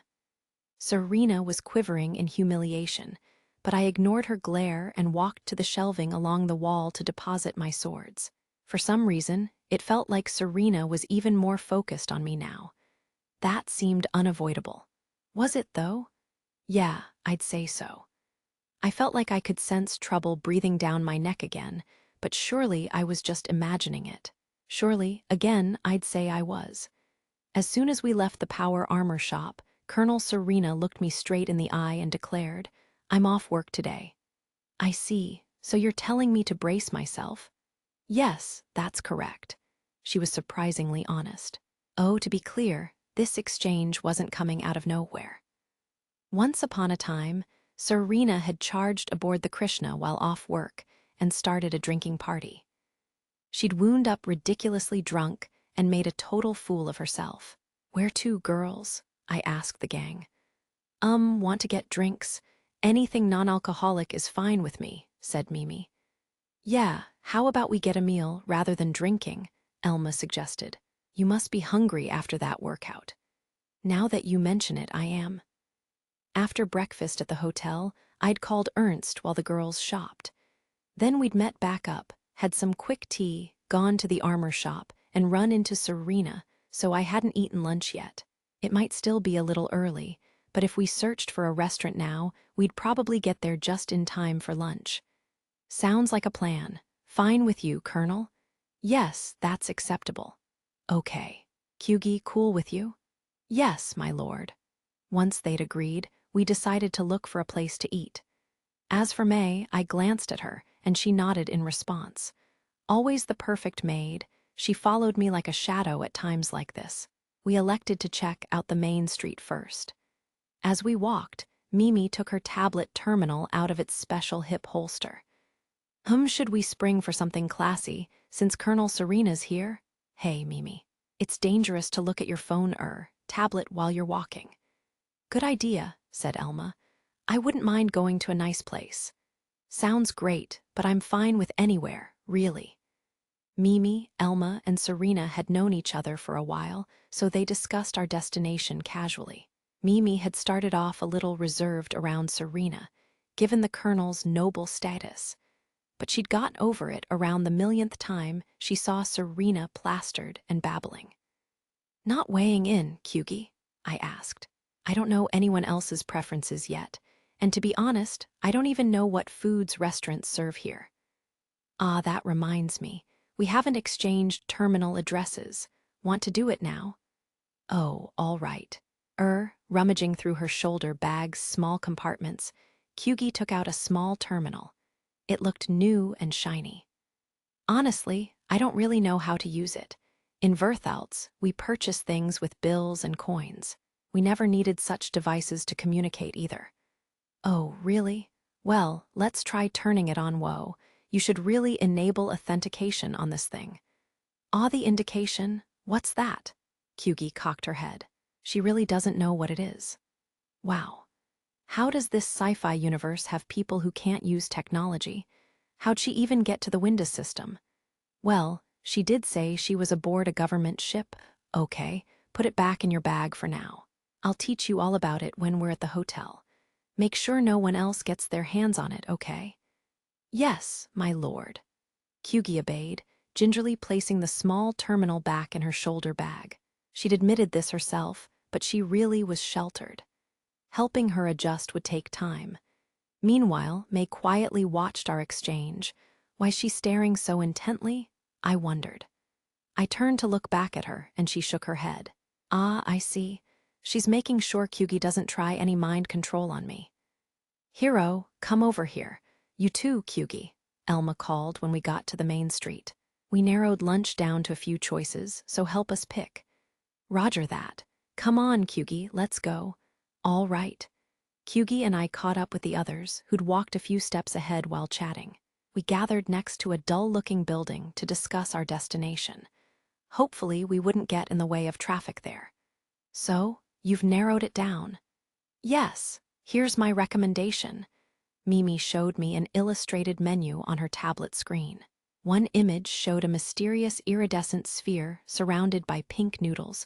No, some kind of larva or worms. Another showed a skinny creature covered in powder. There was also a four-legged insect boiled whole. Crab? Is that crab? No, something about it is off. At any rate, all the dishes looked gross to me. They serve local cuisine from the planet Pippaperoni. Okay, gotcha. Next. I glanced over and noticed Kyugi trembling, her ears flattened and her 3 fluffy tails bristling a little. It seemed Pippaperoni's cuisine wasn't appetizing to her either. I mean, where even was that planet? In the Empire. I needed to know so I could stay far away from it. I'm leaning toward a safer place, Elma said, reaching for Mimi's tablet and calling up a different screen. This one looked like a typical imperial restaurant. Instead of synthetic cooking from food cartridges, it offered dishes made from real meat and veggies. Yeah, that's safe. Very safe. If I had to nitpick, I'd say it was basically no different from what we could get from the hotel restaurant. And the other one is, I raised an eyebrow.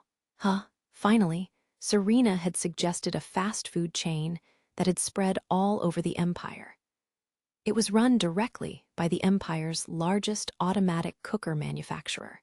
It had minimal staff and a variety of automatic cookers, allowing customers to use whichever they liked to order food, then simply take it to their table and eat. Serena saw my confusion. Yes, it's just an unexpected pick. It's hardly fun to dine at stuffy establishments all the time. True enough, it's not a bad choice, and Kyugi's never had automatic cooker food either. I feel like we only eat at fancy places these days too. I think I'm on board with the Colonel's proposal, I decided. It's nice having cheap junk food once in a while, right? Yeah, it's not bad, Elma agreed. That chain had a franchise on Tarmin Prime. I used to go there with a friend. It's kind of nostalgic. Mimi looked a little sad. This spot probably brought back both fond memories of happy times and painful memories of hard times. Tarmin Prime was her homeworld, but it was also the place where she'd been alone, struggling for so long. Noticing Mimi's feelings, Elma patted her back to console her. Don't look so sad. If you don't enjoy the meal, you'll miss out. Yeah, you're right. I'm excited to see what they serve these days. Everything but their staple items changes seasonally. Mimi replied cheerfully and smiled. She'd seemingly recovered. In situations like hers, it was best to have fun with friends and replace bad memories with good ones. Okay, Kyugi, ready to chow down on some junk food? Automatic cookers ain't bad, you know. Really, I can't wait. Kyugi seemed excited too. It was time to get going. I was ready to enjoy hot dogs, hamburgers, and other cheap food that I hadn't gotten to eat in a long time. How is it? I asked Kyugi. Tasty. I'm amazed that machines and food cartridges make all this. Kyugi wagged her tails, nibbling a fake burger she held in both hands. It had a pure white bun, vermilion-tinged patty, and deep green something that couldn't possibly be lettuce. It was shaped like a hamburger, but the colors were off. Still, its flavor was fine, so as far as we were concerned, it was a hamburger. As a rule, the color of an automatic cooker's output changed slightly depending on the cartridge. The flavor was usually the same, but the color? Nope. Maybe that was caused by differences in ingredients. Master Hero, this is delicious too. Whatcha got? Ooh, yeah, it's kind of like curry, huh? Mimi was eating a yellowish bun full of a spicy paste. That was delicious too, almost like naan stuffed with curry. Erg. For some reason, Serena pouted at me as she picked at her dish. Though the food was green, its taste and texture were like French fries. Why do you look so unhappy, Colonel? No reason. How lovely that you're all having such fun. Ugh, don't be a pain. Would you please stop name-calling? Serena smiled dangerously, emitting a dark aura. Can you two not argue out here in public? Elma warned us, exasperated. We already stand out enough. Yeah, okay, we do stand out. What does the average person see? A guy who's obviously a mercenary, surrounded by 4 beauties and a maidroid. One beauty is wearing an Imperial Fleet uniform and actually has a sword on her hip. On closer inspection, even the merc himself has a sword. Is he a noble? Ooh, scary. Stay away from him. Probably as a result of our appearance, the booths around us were totally empty. Hun. Frankly, I feel bad. But I'm not going to, miss lunch to make people comfortable. They'll just have to accept us for now. It wasn't like we'd told anyone to move. They were just panicking and running away. I felt it wasn't worth worrying about. How long does your crew plan to stay in this colony? I answered Serena's question between bites of a hot dog-like item I'd ordered. We're stuck for at least another week. We're awaiting a new ship, and the Black Lotus is being worked on. The Krishna can fly, but we're not leaving without the other 2 ships. The hot dog wasn't as chewy as I'd have liked, and the color was weird, but everything else was perfectly fine. What about you, Serena? What brings you here? Unless there's some military reason you can't tell us. Surely you can guess, since I'm a colonel now. Huh. She needed to be in the Windows system due to her promotion. Did that mean the scale of the pirate hunting unit she commanded would increase? That makes sense. The Windows system was the biggest shipyard system in all the Empire. It checked out that, if she was here, she was awaiting some new, and maybe not so new, ships. Sounds busy, I replied. Yes, well, I do appreciate the Empire's appraisal of my work, but the sheer pace of things has come with its share of stress. And some jealous folks accuse people like me of riding our parents' coattails. Saying your family connections hadn't helped would probably be a lie, but I think your flexible thinking and quick judgment are the bigger part. And a bit of luck, too. I can't refute the luck part. Serena glanced at me. It's true that she could have died battling the crystal life forms if the Black Lotus, and I hadn't shown up with weirdly convenient timing. And she might have been badly injured during the land battle in the Cormat system. I doubt she could have defeated that monster alone without getting wounded, even with Imperial troops' support. Either way still strikes me as a lot of work, I replied. Will you get way more subordinates? Indeed, quite a number compared to what I'm used to. Still, I'm from a noble family, so I don't lack the abilities necessary to lead them. Hell of a lot of confidence. Elma spoke up. As a Viscount's daughter, I've obviously had my body augmented. A Marquis's child would have had her mental processing speed augmented on top of that. It's not just confidence, she genuinely knows that she can do it. There you have it, though I prefer not to use those abilities too often, as it's tiring. Serena poured a concerning amount of syrupy sweetener into her coffee-like drink.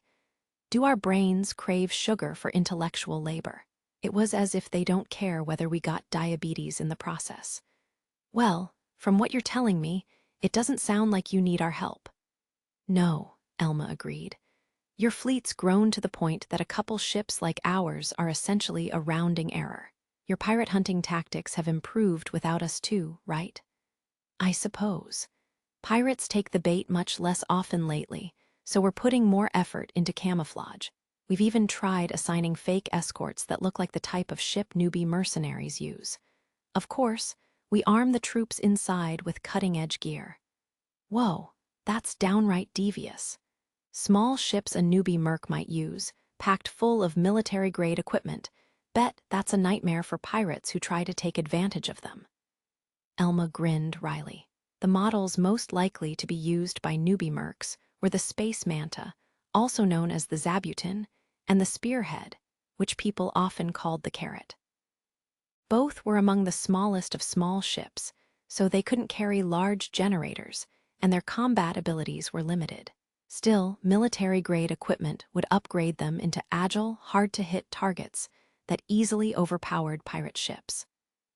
Come to think of it, I recalled Serena mentioning that she'd increased the number of bait transport ships in her fleet. When pirates attacked, thinking they'd found a few inexperienced mercs guarding a tasty convoy, they realized that their targets were armed to the teeth, and that was before the rest of the force arrived. Scary. Devious. Please, you're the one who taught us those methods.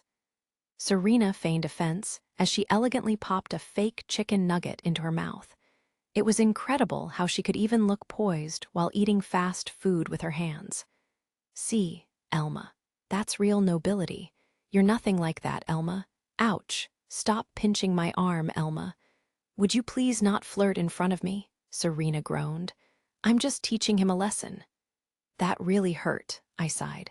Back on topic, if your fleet is growing, that means days of training, right? Have fun with that. That's true. As we grow in scale, the need to restructure our strategies arises. Serena looked troubled. It seemed unlikely that every single recruit to the pirate hunting unit would be new to the military.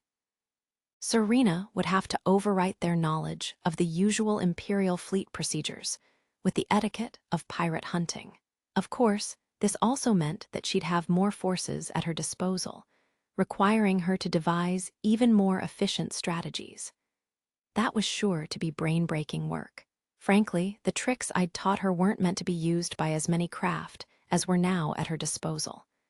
Coming up with strategies that used her ballooning fleet's full potential would be hard. But did she need to, really? Maybe the Imperial fleet, and Graken Empire by extension, really just wanted to use her pirate hunting unit for PR. Perhaps they'd hunt pirates to maintain peace and curry the public's favor most of the time, and when it really counted, they'd be thrown into flashy battles to bolster the Empire's prestige. They might simply be expected to act as a mobile fighting force the Imperial fleet could direct wherever it saw fit. If public opinion of the pirate hunting unit was high, it'd be easier for the military to rely on funding. Well, I don't know whether we can help, I said, but we'll be free once our ship is delivered and the repairs are done. Depending on the contract, I could be willing to take on a job. It'll be expensive, though, since you'll be dealing with more ships. Very good. When that time comes, I'll be happy to contact you. When I do, you'd better not change your mind, since you're the one who offered, Serena told me. I shrugged. Sounds good if your contract's agreeable to us. Saying that left the door open to refuse if I didn't like the conditions. Better yet, I could make exorbitant demands as an indirect way of declining. Gah ha ha, I win. The day after our meal with the off-duty Colonel Serena, I'd honestly worried that she would immediately demand my help. Surprisingly, though, we were able to spend a peaceful day unbothered. We ate breakfast, got ready, saw off the twins, and stopped at a gym near the hotel. The hotel itself didn't have one, so we had to find a place to work out. After all, if we just ate and slept, we'd get out of shape. Mercenary work isn't quite what I expected, Kyugi piped up. It's a lot more boring. Yes, it might be rude to say that to you, though. Nah, not at all. I shrugged and took a swig of my protein drink. Hun, it tastes like Kanako. I like that. It's better than I expected. Since we're waiting on ship maintenance, it's quieter than usual. This system has almost no space pirates, so the only jobs we could take are escort work. Escort jobs can take weeks or even months. It'd be a bad idea for the Krishna to accept one alone. We can't leave the Black Lotus and Antlion behind, after all, Mimi noted. So, for the moment, we can't leave or take jobs. We either train, eat, or sleep, I concluded. It sounds like your image of mercs was similar to most Graken Empire residents, huh, Kyugi? It likely was. I've seen holo movies, novels, and comics based on mercenary exploits. I'm surprised. The way you talk, it doesn't sound like people in Verthalts partake of much entertainment. That's not at all the case.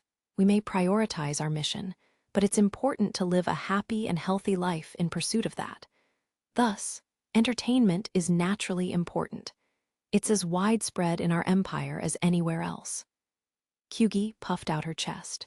I don't know if I totally get that logic, but I guess it's not realistic to expect people to throw their lives at a mission and die without ever experiencing joy. They couldn't live without relying on certain things, after all. The mission Kyugi spoke of was far-reaching, maybe too large in scale for me to understand, but the thought of living solely for something so abstract wasn't very appealing. Changing the subject, you have surprising stamina, Kyugi. You're pretty athletic, huh? Am I? I never thought of myself as such. Kyugi cocked her head. The way her ears twitched was cute. I thought the same thing. You're almost as strong as Master Hero. Well, I don't know about that. I've probably got more raw muscle. Based on the data displayed on the treadmill, I had better endurance than Kyugi, but her other stats were equal to or greater than mine. She couldn't keep up with Elma's augmentations, though. Does everyone back at home have ears and tails like yours? I asked, recalling that Kongu and Konoha had animal features. The other shrine maidens did, too. Yes, most of us. The shape and number differ, and some have ears like yours and horns. Oh, really? Crazy. Are people in Verthalts like beast folk? I can only imagine. And what are those horned people like? Oni or something? If they have Oni-like people, is Verthalts a land of monsters? Man, that place is full of mysteries. If you aren't especially powerful among your people, maybe your race is stronger than humans like Mimi and me. Do you think so? That might be right, Mimi agreed. Tina and Whiska are naturally stronger than humans too. They were dwarves, so they had astounding arm muscles and grip strength. And their livers? Don't get me started. By the way, what are we doing after we finish up here? Mimi added. We didn't have any plans today, did we? No. There's nowhere left to sightsee, I grumbled. Over the past 3 days, we'd already looked around all Winda's Tertius's commercial and entertainment areas. Nothing especially stood out, although the commercial area's shops had a nice selection of products. Mimi had stocked up on tons of stuff at an imported food market. Sometimes she came across tasty delicacies, but I found most of the imports she bought bizarre at best. By the way, they're delivering some things I ordered to the Krishna, Mimi said. Things you ordered? Yep, foods that trading ships brought in from all kinds of places. Kyugi, are you interested in trying some? Mimi beamed at her. Oh no. Kyugi, think about what you say. If you let that smile draw you in, you're in for a world of pain. It's bait meant to lure you into a hellish dining experience. This is bad. I better change the subject quick. Oh, hey, Kyugi. We were talking about developing my potential before, right? How would you do that psionic training stuff? Yes, my lord. It might be best to train after returning to the hotel. I think you'll be able to focus more easily if you aren't subjected to prying stares. I see. In that case, we could head back. Are you two okay with that? I don't mind, Elma shrugged. Mimi, we can check your order out another day. I guess. Mimi backed off, if sadly, thanks to Elma. She probably would have listened to me too, but it was always hard to tell her no outright, and she'd probably have been a lot sadder if I said it. Hey, Elma, don't glare at me like that. I appreciate your help. Wrapping up our workouts, we washed our sweat off in the gym showers, then returned to the hotel. Once each of us put our bags in our respective rooms, we took a short break. You'd usually need to have completed a certain level of classroom training already, but your eye has been opened, and you've used your powers. Kyugi's brow furrowed thoughtfully. It seemed that, from a Verthalt's Shrine Maiden's perspective, my status was abnormal. I doubt I'll understand many details, I said, but a general explanation would actually be nice. Like, what's with my ability to hold my breath and slow time, or my weird luck? Why do I get dragged into trouble so easily? I can explain both those things, my lord, Kyugi assured me. There are 3 broad directions of magic, or psionic abilities. The first governs power, the second governs the mind, and the third governs space-time. Go on. In my homeland, we call them first magic, second magic, and third magic. The second is seen as stronger than the first, and the third as stronger than the second. The powers you have used are third magic. I get how slowing time down falls under space-time, but what about drawing trouble? If she said that was space-time, too, it wouldn't make much sense to me. I mean, wow, I had control of space-time all along. If I develop my abilities, could I stop time entirely? You unconsciously exercise your ability to grasp and manipulate fate, producing a power that pulls tribulations toward you. I'm certain of that. In the past, other fallen ones like you were researched exhaustively. Manipulate fate? That's another curveball. And what was that about exhaustive research? Some terrible things happened during the time of the forced protection policy, Kyugi replied. As for the ability to manipulate fate, it extends from the power over space-time. It is among the strongest known magic. Elma was sprawled lazily on the couch, listening. She chuckled. Obviously, manipulating fate is almost unimaginably powerful. I had to agree. The process for exercising this magic is well defined, Kyugi continued. By controlling space-time, you can predict the future and forcefully draw said future closer. It is as simple as that, but one must have enormous power to make that happen. How enormous are we talking, exactly? Enough power to blow away an entire star system, in many cases.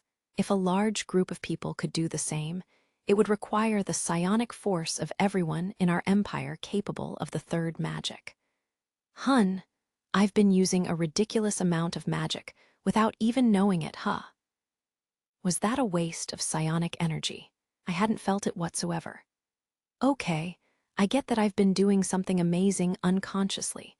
Trying to understand magic of such a huge scale feels like grasping at clouds, though. An unfortunate aspect of your incredible power, my lord, Kyugi replied. For now, we ought to discuss something more palpable. Specifically, I would like you to train in the second magic. That's power over the mind, right? Telepathy and stuff. Yes, my lord. In my homeland, we call it brainspeak or extrasensory transmission, but it is commonly called telepathy elsewhere. That field of magic includes various abilities. The kinds I'd like you to learn are very basic: extrasensory transmission and the ability to defend yourself from mental attack. I wish to prioritize the latter. Why's that?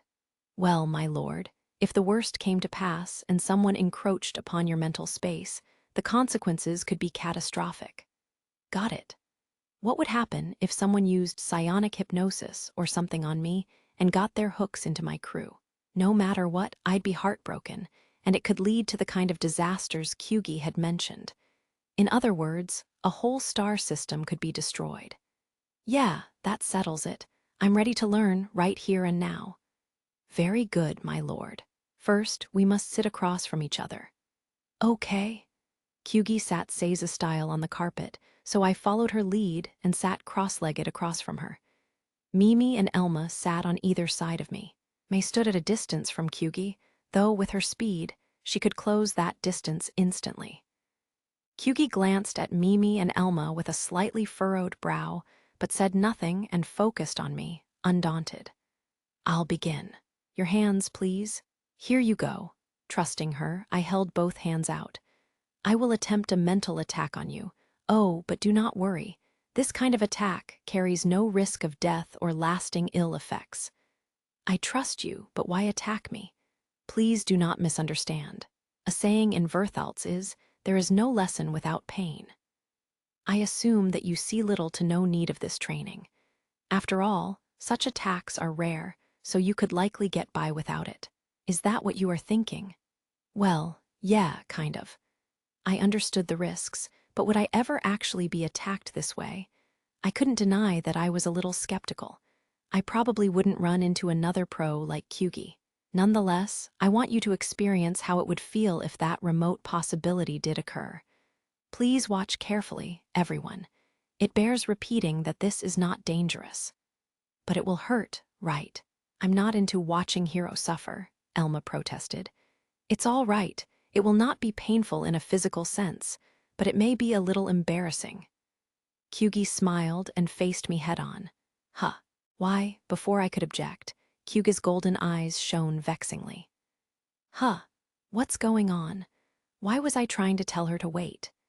If you have no mental defenses whatsoever, even you will be unable to stop others from securing a direct route into your mind through touch and eye contact. You will have no resistance to close-range magical attacks. Woo, crazy. No idea what's going on, but it's all cool. Hey, is he okay? Demanded Elma. Why does Hiro suddenly sound like an idiot? I think that's going a little too far, Mimi said.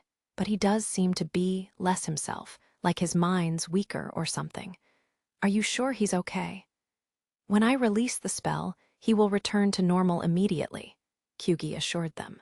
Even if I do not, he will be as he was within 5 minutes. But as Mimi said, the bounds of my lord's ego are extremely weak right now. In this state, she turned to me. My lord, can you answer my questions? Yeppers. Sure can. It feels like people are being mean to me. I gotta answer Kyugi's questions, though. Would you please share a childhood memory of yours? A memory, when I was a kid, this one house in our neighborhood got torn down. I see. What happened next? I was playing there, rubble fell on my head, and I got hurt. Mommy said blood spurted out of my head like in a manga. Whoa. Elma's making a weird face. I know that face. She's cringing. May I ask a question, Master Hero? Mimi asked. Yeppers, what do you think of me? Mimi, that's, Kyugi protested. You're cheerful, earnest, cute, and busty. Busty, busty. Big boobs are good and important, so I said it twice. Anything else? You're a hard worker, never give up, like stuff that's weird and gross, and you're really cute, so you're wasted on a guy like me. That's selling yourself short. Mimi looks sad. I'm sad when Mimi's sad. I didn't hear any negatives in there, Elma said. Good for you, Mimi. How about me, Hero?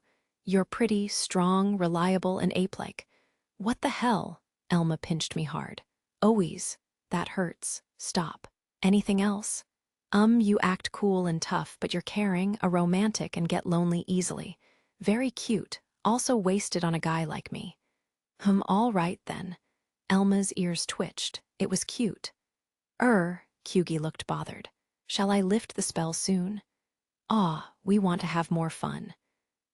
Despite the state he's in, my lord will remember everything that happened here, and I think this illustrated my point well enough. He'll remember this. That'll be funny. Elma smirked.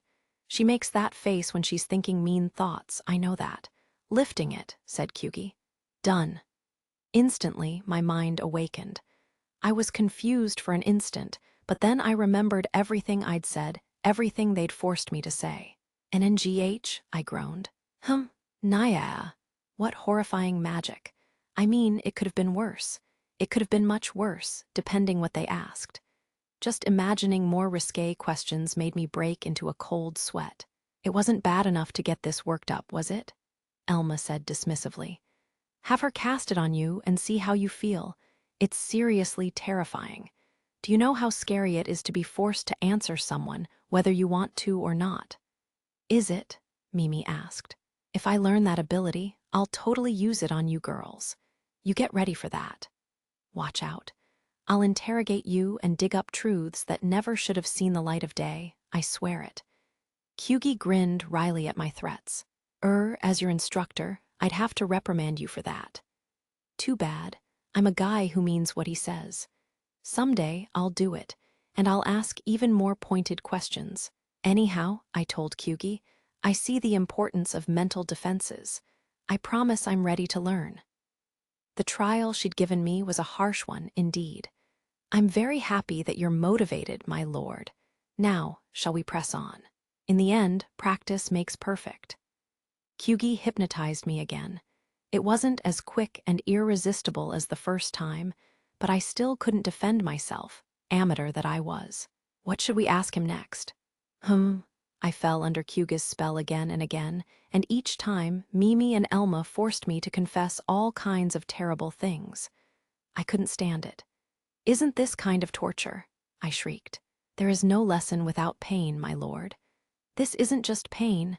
I feel like my fragile little heart is gonna shatter. Do your utmost, my lord. Kyugi was surprisingly strict and stoic when it came to training. She didn't heed my cries whatsoever. In a way, she was worse than May, who at least made sure only to pulverize me. Wait, that's just as bad. She beats me up and considers it fine as long as I don't die. Why am I surrounded by people who turn into monsters when they're teaching? This sucks. NRRRGH, I feel like I'm getting it. I'm getting it, the millionth trance of the day. Woo. After lots of arduous training, I finally had enough psionic defenses to earn Kyugi's approval. Your mental barrier has become formidable, my lord. I could never breach it. This was the strongest barrier I could imagine. Using my mental defenses was kind of like putting a wall or shell around my mind, so to be honest, picturing an AT field was helpful. Sorry. Kyugi had suggested I envision the shields surrounding the Krishna as the barrier, but spacecraft shields tended to get saturated and go down when subjected to enemy fire, so they didn't really work as all-powerful mental defenses. Though to be fair, AT fields got broken through pretty often too. Done already? Well, that was more fun than I expected, Elma chuckled.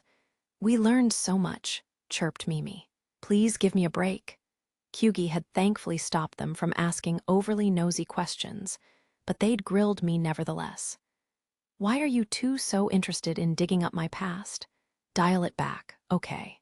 Maybe it was Kyugi's fault for making them focus on the possibility. She told them earlier, UMI can't stop you from asking him things while he's under the spell's influence. But please try to limit your questions to the distant past. Asking about recent events isn't quite forbidden, but it isn't recommended. It often leads to conflict.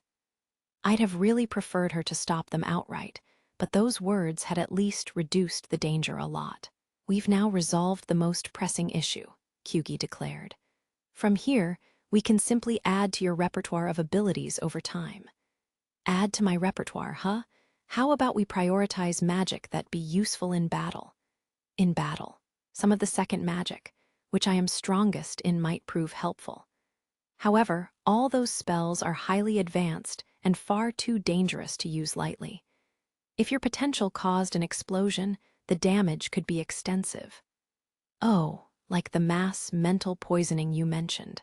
Sounds kind of dangerous. Of course it's dangerous, Elma interjected. This would be magic for fights, wouldn't it? Her rebuttal was fair, but I didn't want my whole crew going down from one blast of psionic-friendly fire, then potentially suffering side effects for days. Either way, although we wouldn't be able to circumvent this problem immediately, I didn't want my first offensive spell to be too dicey. Yeah, but I'd like to start with something a little, soft. Like pushing someone away with an invisible force, or tossing stuff around, or grabbing and throwing enemies as I please. Could we practice something like that? That would be telekinesis, a type of first magic, Kyugi told me. While I am gifted at the second magic, I struggle with the others. But I will, of course, do my very best to instruct you. Yeah, okay, then, please teach me. Yes, my lord, she said eagerly. Unfortunately, I wouldn't learn telekinesis from one day of training. I'd probably have to be patient with this stuff. There was no harm in taking your time, though. The next day, after saying goodbye to the twins and finishing our morning routine at the gym near the hotel, Kyugi and I continued my psionic training. We still didn't get satisfying results, but Kyugi said that imagination and faith were vital, so I kept taking it seriously. Mimi, Elma, and May kept an eye on us while they respectively conducted research, day drank, and sat around doing nothing in particular. Of course, although May sometimes looked idle, she was often doing network research, communicating with other machine intelligences, remotely accessing the Black Lotus, and so on. As I noticed that it was around lunchtime, my small info terminal rang. I apologized to Kyugi and checked the screen. It was Tina. What does she need? She and Whiska should be at the Space Dwerger office. Is some trouble afoot? I put her on speaker mode. Hi, what's up? Tina's voice came from the other end. Hey, hun, me and Whiska got a half day today. We finished everything up in the morning. Wanna grab lunch, just the three of us? Sure. Just me and you two, though? I glanced at the others. Why had Tina specifically said the three of us? It was the first time she'd done that. Elma looked at me. May and I can take care of things. Go have fun. Mimi nodded too. Is it me, or does this reek of planning? What the hell are you plotting? Oh, never mind. Where should I meet you, Tina? I'll send you location data. We'll head there lickety-split, thanks. Got it. See you there? After we hung up, Tina quickly sent map data for the restaurant. Looks classy. I guess I shouldn't ask what's going on.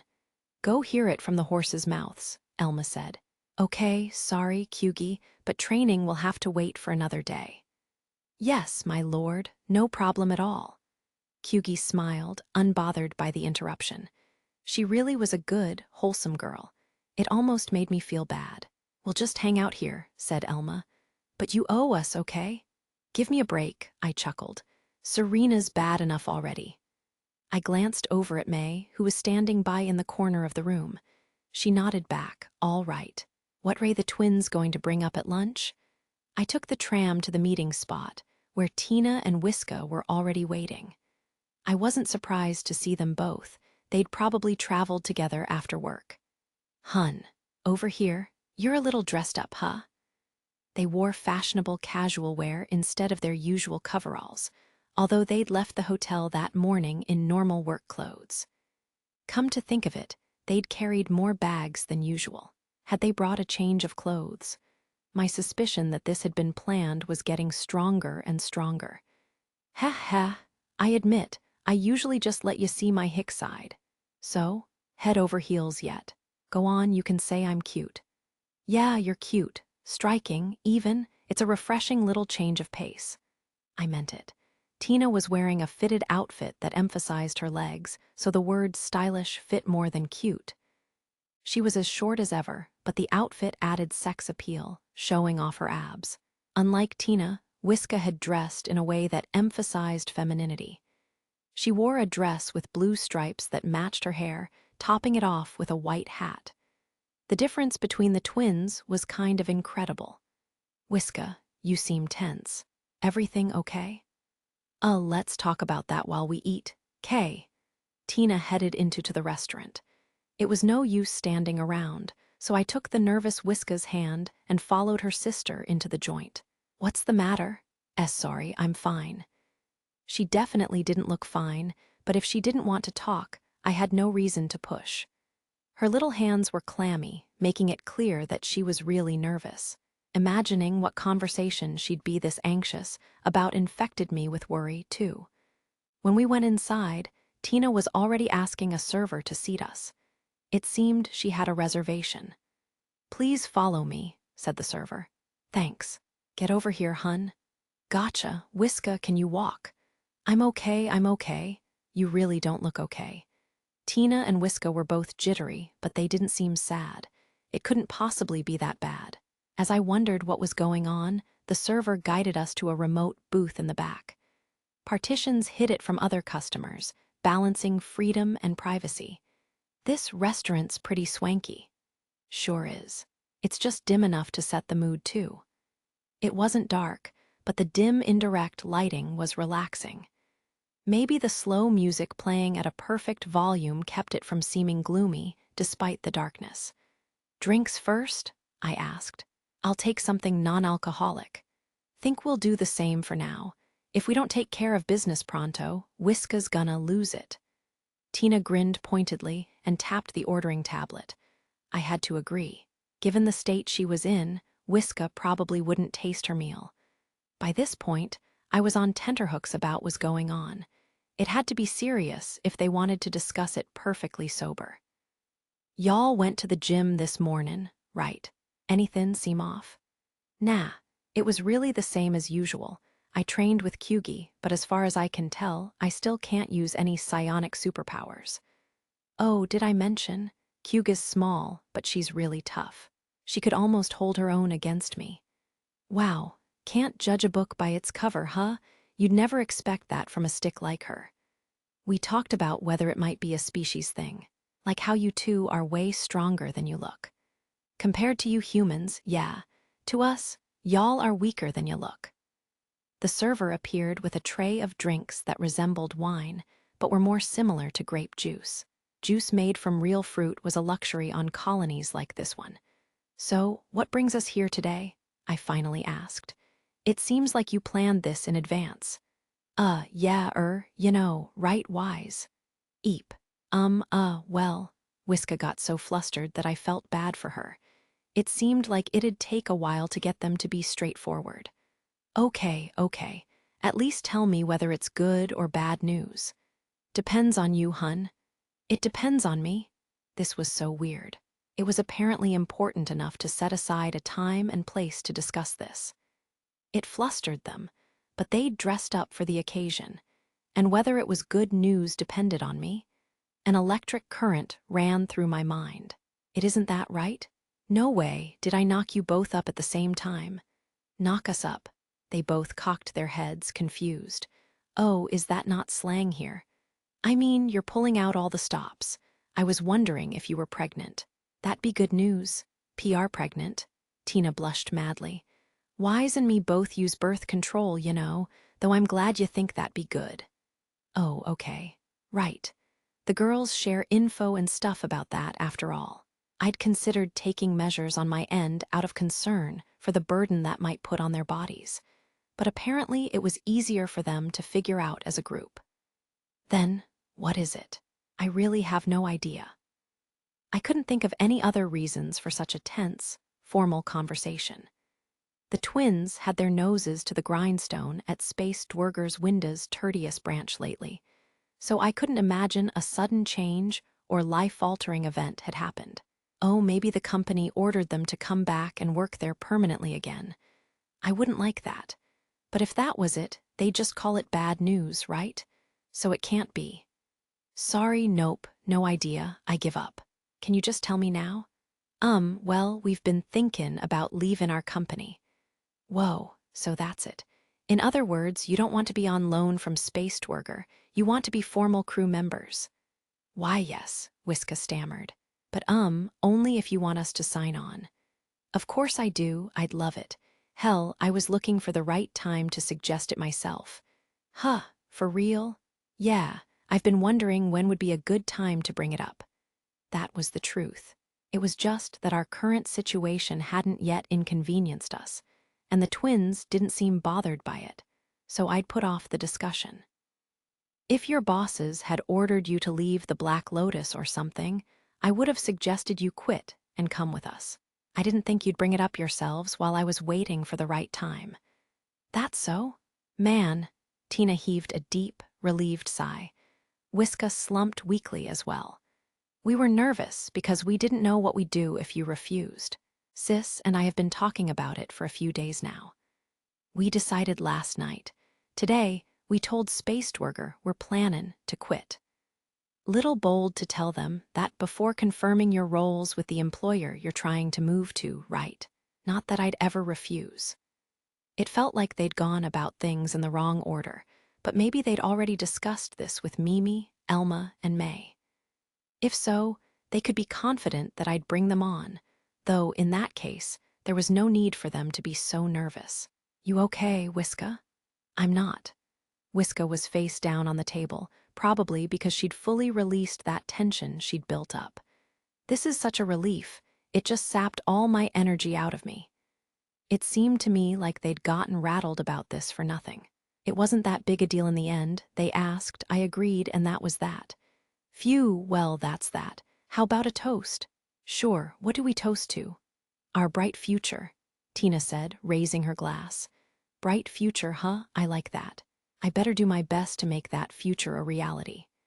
Chapter 7. Power Beyond the Pale. A few days had passed since I'd decided that Tina and Whiska would become full crew members. What happened after that discussion? Well, the twins and I ate lunch. Since we were celebrating, they made me drink some booze. Before I knew it, the three of us ended up resting at a spot near the restaurant. To be fair, part of me knew what they were leading up to and went with it. I taught them a lesson anyway, though. They needed punishment for being so bad. After breakfast and some quick morning prep, I asked the group, "What's the plan for the day?" May spoke up.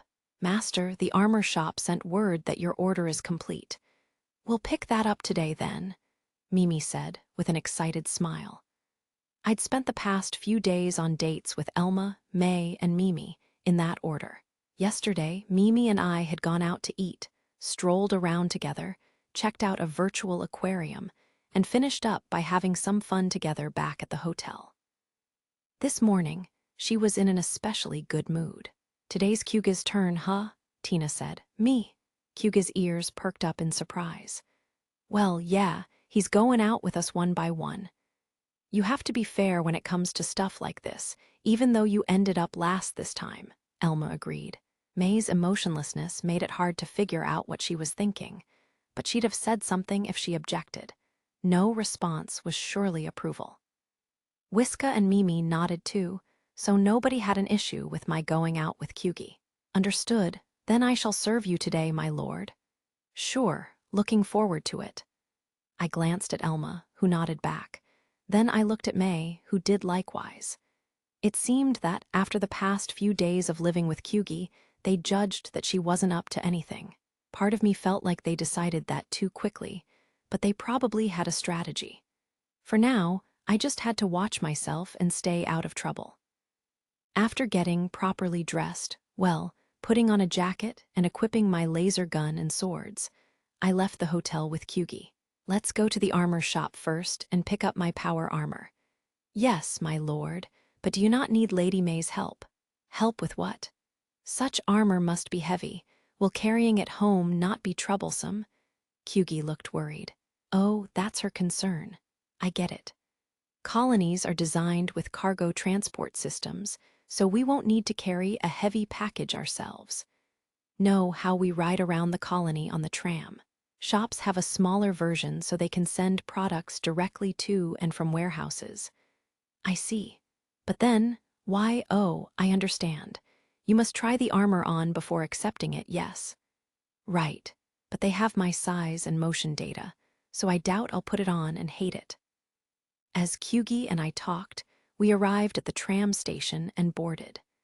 This colony had a strong transit network, so although you had to walk around a lot, it wasn't really inconvenient at all. You used the tram for longer distance travel, walking to and from the station. Personal vehicles weren't common. Only emergency medical services, mercenaries, and the fire department seemed to use them. The tram was really crowded. Kyugi and I had to huddle together, so close that my breath touched her ears. My lord, that tickles. Huh. Oh, sorry. No wonder her ears were twitching and flapping bizarrely. But I mean, it was just an unfortunate accident. It wasn't like I was panting. I was breathing normally. Kyugi was breathing heavily, though. We'd had to squeeze so closely together that her cheek unavoidably pressed right against my chest. Everyone had showered after our morning workout, but I worried that I might smell sweaty. Could you not sniff me like that? Don't blush and get fidgety, either. Between that and your softness pressing against me, my body's going to react in a predictable way.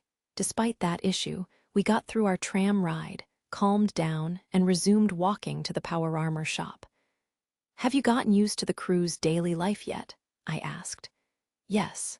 Everyone's so kind to me, I wish there were some way I could repay them. Really? Well, the ship ought to be finished in a few days, so things are going to change a little. You'll need to adjust to our real daily routine. Of course. I'd like to do my best to earn everyone's trust as soon as I can. I chuckled inwardly at Kyugi's earnestness. She knew that we didn't quite trust her fully yet. She really was perceptive. Well, sorry we're still leery. No, it's common for people from other nations not to fully understand our mission, especially given our mastery of magic. Your magic does seem as dangerous as laser guns and power armor-slicing monoswords.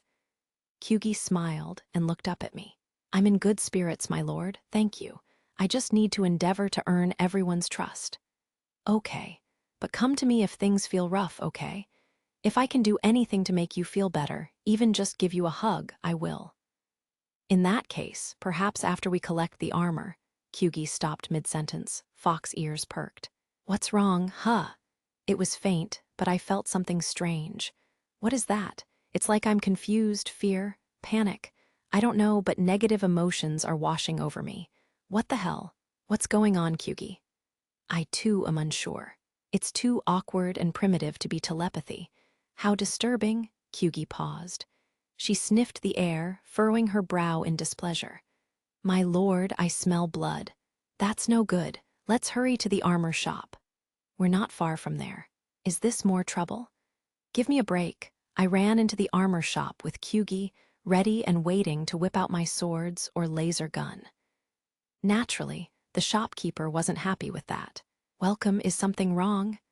After another sniff, Kyugi whispered to me, It isn't in this building, my lord. No, I turned to the shopkeeper. Oh, it's nothing, sir. Well, not nothing. This girl smelled blood outside. We were worried something bad might be happening in here. Blood, you say? That's alarming. This area's security should be top-notch. I'll file a report just in case.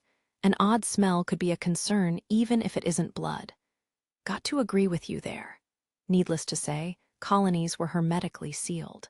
Contaminants like poison gas or contagious disease could easily destroy an entire colony. So it was out of the question that something that caused bad smells and disease, a corpse, for instance, would be left out. Of course, the colony was atmospherically controlled, and any abnormality quickly triggered the dispatch of security and decontamination teams. The fact that Kyugi smelled blood at all meant something was already very wrong. The shopkeeper quickly used his countertop holo display to call colony security. Yes, yes, that's correct. A customer says she smells something like blood nearby. Yes, that's all, thank you. From that call, I gathered security and decontamination teams would show up before long. I doubted they'd rush over based on one report, but they'd probably likewise detected something wrong in their air monitoring data.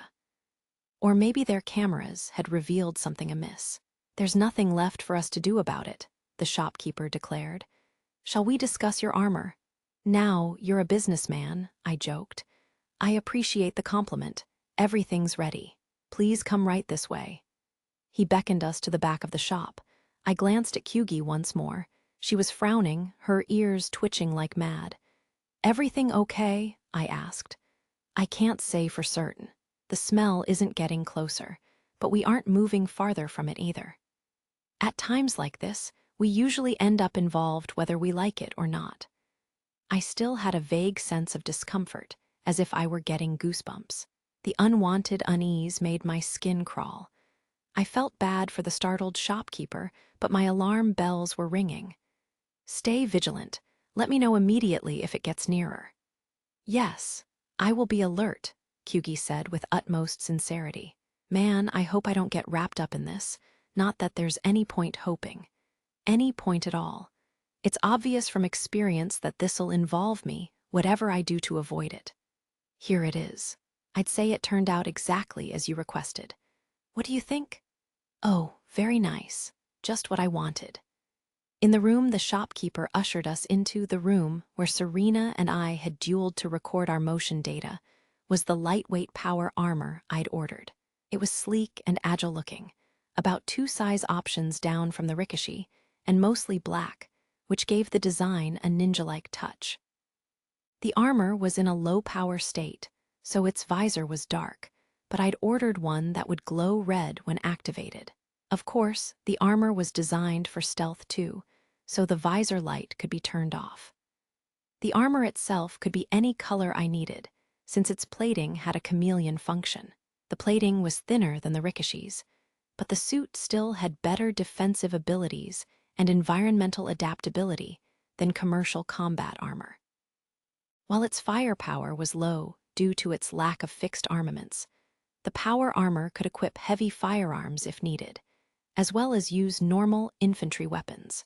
I could wield a sword while wearing the armor, so its offensive power wouldn't really be inferior to the Ricochet's. The new suit also had a power assist feature that would increase my melee combat abilities.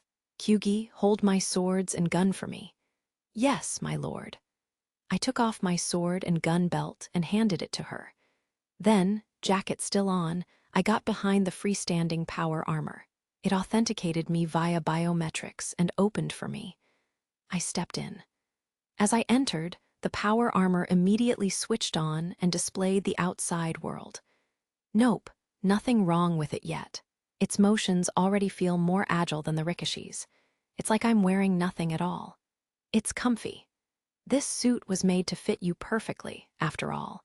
Since its feedback system uses your motion data, it should be even more comfortable than going unarmored. Wow, this is really something. Kyugi, can I have my swords and gun? Yes, my lord. I attached the swords to my hip, shoulder, and back hardpoints, unsheathing and sheathing them from each angle to compare how it felt. Yeah, nice. As I tried to draw the swords, the hardpoints moved automatically to smooth the motion. Since I plan to use optical camouflage, the shoulder hardpoints are the best option, huh? I could also attach my laser gun to either upper thigh. Indeed, so long as you don't plan to attach heavy weapons, I believe the shoulder hardpoints will be ideal.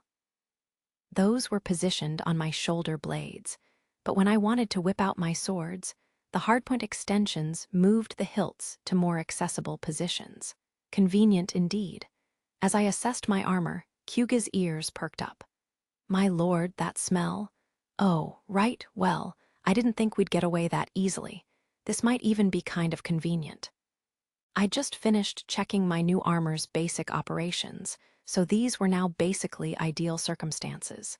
Overhearing our exchange, the shopkeeper cocked his head. In what way? That sounds rather dire. Let me just say this up front, it's not my fault. As soon as I told him that, the corner of the room was knocked in. Something charged inside, sending rubble flying. The concrete-like walls had shattered so spectacularly that they produced a dusty smoke screen, making it difficult to see what just entered. What the? Talk about a dramatic entrance, I muttered as I drew my two swords. Are your walls that fragile? Of course not. This shop wasn't slapped together. The shopkeeper insisted loudly. The smokescreen finally started to clear, and something black lunged at me. Whoa! My first impression was of a swarm of black swords. I promptly held my breath. In the slowed flow of time, I sidestepped, batting away blades I couldn't fully evade. What the hell? I can cut through them, but damn, they're tough. My lord. I'm fine. Stay back. The owner of the blades, no, legs screeched as black liquid oozed from where I'd cut it. The creature was spider-shaped and shone like black metal. A combat bot? No. What the hell is this? It did resemble a spider-shaped close-quarters battle robot at first glance, but I could feel its mental activity. In fact, that had to be the source of the emotional waves that had been rattling me for a while now. Even now, waves of ugly, primitive anguish emanated from the spider. Damn! Despite the loss of two legs, the thing ran at me, racked with fear. Cutting down a foe that was terrified of me hurt my heart, but I had no way to communicate with it. Protecting myself and my allies was my only option. I repelled the 4 remaining bladed legs, my monoswords lopping them off one by one. It felt like striking heavy steel, but the sword tips didn't bend or break. They did their jobs perfectly. Gree, more black ooze flowed from the culled legs. The spider couldn't move easily on its 2 remaining hind limbs.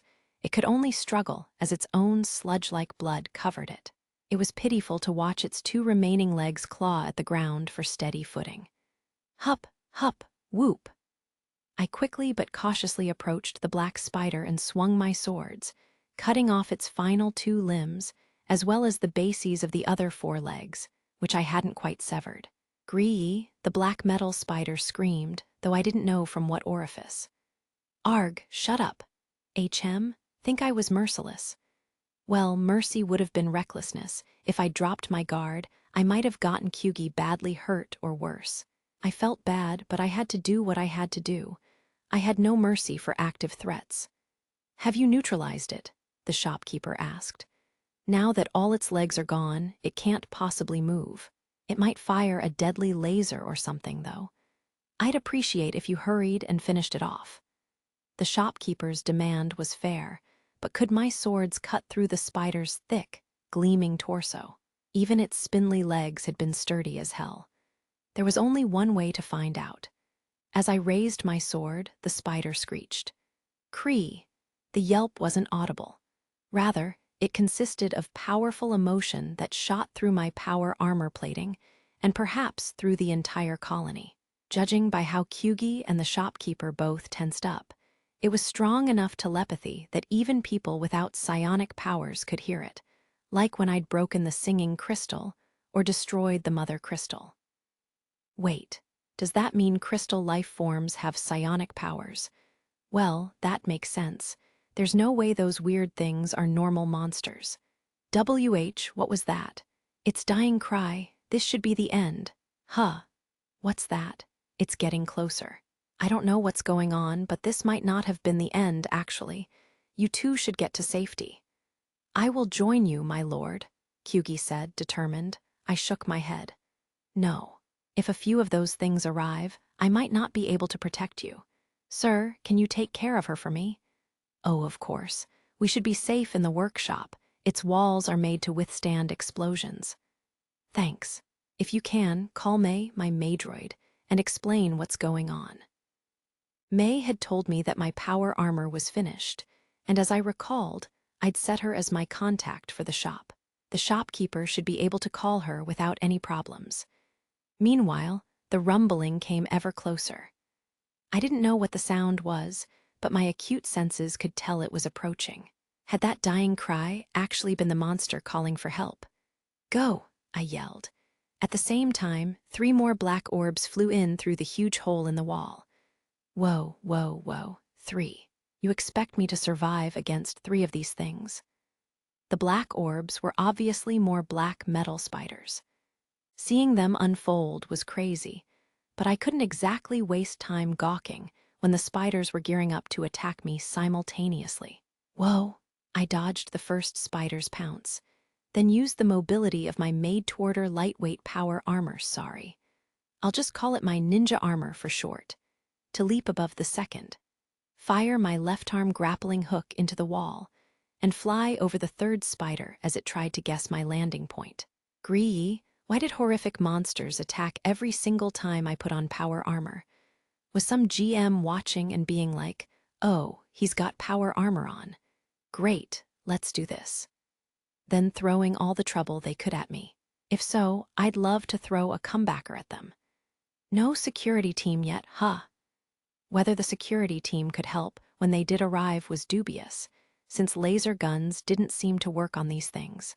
Even I figured that fighting all 3 spiders at close range was too risky. So I tried using mobility to keep my distance, then whittling them down with lasers. Laser guns didn't seem to damage those black carapaces, though, no matter what I did. This universe's laser guns vaporized a target's surface, causing explosions. They didn't fire rays that pierced through anything. When I shot at the spiders, those explosions just didn't happen. In other words, the lasers couldn't vaporize their surface material. If lasers at lethal power didn't work, I wasn't sure plasma weapons would be any better. What the hell was their armor made of? Well, now, what do I do about this? I freed the grappling hook, landed, and faced the 3 spiders, which had likewise turned to face me. There weren't any people around, probably because the colony set off warning alarms and evacuated locals into shelters. If this kept going too long, though, the spiders might move to districts that hadn't evacuated yet. If I kept buying time, May or the colony's security team would definitely come running. If the security team couldn't stop the spiders, Imperial Fleet Marines would surely follow them. Maybe wheel spinning, until then, would be more effective than forcing myself to take all 3 spiders down. "Hey, over here, you 6-legged bastards." I fired my laser gun repeatedly to attract their attention, hoping to keep them from attacking random walls and finding delicious people to eat. After this, I just have to take them for a leisurely walk around town. "You seem to be struggling, fallen one." Huh. A figure holding a katana had landed softly between me and the spiders. She had dark brown hair, round ears atop her head, and a leaf-patterned kimono. It was none other than Konoha, the guard I'd met at Verthaltz's temple recently. "Hey, it's dangerous here." "Is it? This is a type of enemy I've yet to see," Konoha murmured, approaching the metal spiders. How odd. I believed them to be machines, but it seems they live." She showed no wariness whatsoever. Naturally, the spiders switched their targeting priority to Konoha. They crouched, preparing for a unified pounce. Damn it! I holstered my laser gun in the power armor's mount and darted toward the woman, my left hand now free. This is bad. Even if I hold my breath, I might not make it in time. Konoha waved dismissively back at me. Before I understood what that meant, the metal spiders rushed her. She brought the same hand forward, causing them to suddenly stop in midair. If that doesn't make sense to you, welcome to the club. Huh. The spiders seemed to panic, thrashing their bladed legs violently in search of footing, but there was no footing for them to find. "These aren't even a threat," Konoha said flatly. "Oh, okay, but stopping them from moving won't do anything, right?" I don't relish taking life, but they don't seem ready to surrender, and there's no way to communicate with them. I suppose I have no choice. Konoha sighed, turned her palm upward, and clenched her fist. When she did, the 3 spiders collided violently in midair. With a grinding metallic sound, they began crushing against each other. Black sludge erupted like a volcano, covering the floor and surrounding buildings. Fragile beings. Yikes, is that psionics, the first magic or whatever? Ah, correct. You must have learned from Kyugi. That is the power of my specialty, telekinesis. Could I do that if I trained enough? Fallen ones are said to have the makings of great spellcasters, so depending on your training, surpassing me. Konoha stopped herself. One round ear twitched. At the same time, my ninja armor picked up the low rumble of something approaching. They're coming. Seems like it. This is a good opportunity for you to watch and learn, Fallen One. Behold the power of the Holy Empire's proud guards. 5 obsidian orbs appeared on the road where we stood. That rumbling must have been the sound of the metal spiders rolling in orb mode. I can take 2 off your hands, I told Konoha. Unnecessary. Now, bang, she shot forth something that resembled a cannonball. What the hell was that? She's even faster than my ninja armor, way faster. She isn't wearing power armor, is she? Konoha flipped in midair and swung her katana at the morphing spiders from above. Haya! Her blade didn't make contact, yet it cut the center 3 spiders to ribbons. They spewed black ooze and died without even getting to let out dying cries. I'm confused. I'd struggled to cut through those things with monoswords, but Konoha was slicing them apart like tofu. What the hell was happening? Why not just let her do all the work? Konoha landed on the ground astoundingly lightly. What about all the momentum from your speed? I know it's silly for me, of all people, to complain about this, but can't you follow basic physics? The law of conservation of momentum. Take this. Konoha flailed her left arm, causing one of the 2 remaining spiders to fly around as if swung by an invisible hand. It slammed into the other surviving spider again and again. Clunchk, clunchk. After several unbelievable sounds, the 2 finally shattered into black stains on the ground. Konoha returned to me with a smug look on her face. That should be the end of them. See, easy, wasn't it? I waved my hands wildly. That string of words makes no sense at all. She'd called this an opportunity to watch and learn, but damn, she was a bad teacher. I hadn't learned anything. She was so ridiculously strong. She'd put Darth VR to shame. I'd thought May could fold Konoha in half, but I didn't even know any more. Could someone fight her without a full-fledged spaceship? Are there a lot of people like you in Verthalts? I am ill-equipped to answer that. However, you must bear in mind that I am a guard protecting a temple built in a foreign realm. Among my people, I pride myself on being nearer to the strongest fighters than the weakest. Oh, got it. That meant at least dozens to hundreds of people were stronger than her. If Verthalts had at least 100 one-person armies with comparable skills, it might just be a lot more dangerous than I'd thought. And fallen ones, like me, could supposedly deal huge damage to a country with tons of people of her strength. Hell, we really are like Super Saiyans. Actually, I'd really rather be a normal human, thanks.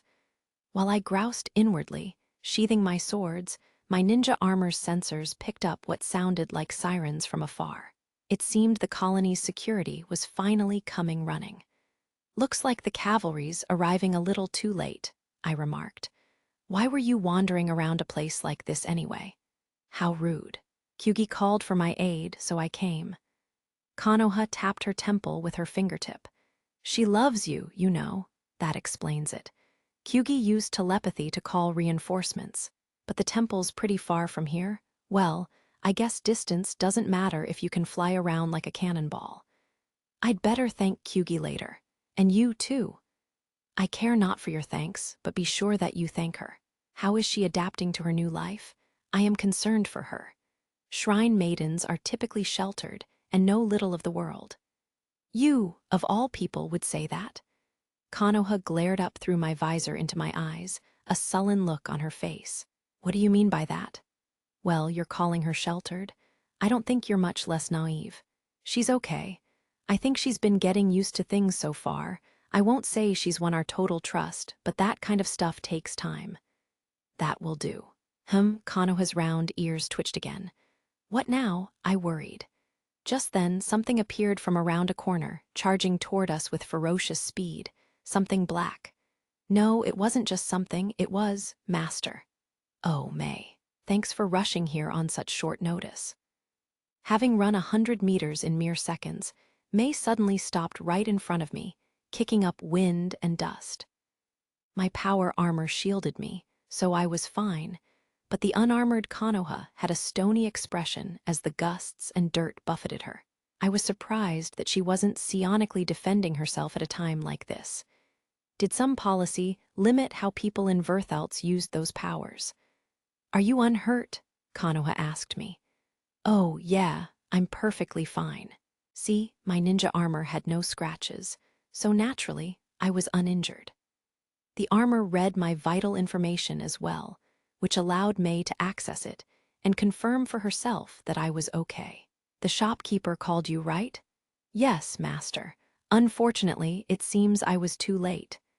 May glanced at Konoha, who smirked proudly in response. Is that look meant as a provocation? I doubt May would fall for that easily, but still, please back off.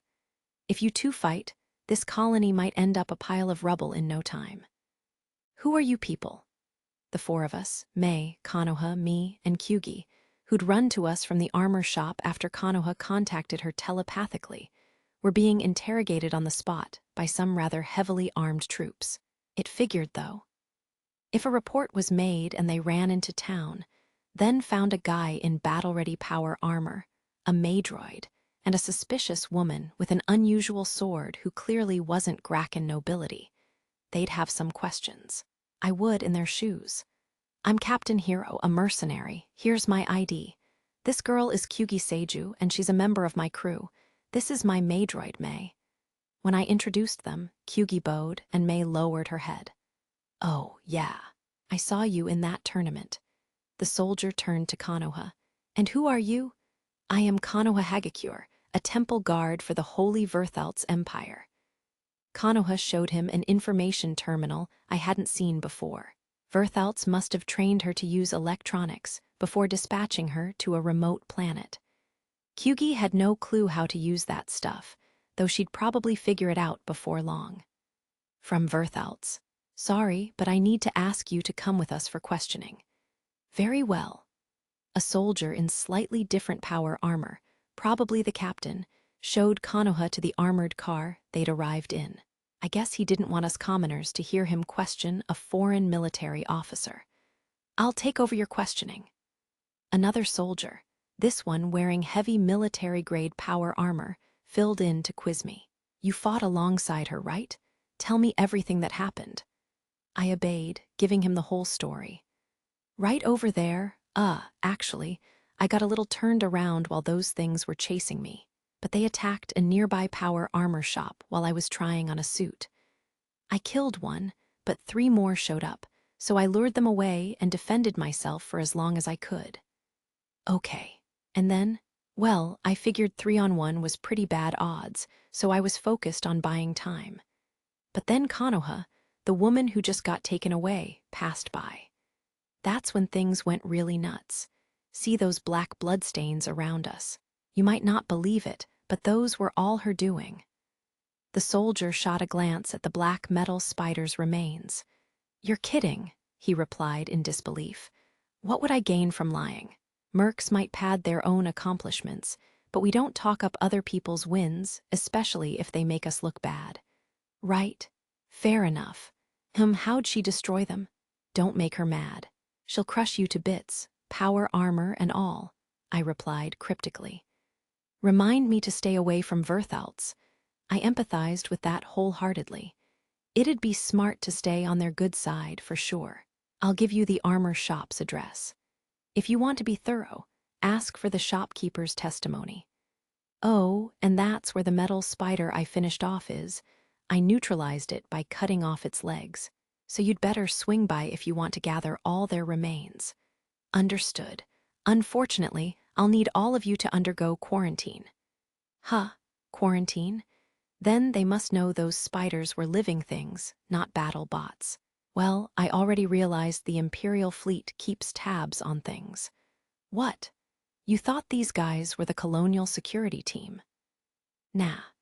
Windus Tertius might have been one of the Empire's biggest colonies, but that didn't mean colony security had access to military-grade heavy power armor. These guys were clearly Imperial Fleet Marines. Since I was wearing this armor, I should be fine, I pointed out. But all right, okay with you girls? Yes, my lord. Yes, master. Hearing their simultaneous responses, the power-armored soldier glared at me. What? I said. You're into some weird stuff, man, he groaned. Get off my back. Just to be clear, I'd never asked Kyugi or May to call me those things. Troublesome as this is, you needn't worry about me, Konoha had said before the Marines took her elsewhere. I knew I didn't need to come to her rescue. I doubted the Graken Empire was interested in starting a dispute with Verthelds. On top of that, if Konoha decided she was in hot water, there was no way she couldn't overwhelm those power-armored Marines. To kill her without a spaceship, they'd have to do something insane like expel the whole district into space, citizens and all. Surely not even Konoha would survive being thrown into the dead of space. I mean, she wouldn't, right? It's terrifying how I can imagine her strolling through outer space with the smuggest expression.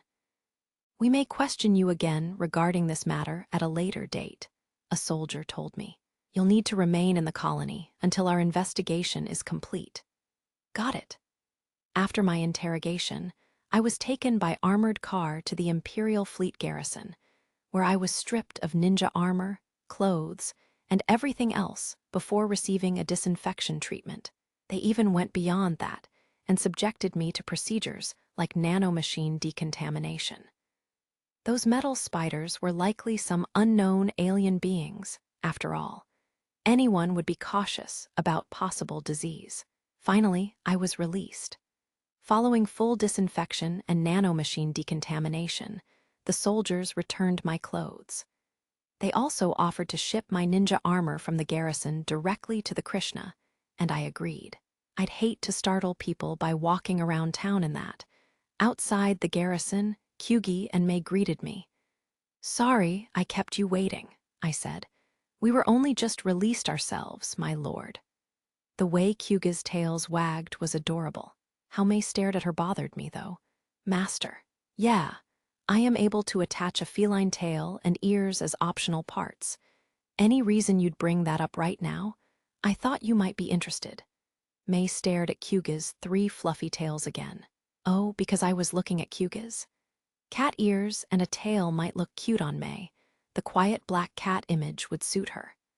But an emotionless maid robot with cat ears who turns lovey-dovey when you're alone with her, that'd just be too many tropes in one basket.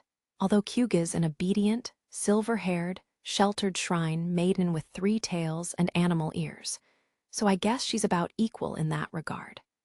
I'll give it some thought. If they're easy to put on and take off anyway. I will look into it, meow. If I'd had a drink in my mouth, I would have spat it out. Meowing just wasn't fair. Yip, yip, Kyugi piped up. Gah, I couldn't take it anymore. Okay, girls, I surrender. Stop, okay? If looks could kill, the Marines guarding the garrison gate would have me skewered by now. Anyone would be pissed if they had to watch this exchange while trying to do sentry duty. I sure would. For now, let's head back to the hotel. Mimi and Elma must be worried. The girls assented, and the 3 of us began the walk. It was a little far, but there just weren't any trams heading close enough to the hotel to take one. Man, Konoha's powers were something else, I mused on the way. I still can't wrap my head around it. Was she pretty strong? I struggled to cut through one spider with a monosword, but she sliced up 3 instantly, twisted, and crushed 3 others without even touching them, and then picked one up and slammed it into another until they both died. Plus, she moved even faster on her own than I can with my power armor. That sounds troubling. May was oddly pensive. Frankly, I see no way I'd beat her in a fair fight, I admitted. I don't know if anyone in the Empire could, without a spaceship. Maybe a Titan-class combat bot's mass and firepower could withstand her.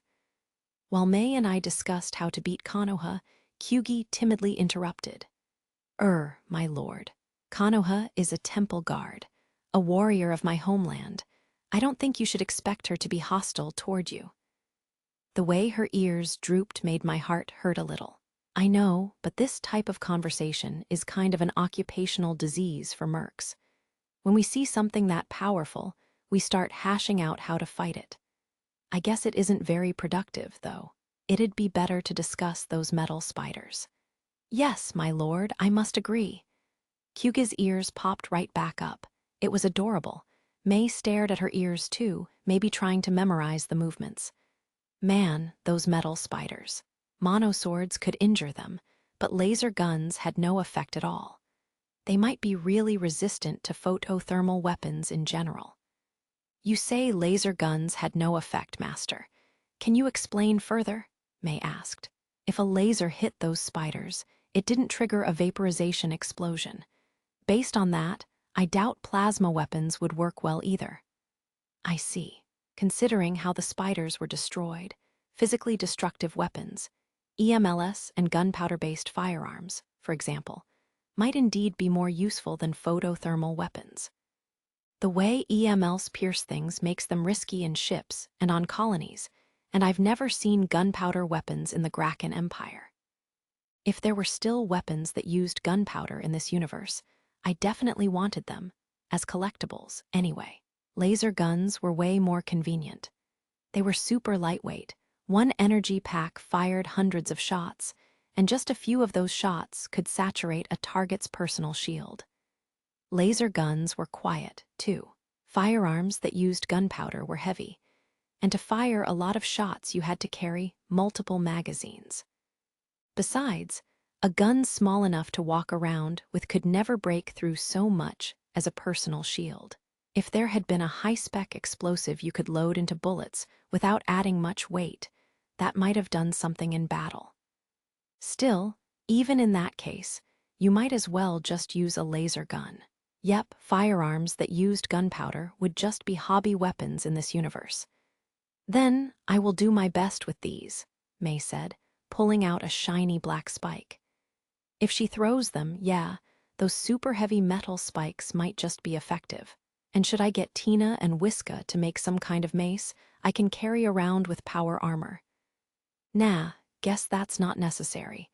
Its usefulness would be too limited. If it comes to that, I'll be happy to rely on you. Still, I think I want to train my psionic powers so they're like Konoha's. Visualization was supposedly crucial to using psionics, and the fight with the spiders really had been an opportunity for observations I could apply that way later. I was determined to do nothing but my best. Epilogue, how do you bump into trouble just by walking outside? Elma groaned. That's master hero for you, Mimi sighed. Would you stop acting like I go looking for fights? I didn't do anything wrong. I'd genuinely gotten caught in existing trouble, which, I confess, was typically how things went. Monsters that looked like melee spider bots, huh? Wonder where they came from, Tina mused. And laser weapons didn't work on them, Whiska added. I've never heard of anything like that before. It could be a revolutionary material for forging armor. The information Kyugi and I had brought back fascinated the mechanics. Like us, they'd never heard of those weird spiders. You sure those things were alive, hun? That's what Kyugi and I thought, but we're not certain. They had some kind of black blood, and we felt mental activity, brainwaves, coming out of them. Hun, and you don't feel those brain waves from May? Correct, said Kyugi. I am unable to sense mental vibrations from May. Same. Interesting. It seems more and more likely that those metal spiders were living organisms, May noted. Her expression turned thoughtful. I tried not to wonder what she was thinking. She wasn't imagining how they tasted, was she? Surely not. Anyway, if they were living things, this could be a huge discovery, I continued. I doubt the military would shrug off a creature with skin they could use as a plating material. Ah, I've got an ominous feeling about this. Hey, don't tempt fate. The instant Elma complained about my musings, my small terminal rang. BZZZZT. I'd picked that ear-splitting, incorrect buzzer ringtone for someone very specific. I took out the terminal silently and checked the caller, then looked to the ceiling in utter anguish. Guessing their identity easily based on my reaction, Elma buried her face in one hand and sighed. Mimi grinned sardonically. May's expression didn't change, but Kyugi cocked her head. It was her first time seeing this. I answered. Yes, your eager greeting is appreciated. It warms my heart. The voice coming from the other end was none other than Colonel Serena. Her tone was flat, making it all too clear that she was in a bad mood. Well, I'm sure we don't need to bother with pleasantries. I'll be frank, this is work-related. Sorry, our mothership's in maintenance. Can't take on a new job. Ah, too bad. Naturally, this would take place after that maintenance is completed. We are well aware of your circumstances. I haven't contacted the Mercenary Guild yet, but we have decided internally to formally request they send you this offer at 3 times the usual rate. Accept the request, please. Hey, even if you ask for me specifically, I have the right to refuse. Accept the request, please. I just said requesting me doesn't. Accept the request. Please. Are you just gonna repeat that until I say yes? Knock it off. That flat tone creeps me out. Serena was being even pushier than usual, which only strengthened my bad feeling. Why was I scared? Well, whenever I had those feelings, I rarely if ever escaped the disaster they heralded. Look, I'll hear you out, okay? I'm switching you to holocall. Please do. Once she'd agreed, I connected my terminal to the hotel room's holo display, switching from voice call to holocall. Serena's extremely unhappy face appeared on the display, and the girls started whispering to each other. She looks like she's in a bad mood. Still, even when she's angry, Colonel Serena is so lovely. Yes, she's very elegant. I didn't know whether Serena could hear them, but I wished they'd stop. At least they weren't saying anything mean. If she did hear, it'd probably be fine. So what's the request? I asked. It's top secret. Is this a joke? I'm hanging up. That's all I can say at this time. Please wait until the Mercenary Guild sends you the formal version. What was the point of calling me now, then? If you can't tell me anything, I can't make any promises. Don't you understand how I feel, having been ordered to explain things to you in advance owing to our close relationship? Serena smiled sweetly. It was scary, because her eyes weren't smiling at all. Well, sorry they saddled you with that. Can they still force you to do grunt work now that you're a colonel? As a platinum ranker with a gold star and honorary noble title, you're more important than you probably think. Even with my current title, I couldn't communicate so freely with you if not for our personal relationship. Really? Well, I guess this is better than having some stranger barge in and demand I work for them. May I presume you'll accept the request then? Well, no. I didn't say that. There was a long pause as we stared at each other expressionlessly. Look, glare all you want, but I'm not saying yes to anything before hearing some of the terms. Be serious. You know I can't accept a request, top secret or not, until I know the requirements and rewards. Things might have been different if we were poor mercs living hand to mouth, but this crew had enough ener to lounge around the hotel for months on end. Plus, once our ship maintenance was done, we could go to any system we liked, hunt pirates, and make more cash. It was also hard to estimate the risk involved in this mysterious request, so I had exactly 0 good reasons to accept. I suppose I have to agree with you. Then it sounds like this conversation is done. It can't be helped, Serena sighed. By the way, I hear there was a murder spree in an upper-class commercial district today. She changed the subject. What's she after now? Is this related to those metal spiders I helped fight off? She has good connections if she's bringing those up already. Go on. The colony security team and a passing mercenary apprehended the culprit, but 7 residents died first. And to change the subject for no particular reason again, an exploration ship recently returned to that same colony after Edge World exploration. It had several interesting items in tow, one of which was purchased by a shop previously located in that high-class shopping district. Oh, and coincidentally, every one of the 7 people killed worked at said shop. Whoa, that got real sketchy real fast. The murders were obviously related to that research ship and its trip to an edge world. Serena bringing it up now must imply that it connected to her request somehow. Remote frontiers of space, edge worlds, weren't like rural areas back on Earth. They were sectors newly incorporated into Graken Empire territory, which meant they were on the front lines of expansion. Imperial law was lax in those areas, and space pirates and monsters ran wild. There was no shortage of other dangers as well: interference from hostile nations, uncontacted alien races and other life forms, and outlaws who'd built their own independent kingdoms. What I'm hearing is that the military's sending your beefed-up pirate hunting unit to an edge world to take the reins in one fell swoop. Huh. And now that you've learned that something weird of alien origin is involved, you're collecting all the info you can on it.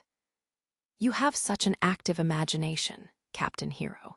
For now, let's just say that the pirate hunting unit, particularly its leader, has become well acquainted with how to utilize you best. Guess she can't tell me anymore. Based on the conversation so far, though, accepting this request would probably put me under her command. Serena was getting good at utilizing me, and she was a familiar ally. She wouldn't ask anything too ridiculous of me. Well, okay, she might. But hopefully she wouldn't give me impossible orders. I'll think about it. Accepting will depend on how the conditions work for us. We have our own plans, after all. That is a sufficient answer for now. I must be going. Serena hung up. So, Elma asked me. Plan to accept the mission? I shrugged. Don't know. Like I said, it depends on the conditions. If the enner's good, though, I don't see myself refusing a decent offer. If we could earn 3 times the market rate just by accompanying Serena, and potentially more on top, the contract would be way more profitable than chasing third-rate pirates around. We'd spent a lot of money at this colony, so a get-rich-quick mission didn't sound bad at all. I wonder what preparations we'd need to make to go to an edge world, Mimi remarked. Working with the Imperial fleet means we don't have to worry about ammo, plating, structural materials, or essential rations. But we might not have enough other daily necessities and luxuries to last us for a long frontier stay. In that case, if we take the job, I'll consult with May and look into stocking up on those supplies. Thanks, Mimi. Looks like I'd better get used to the Antlion fast, said Elma. I hope I'm not forced to learn through real combat. What should I do? Kyugi asked. Mimi and Elma were used to prepping for upcoming requests, so they already had an idea of what to start looking after. Kyugi had no experience, though, so she couldn't do the same. Yeah, no-brainer.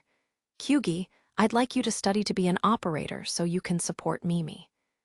I plan to have Mimi gain sub-piloting experience after all. We'd promote her from operator to sub-pilot someday, and the open operator spot could go to Kyugi, although that would depend on her aptitude for the work. Mimi had put in the effort to become a full-fledged operator in almost no time, but we didn't know whether Kyugi could do the same. And hell, maybe Mimi would struggle as sub-pilot. In that case, it might be worth training Kyugi on that job. Arg, too much to think about. At any rate, we couldn't do much until our ships were ready. Serena and the Imperial fleet sure seemed to know a lot about our schedule in that regard. So much for my privacy. Mulling it over, I looked at the hotel's ceiling and sighed.